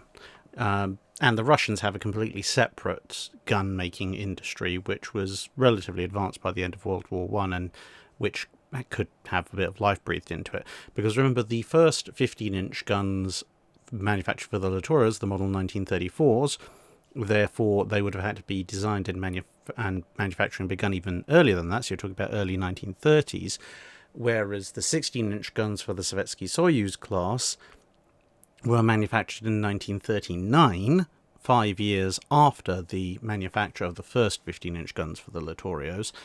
And, you know, a lot can change in 5 years, albeit set back a few years to account for when these guns were actually designed and began to be manufactured as opposed to when they actually entered service. But the other thing was that the Italian armaments industry didn't say they couldn't build a 16-inch gun or a 406mm gun. It was that it would take longer because they had never built a 16-inch or 406mm gun before, whereas they had built a ton of 15-inch guns for the Francesco Caracciolo class, which of course the ships themselves didn't get built, but the guns did. And at the time that they were looking at the Littorios in the early 1930s, that manufacturing process was not even a decade in the past, as compared to, you know, with the British and the Lion class, where apart from being a somewhat different design of gun, the 16-inch gun that was designed for the Lion class was almost but not quite 2 decades after the design for the Nelson's 16-inch weapons. But anyway, that aside, basically what the Italian gun manufacturer says, yeah, if we build with a 381mm guns, we can have those done, dusted, ready for you pretty quickly. If you want 406mm, it's going to take a few more years to get right.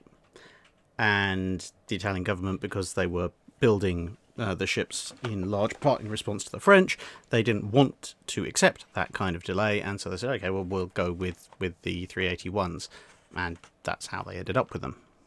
Corvus asks, in the period when warships were switching from coal to oil, for a short time oil would be sprayed onto the coal in the furnace to get an extra boost. What sort of oil was used for this? Bunker C or something a little lighter?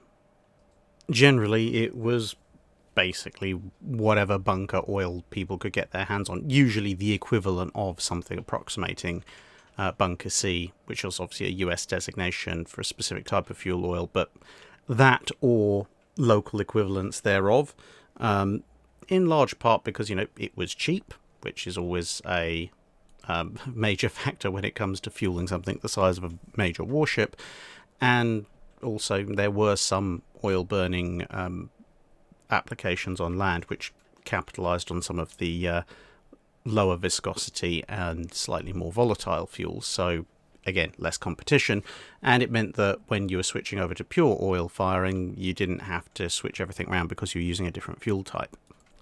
Snowstalker 36 asks, the Lord Nelson class of pre-dreadnoughts were obsolete the day they commissioned due to finishing after Dreadnought.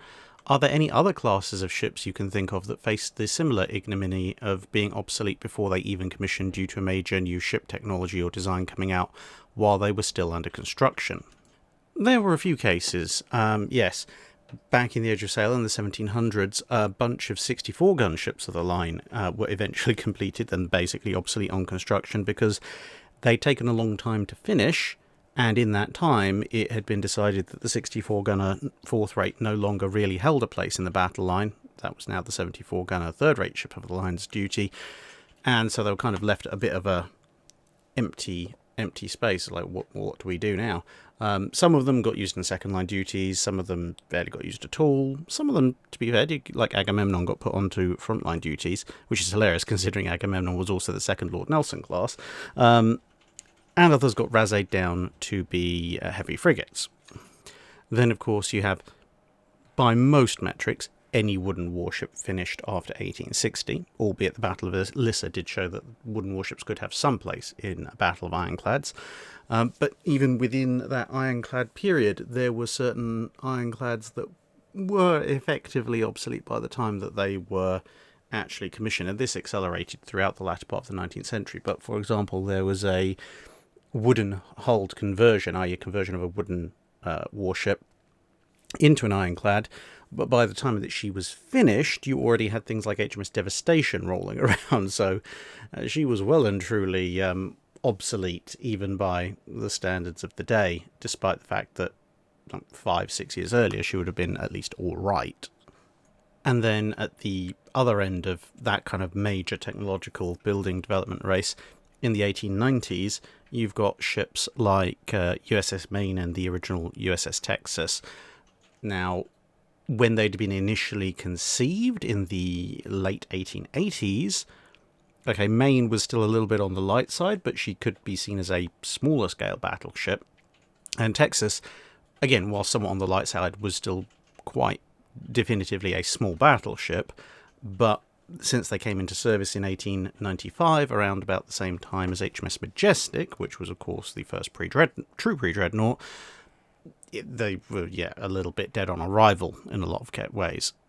And as a similar note, something like the Monmouth-class armoured cruisers, they got a lot of stick at the time, to be honest, because they were purely armed with 6-inch guns, but they'd been designed at just that point in history where everyone was going, maybe hail of fire really is a thing, and so they ditched the 9.2-inch guns that, up until that point, Royal Navy heavy cruisers had traditionally been armed with as their major centerpieces, but they happen to have been designed and built with, again, no small criticism of the period, just as it turned out that actually big guns were quite useful, and everybody started putting even more big guns on their armoured cruisers. In the Royal Navy's case, 7.5 and 9.2-inch, in the German case, 8.2, 8.3-inch, etc. And so, they were pretty much similarly dead on arrival as far as first-line combatant units were concerned. Kyla Stern asks, what is the power dynamic between a captain and the first officer in the Royal Navy? For example, in what cases could a first officer relieve the captain of command, and did this change over time? Well, to be honest, for the majority of the time of the Royal Navy's existence, and to a certain extent even now, the captain may as well be God. It doesn't matter if you're atheist or not. If you're going to serve on a Royal Navy warship, you best start believing in higher powers, or the captain's going to make damn sure you regret that decision. The first officer is very much subordinate to the captain. In fact, the first officer doesn't really have much, if any, power to relieve the captain of command, who's probably one of the, actually of all the senior officers, one of the people who has the least ability to do so. Similar to many other navies, the medical officer may have the ability to certify the captain is not fit for command, at which point the first officer would have to relieve him, but the first officer can't do that in and of his own merit. The first officer would take over command if the captain was injured or killed, perhaps in battle or otherwise, but otherwise the first officer isn't going to be looking at the captain every 5 minutes for, should I relieve him of command for this, should I relieve him of command for that? No, the captain's word is law for the majority of things. So power dynamic is pretty much one way. The first officer does his job, he reports to the captain, and the captain listens to his opinions and appeals and then makes his own decision, as much in the same way as the captain makes the decision for the rest of the ship. On larger ships where ranks line up with roles, quite often the first officer is just called the commander, as much the same way as the captain is the captain, and it's a rank level above. There isn't really much questioning about that, although I'm pretty sure, even though you may want to start thinking of the captain as a form of deity, most first officers probably would take objection to you calling them Archangel. Reva asks, for the age of steam and steel, and especially in the dreadnought era and onwards, the specification of a ship's top speed in all ahead full are generally well known and of great strategic interest at the time. But what about top speed of a warship in reverse? Did it vary much? Were there different tendencies between different classes of ship and or particular ship designs? Well, this is often presented as a picture of HMS Hood outpacing Nelson and Rodney by going in reverse, but unfortunately the eagle-eyed amongst you will spot there is a bow wave and a wake on Hood, which means that she is unfortunately going in the right direction, much as I would have loved that to be the case. However, more generally speaking, yes, the top speed of warships in reverse did vary somewhat. For the larger warships, obviously, they're not necessarily designed to go in reverse, but they can do. Their reverse speed would, first of all, obviously be a proportion of their forward speed. So Hood, for example, being capable of, at least originally, over 30 knots in a forward direction, would be able to achieve a significantly higher reverse direction speed than Nelson or Rodney could. Then you've got to take into account hull form and shape. Again, here something like a large cruiser or a battle cruiser would have an advantage because their long, slender hull form is going to, it's never ideal, but it's going to allow the water to flow considerably better and therefore provide greater efficiency of propulsion as compared to a battleship, for example.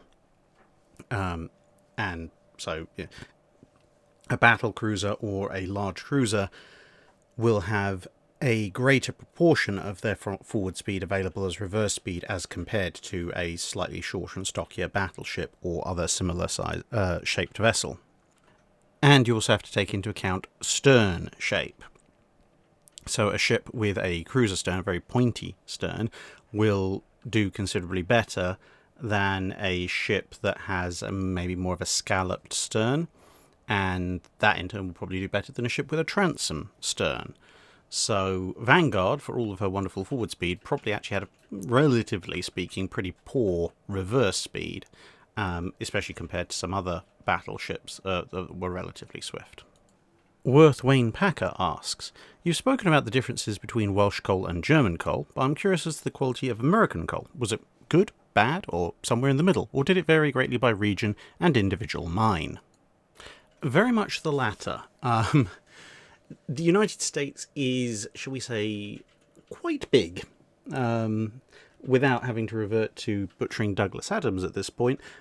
If you exclude Alaska and Hawaii, which are off doing their own thing, if you look at the main bulk of the United States, it's just a little bit over 2,500, between 2,500 to 2,600 miles across, east to west, roughly, a little bit wider in some places, a little bit narrower in others, and about 1,200 miles north to south. Now, for comparison, last week I flew to Gibraltar, and Gibraltar is pretty much about as south as you can get and still be in Europe. Obviously flying from London.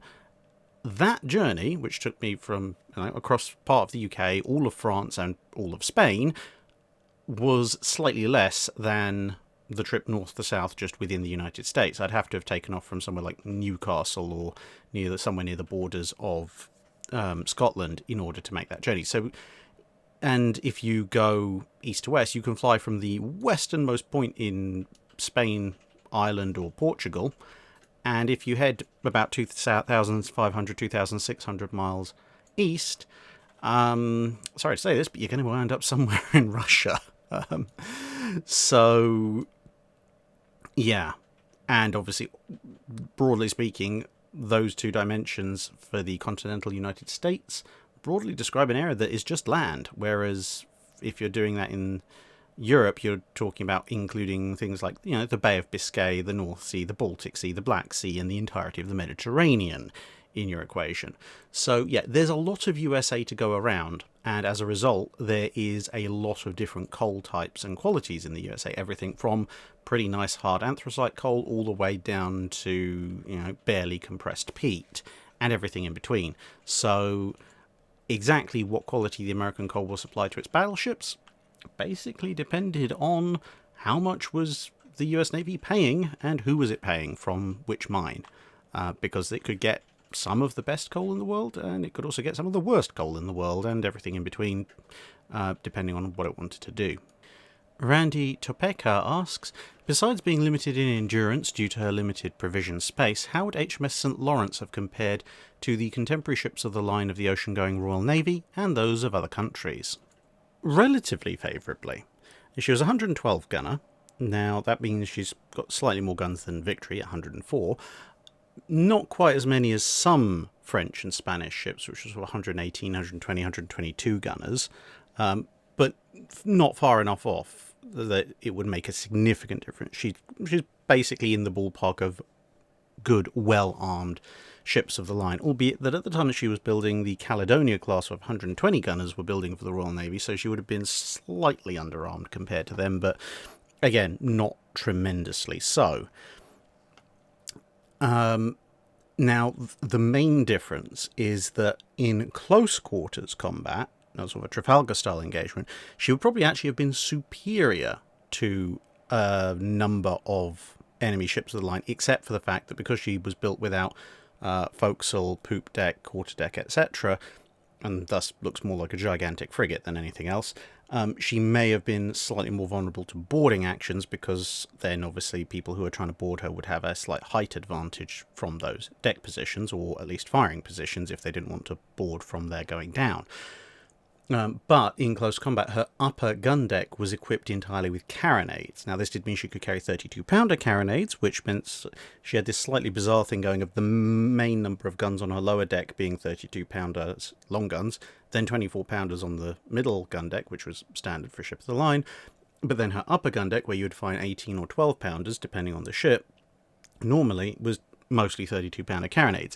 So this means that at short range, she actually has a significantly heavier broadside than most ocean-going ships of the line. But, as USS Essex would find out to her cost, if you do end up in a slightly longer range gunnery duel, a more traditional two lines of battle blasting away at each other, she may find herself in a position where her 32-pounder carronades either can't reach or aren't doing a tremendous amount of damage as compared to long 18-pounders on the other side. So a little bit of swings and roundabouts if you took her into battle, but otherwise, there's enough variation in various ships of the line that are available in the early 1810s that she would have slotted comfortably into that lot, and especially with British battle tactics trying to get in as close as possible, she would have done pretty well. Herr Fußschwangsager, I think, asks, what was the protocol for changing codes or codebooks for the different navies in World War I and II, especially for ships on station far away from home? It could vary quite a bit.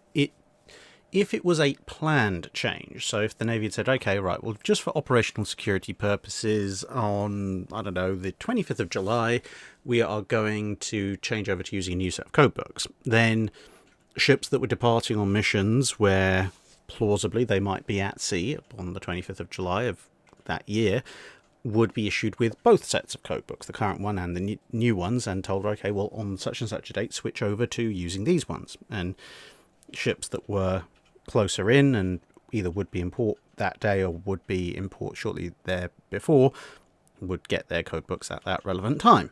So that's one way of doing it. Obviously, if ships are operating out far away from home for extended periods of time, such as, say the Pacific campaign, where a ship might be basing out forward ports like Ulithi and Espiritu Santo for quite a long time, then those books would either be flown out or transported out by some other manner to those forward bases where ships could be issued with them. You generally wouldn't take a big stock of new code books directly to the front line if you could at all avoid it for obvious reasons.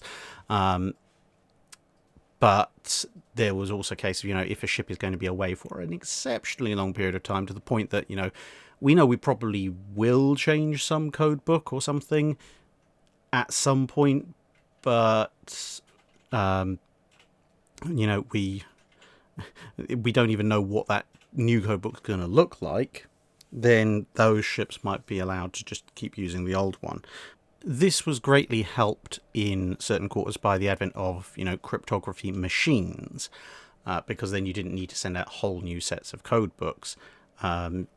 For certain cryptography machines, you could just send out the new settings at the beginning of each day or the end of the previous day, and obviously encoded as well, and then those settings would just allow you to switch over to what was effectively a brand new code book or form of encryption, either every day, every week, every however many times you wanted to change things.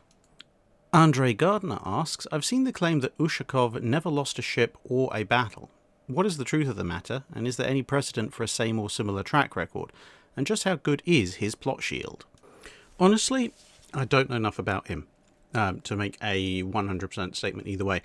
I can quite easily believe that he never lost a battle as an admiral, or a battle was never lost under his direct command. There are a number of other admirals, such as Admiral Lee, who can claim that kind of level of success.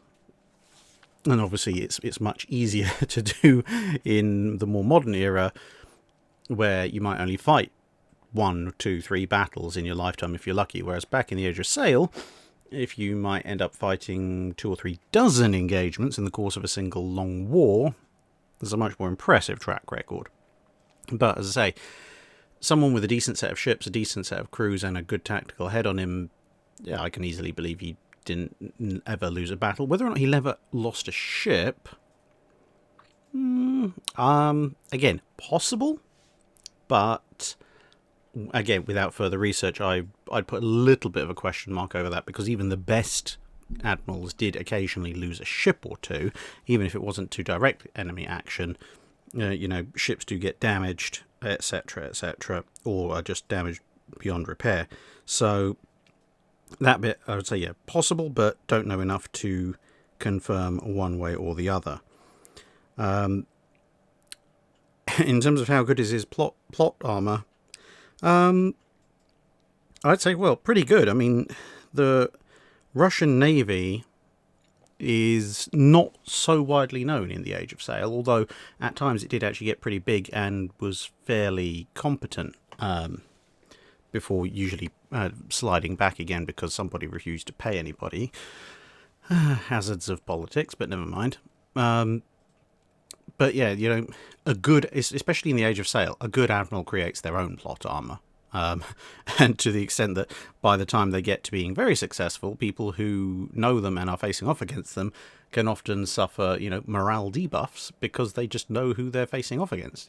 At Trafalgar, a lot of the French and Spanish forces were significantly low on morale simply because they knew they were facing off against Nelson. So I can easily see, somebody in the Mediterranean or Black Sea, if they're told Ushakov is coming, he hasn't lost the last 2 dozen battles, going, oh, great, well, I don't think today is my lucky day. Mr. V asks, would you consider the draw or possibly Texan victory at the naval battle of Campeche to be more of a matter of luck by the sailing ships, or just a matter of better leadership and crews against the Mexican steam-powered ships? I'd say in some ways, actually, if anything, it shows the advantages and disadvantages of the different kinds of armament that were present at the time. So if you look at the overall fit-outs of both sides, the Texan squadron had considerably more guns than the Mexican squadron. Now, fair enough, the Mexican squadron's guns were considerably larger, centered on 64 or 68 pounder shell guns, whereas the Texan squadron's guns, sort of the heaviest things they had in any significant numbers, were 24 pounder long guns. But and this is where I think everything begins to show a little bit, that kind of armament, whilst it might be useful in armoured ships of this size, armoured sloops and frigates and so forth, it's not actually that useful on an unarmoured vessel. And this is one of the sort of misnomers that goes around about the Battle of Campeche. The two Mexican sloops were not ironclads. They were iron-hulled, so they had a modicum of protection, but they did not have iron armour. And I think this is really what kind of tipped the battle against them, because if they'd had any significant amount of iron armour, and to be honest, against 24-pounder shot and below, even a couple of inches of iron probably would have done the job, then they could have sat there quite happily and used explosive shells to just wreck the Texan ships gradually. I mean, they didn't have that many of them because they had very few guns, as I say, but they could have eventually pulled it off. But they didn't have armour, and as a result, what you ended up with was this weirdly sort of, I wouldn't say, it's not a one-sided engagement, but it's a very different engagement in that the Texan ships take a fair bit of structural damage from the heavy shell guns blowing holes in them, but there aren't enough of those shell guns to, actually do critical damage. Conversely, the greater number of guns that are being fired by the Texan squadron means that they're inflicting more individual casualties. And obviously, without armour, those balls are going to be going through the iron sides of the ships, the Mexican ships, which it will create iron splinters and such, which is not good for your health generally. And that's why both sides withdraw, because basically the Mexican squadron has a few too many casualties to be very happy about the situation, and the Texan squadron withdraws because, hanging around for much longer in battle, and you may very well end up with this sort of slight problem of, sinking. But overall, since on paper the Mexican squadron had an advantage, some people will call it a Texan victory.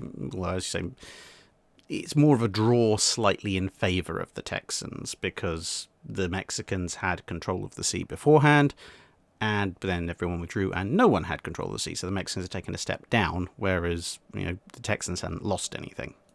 Eric J. Van Dooting asks, is this a workable idea or just plain crazy? A navy wishing to gain an advantage in a night surface action versus an opponent that possesses radar, let's say the Japanese Navy during the Guadalcanal campaign, would put one or more disposable ships at the lead of their column with large corner reflectors mounted to intentionally return an abnormally large radar signature.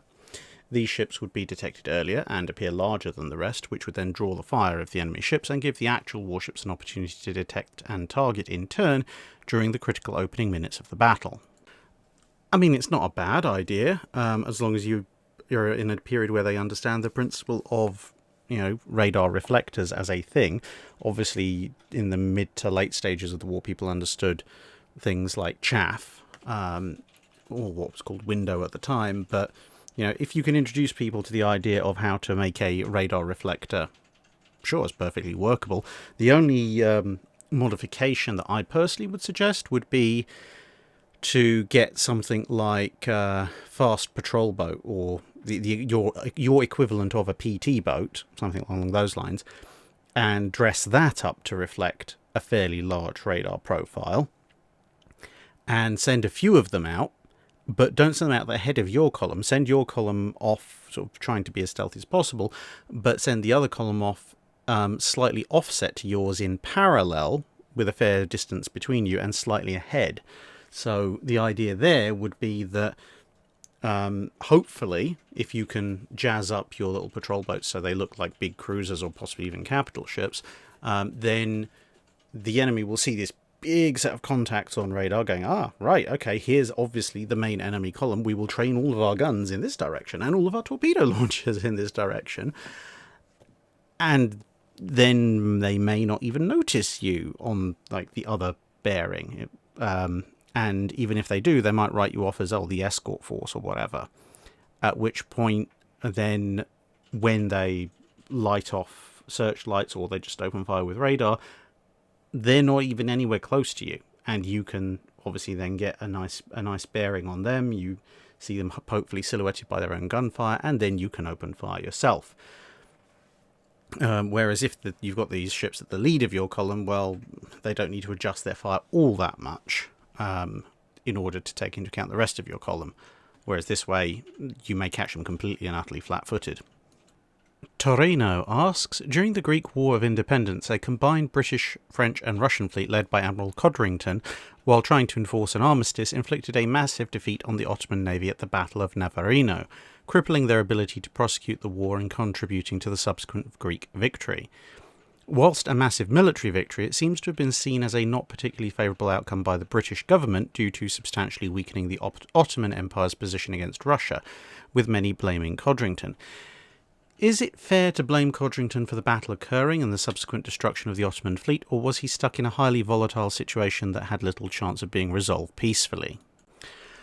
Codrington himself certainly thought that a military showdown was inevitable, and to be fair, you can kind of see his point, because, yeah, the British and the French did not want the Russians to expand at the expense of the Ottoman Empire. The problem they had was that with the Greeks in revolt, and the Russians in support of the Greeks, if they did nothing, then Russia would probably go to war with the Ottoman Empire, ostensibly in support of the Greeks, and possibly even genuinely, but also, not so coincidentally in support of their own expansion efforts. And the British and French analysis was that Russia would probably win that conflict and therefore expand its territory quite considerably. Since they didn't want that to happen, they kind of sort of browbeat Russia into joining them in an alliance, because then, as the two greater partners in the alliance, they could dictate what the goals of the alliance were, and they managed to sort of expand the Russian Empire to establish autonomy for Greece, which, it does weaken the Ottoman Empire somewhat, but it doesn't weaken it as much as the Russians invading would have. So, it's the lesser of the two weevils, as you might say. Then they send Codrington with a squadron, and other French and Russian ships show up later on to help as well, to enforce this policy, because of course the Ottomans weren't interested in a policy where they had to give autonomy to the Greeks. They thought, it's part of our internal affairs, we'll crush them and everyone else can go away. The Greeks, of course, were perfectly happy to get anything they could other than vassal status, so when the treaty came through, they're like, yeah, sure, or okay, we're not entirely independent of the Ottoman Empire, but we have autonomy within it, we'll take that, because that's better than what the Ottomans themselves were offering us, and the Ottomans just said no. So Codrington tried to effectively force the Ottomans into accepting the treaty by means of blockade and hampering their naval squadron's ability to operate. And, well, you can kind of see from the Ottoman perspective as well, perhaps they didn't necessarily appreciate how much of a threat Russia was, or maybe they thought they could beat Russia. Turns out, spoiler alert, they couldn't, a bit later on in the century. But for various understandable reasons, they were trying to continue operations in Greece. And I can't see any situation where a very determined large power like the Ottomans was ever going to back off, even against a notional combined British, Russian, French alliance, without some form of hostilities. The exact nature in which the Battle of Navarino broke out is still a little bit under dispute, and to be fair, Codrington did issue orders to his ships saying do not fire unless fired upon. I suppose it basically comes down to when he sailed the fleet into the bay and set himself right in the middle of the Ottoman forces, was that a deliberate provocation, or was that an attempt to enforce by kind of shock and awe what he had previously been trying to enforce by slightly subtler methods? And I suppose, ordering your forces to go and anchor in the middle of the enemy fleet, as opposed to in perhaps a more tactically advantageous position on the one flank of the enemy fleet, possibly indicates that he was at least hoping that this show of force would result in not having to fight. So I'd probably come down just about on the side of they gave Codrington a task which which probably could only ever have been ended by gunfire, and then tried to tell him not to end it by gunfire. So yeah, it wasn't really much chance of resolving it peacefully. And then, shockingly enough, it broke out into gunfire. I don't think Codrington, on balance, I don't think he went into Navarino Bay that day deliberately trying to provoke a fight. He probably knew one was going to happen at some point, but I don't think he desperately was looking for one. Andrew Waite asks, to what extent were the jamming issues that the quad turrets in Prince of Wales and King George V suffered during the pursuit of Bismarck solved later in the war on surviving King George V's, and did French quad turrets on the Dunkirks and Richelieus suffer similar problems? They were largely resolved by the mid-part of the war.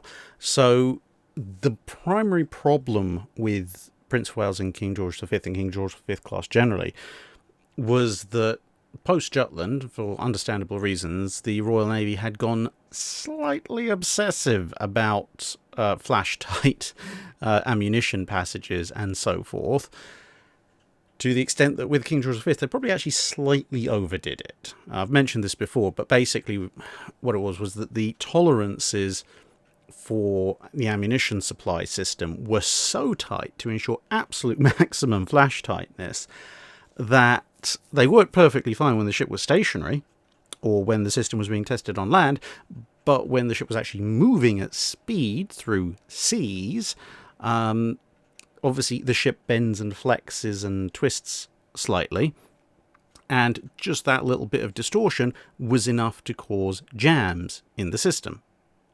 Because you're talking about movements of a fraction of an inch, or even a fraction of a mil in some cases, or maybe a mil or so, and that was enough to cause problems with ammunition feed and thus guns going offline. There were also other issues with Prince of Wales, with inexperience and so forth. But after the Battle of Denmark Strait and the chase of Bismarck, they looked at the systems, they realised what most of the problems were, and they did work to resolve them by, making it slightly less possible for that to happen. So that's why when you get the fight against Scharnhorst with HMS Duke of York, although there are some guns that miss salvos, the majority of those are due to things like errors in drill, which affect pretty much any ship, any major capital ship engaged in a long-term firefight, and it's not so much, there's nowhere near the same level of problems that you get with King George V or Prince of Wales in 1941. As far as the French quad turrets on the Dunkirks and Richelieus, no, they don't suffer the same problems. They have completely separate problems, all of their own, especially the Richelieus. But again, those do get, for the most part, resolved over time. Primark 359 asks, I was recently reminded about, okay, I'm going to try and pronounce this, VBBSMYT' channel? Or VBBSMYT. I have no idea what that means, but go on then. Anyway, it has detailed animations about early torpedo mechanisms and their attendant shore batteries. Will there be a special on these early pre-20th century torpedoes? Beluga sinking aside, they seem like they would be problematic to operate, even if they are extremely steampunk cool with such things as pull cord powered torpedoes. Short answer is yes, at some point there will be a video about the developmental history of torpedoes, and yeah, it probably will have to be split into kind of earliest torpedoes up till probably something like World War One, and then World War One and World War Two covered separately. But, there are a bunch of other little series to finish off first. And yes, Carriers Part 3 and Destroyers Part 3 are coming. I'm still working on the Carriers script. I think you can get some idea of the complexity of some of those when you look at, for example, the more recent Ironclad video. I did up to Ironclads. Everyone's saying, yep, you should do Ironclads to pre-dreadnoughts. Well, there you go. An hour on the first 10 years out of about a 40 to 50 year period covering just one nation. There's a lot of stuff I need to do. But don't worry, torpedoes are on the list of things to do. Golf_2428 asks, what Navy man saw the most impactful changes through their Navy career? I think, to be honest, it's going to be very hard to top Admiral Fisher. And he's obviously most well known for what he did for the Royal Navy in the 1900s, but to put it in some perspective, okay, he was born in 1841. He was nominated to the naval service by the last surviving, at the time, Admiral Parker, who had been a captain under Nelson. And when he entered service, his first sea duty was on a 84-gun second-rate ship of the line, which took part in the Crimean War. Yeah, Fisher is a Crimean War veteran, pre-ironclad, almost pre-steam power. Calcutta herself, I don't think, actually was steam-powered. She was one of the sailing vessels. So Fisher's naval career went from sailing ships of the line to steam-powered ships of the line to ironclads, through broadside ironclads, central battery ironclads, turret ironclads, pre-dreadnoughts, and then, of course, he was instrumental in the formation of dreadnoughts. And then, by the time he died in 1920, he would have known about and possibly even seen HMS Hood.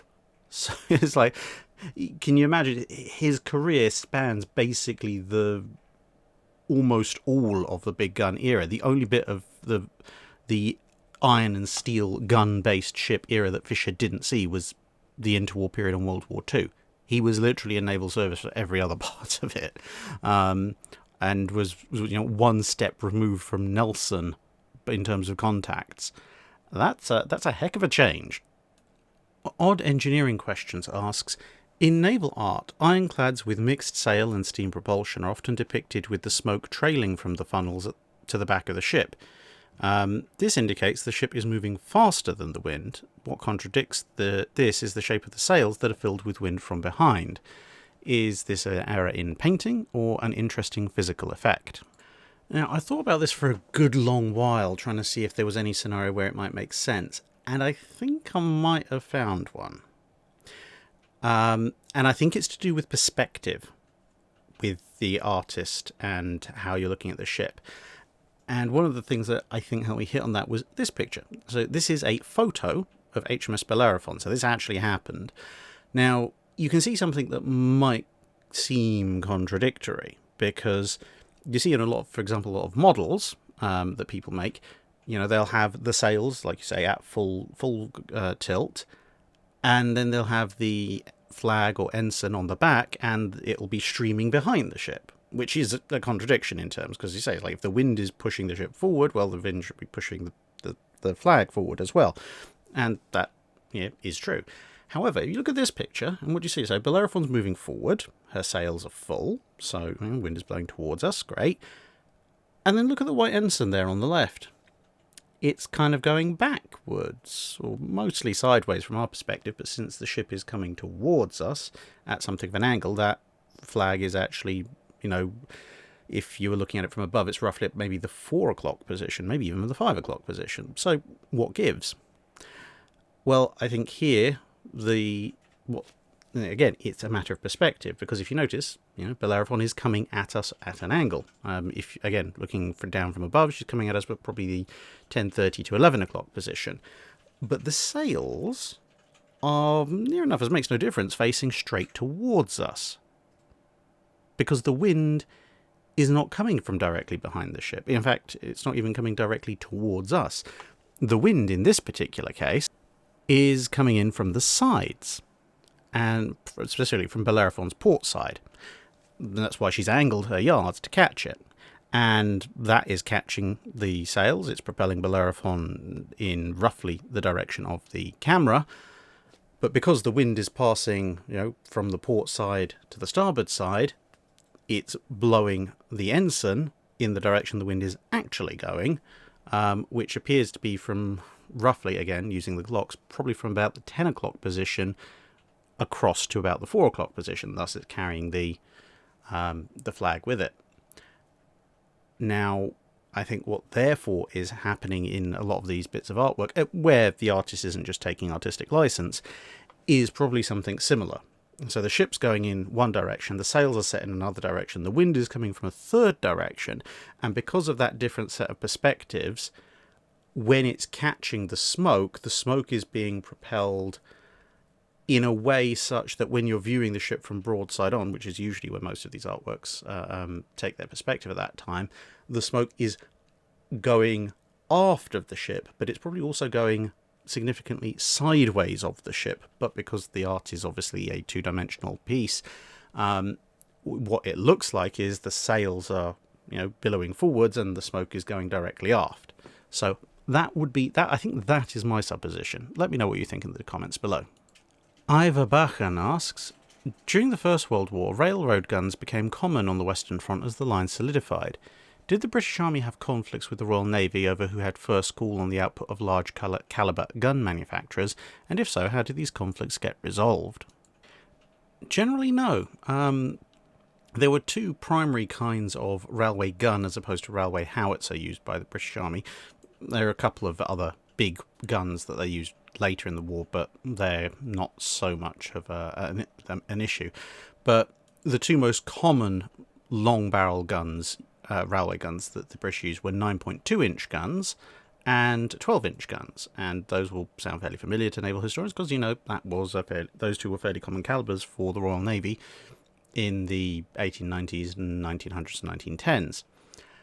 And the reason why there really wasn't all that much in terms of conflict was that, one, the British Army didn't go in for railway guns in quite the same way as some of the other nations that were involved in World War One, although there were a fair number of 9.2s.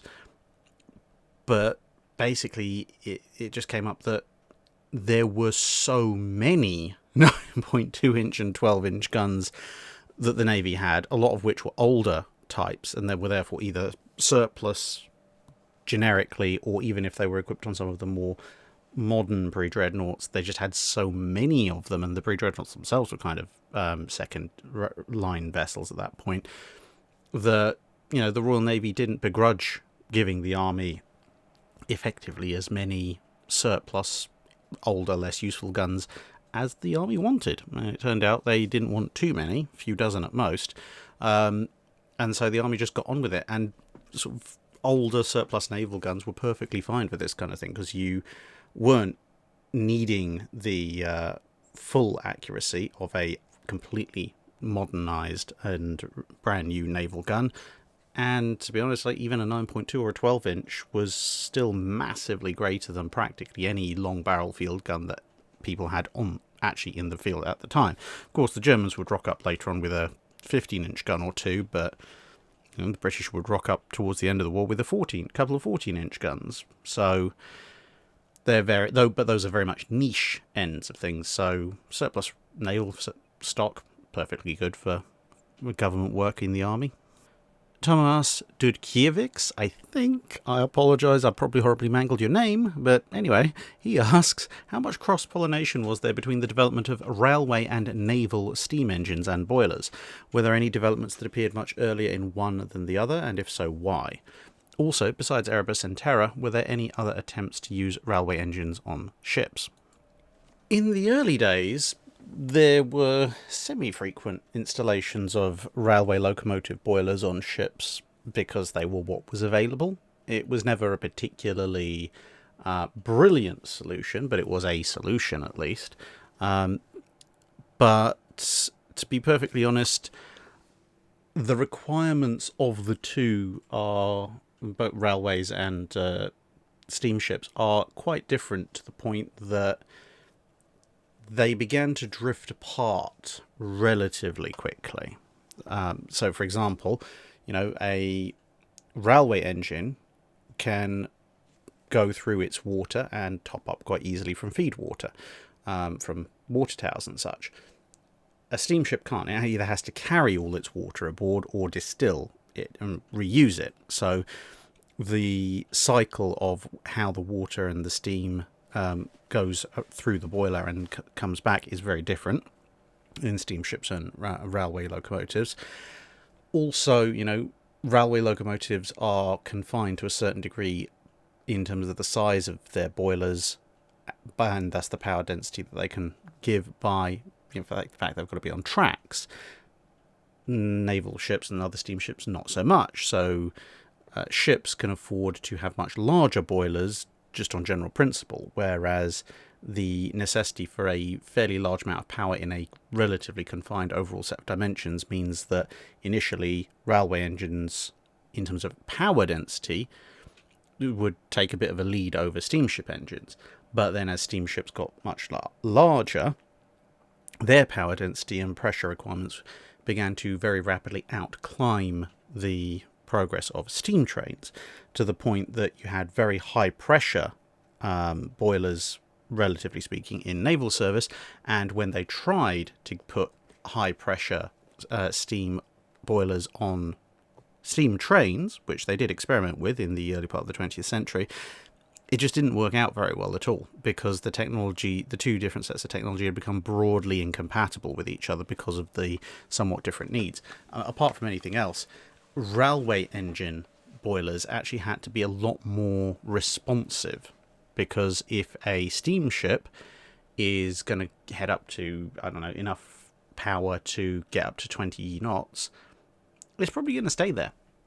And if it's going to get up to full speed, well, people accept it might take 5, 10, 15, 20 minutes to get there. And so on. And if it's slowing down, it's got plenty of time to slow down as well.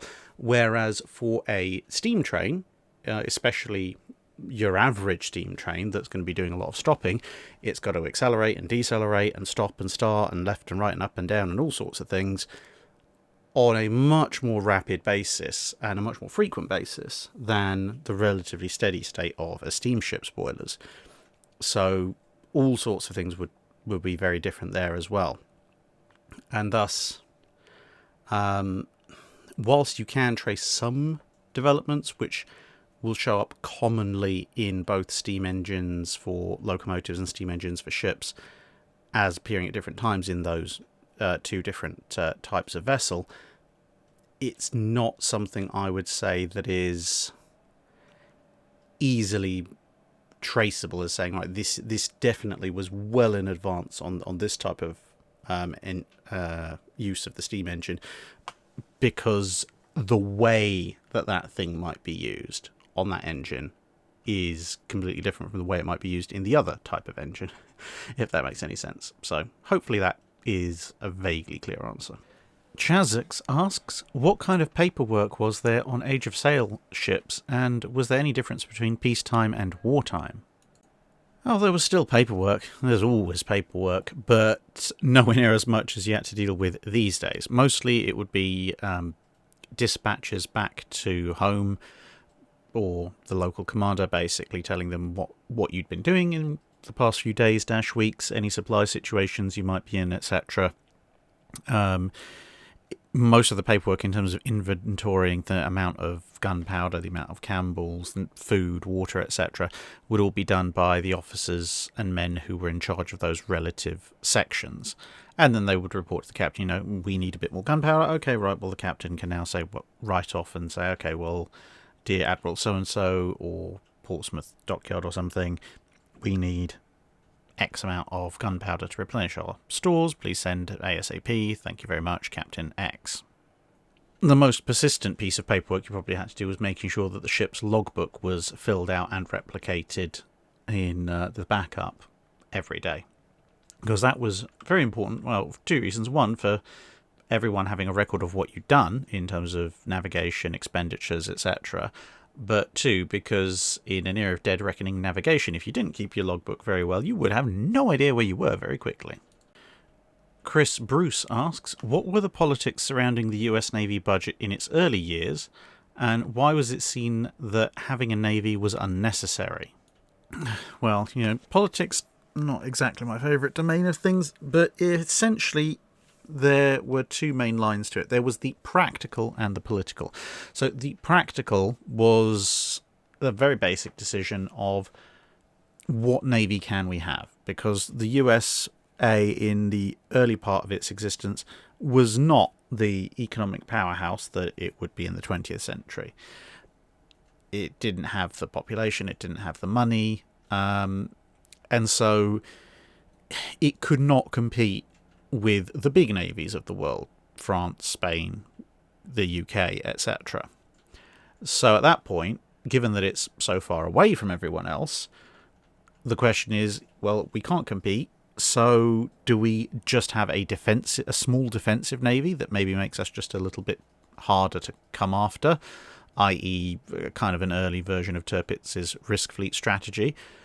Now, with various attacks on small fleets in harbour, that may not sound quite the wisest thing to do. Or do we just not have a fleet, save ourselves the money, and hope that no one comes after us, because we probably couldn't stop them if we wanted to anyway?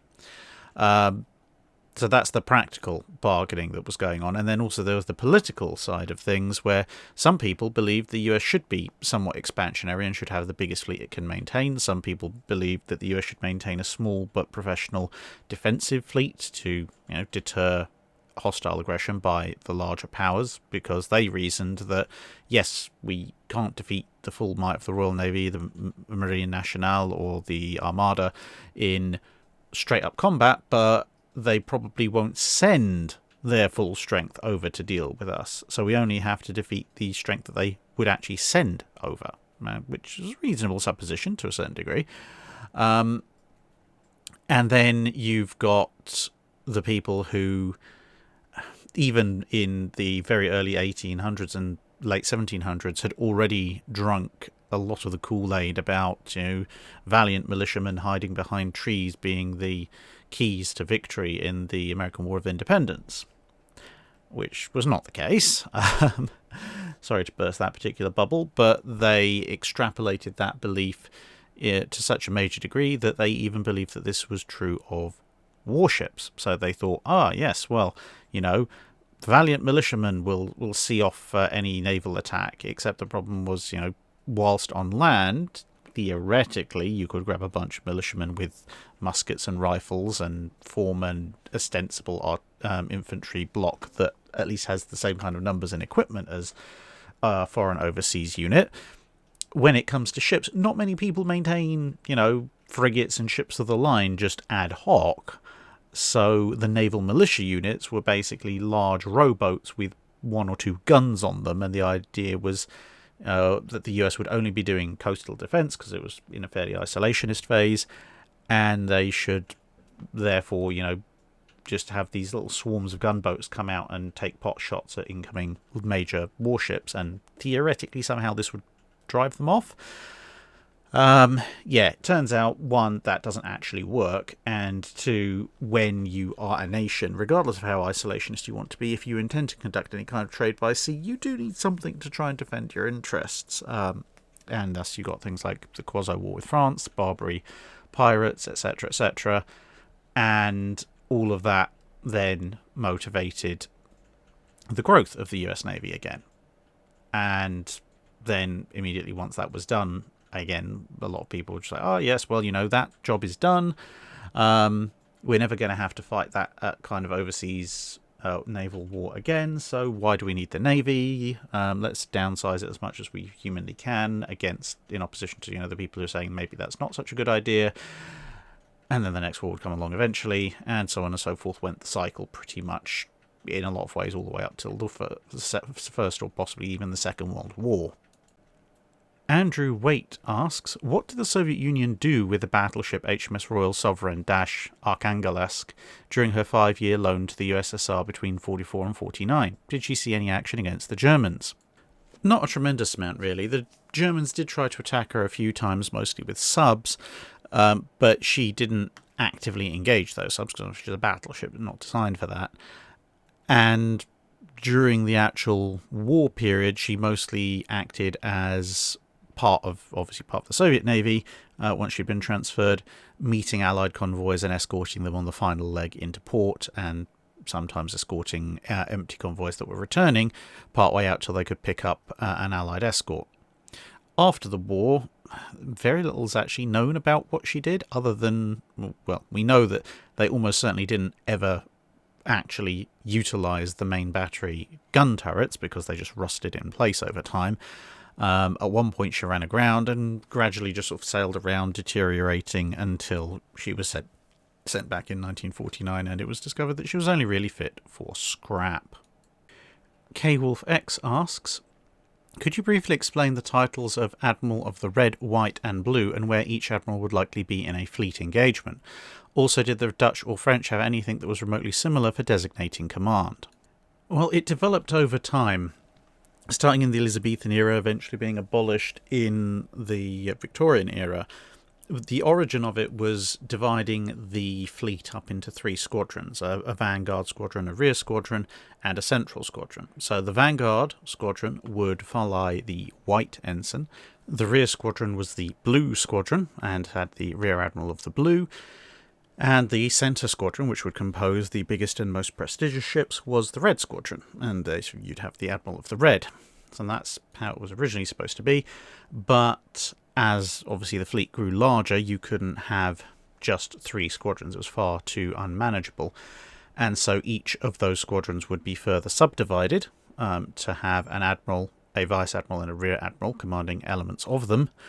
And then as time went on, and the fleet wasn't obviously sailing as one massive Gestalt unit the way that it did in, say, some of the Anglo-Dutch wars, they then moved on to just being kind of a rank-based system, and taking kind of from the order of precedence of the original arrangement, where blue, being the rearmost squadron, was the least important, then white, being the foremost squadron, was seen as the second most important, and then the main core of the fleet was the red squadron, so that was the most senior colour. And so as you can see, you'd have to start off an admiral rank as rear admiral of the blue, then progress to rear admiral of the white, then rear admiral of the red, and then you'd go back to blue when you got to vice admiral, work your way up, and then back to blue again when you got to admiral, and work your way up, in theory getting to admiral of the red, which was then later you have admiral of the fleet or lord admiral or lord high admiral as either ranks that were instead of Admiral of the Red or were superior to Admiral of the Red, depending on exactly what time period you were in. So back in the day, when the fleet was small enough to have the entire fleet and all its admirals present in a single battle, you would have, as I say, the blue would be in the rear, the white would be forward, and the red would be in the centre. But as time went on and it just became a mark of overall seniority of an officer, you could have a fleet engagement possibly commanded by a rear admiral of the blue. That might be a relatively small one. You might have an admiral of the white commanding a much larger fleet engagement, but he wouldn't necessarily have subordinate admirals to hand, and if he did, they wouldn't necessarily be of the segregated colours. You might have, say, a couple of vice admirals of the blue together with an admiral of the red, or an admiral of the white and a rear admiral of the red, something like that, just depending on who was available at the time. And finally, Pendon Harley asks, in December 41, the US Asiatic Fleet was built around a large and modern submarine force hampered by faulty torpedoes, as well as a small obsolescent surface force.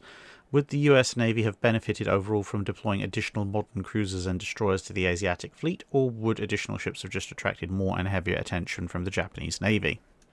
I mean, it might have delayed things a little bit, but overall, about the best benefit you could see would be maybe that it would leaven up ABDA command to a point that some of the battles like Java Sea might not go quite as badly for them, or they might even win.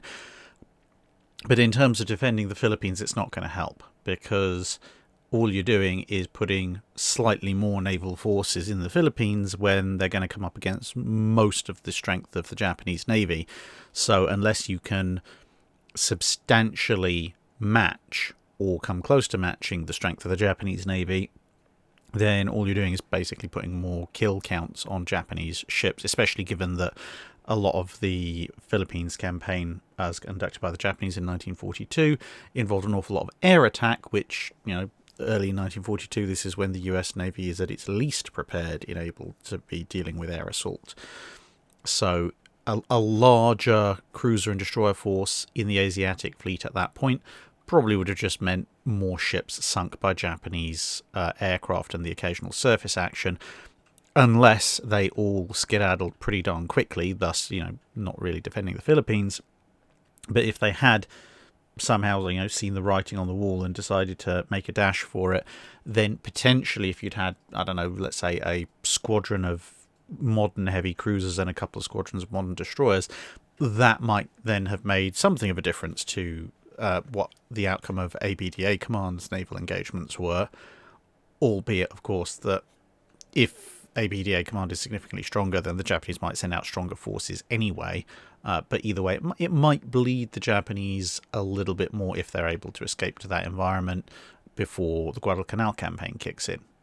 But you'd be hoping for an ideal outcome at that point, which I don't think is really something you want to bet on when it comes to the early stages of the Pacific campaign.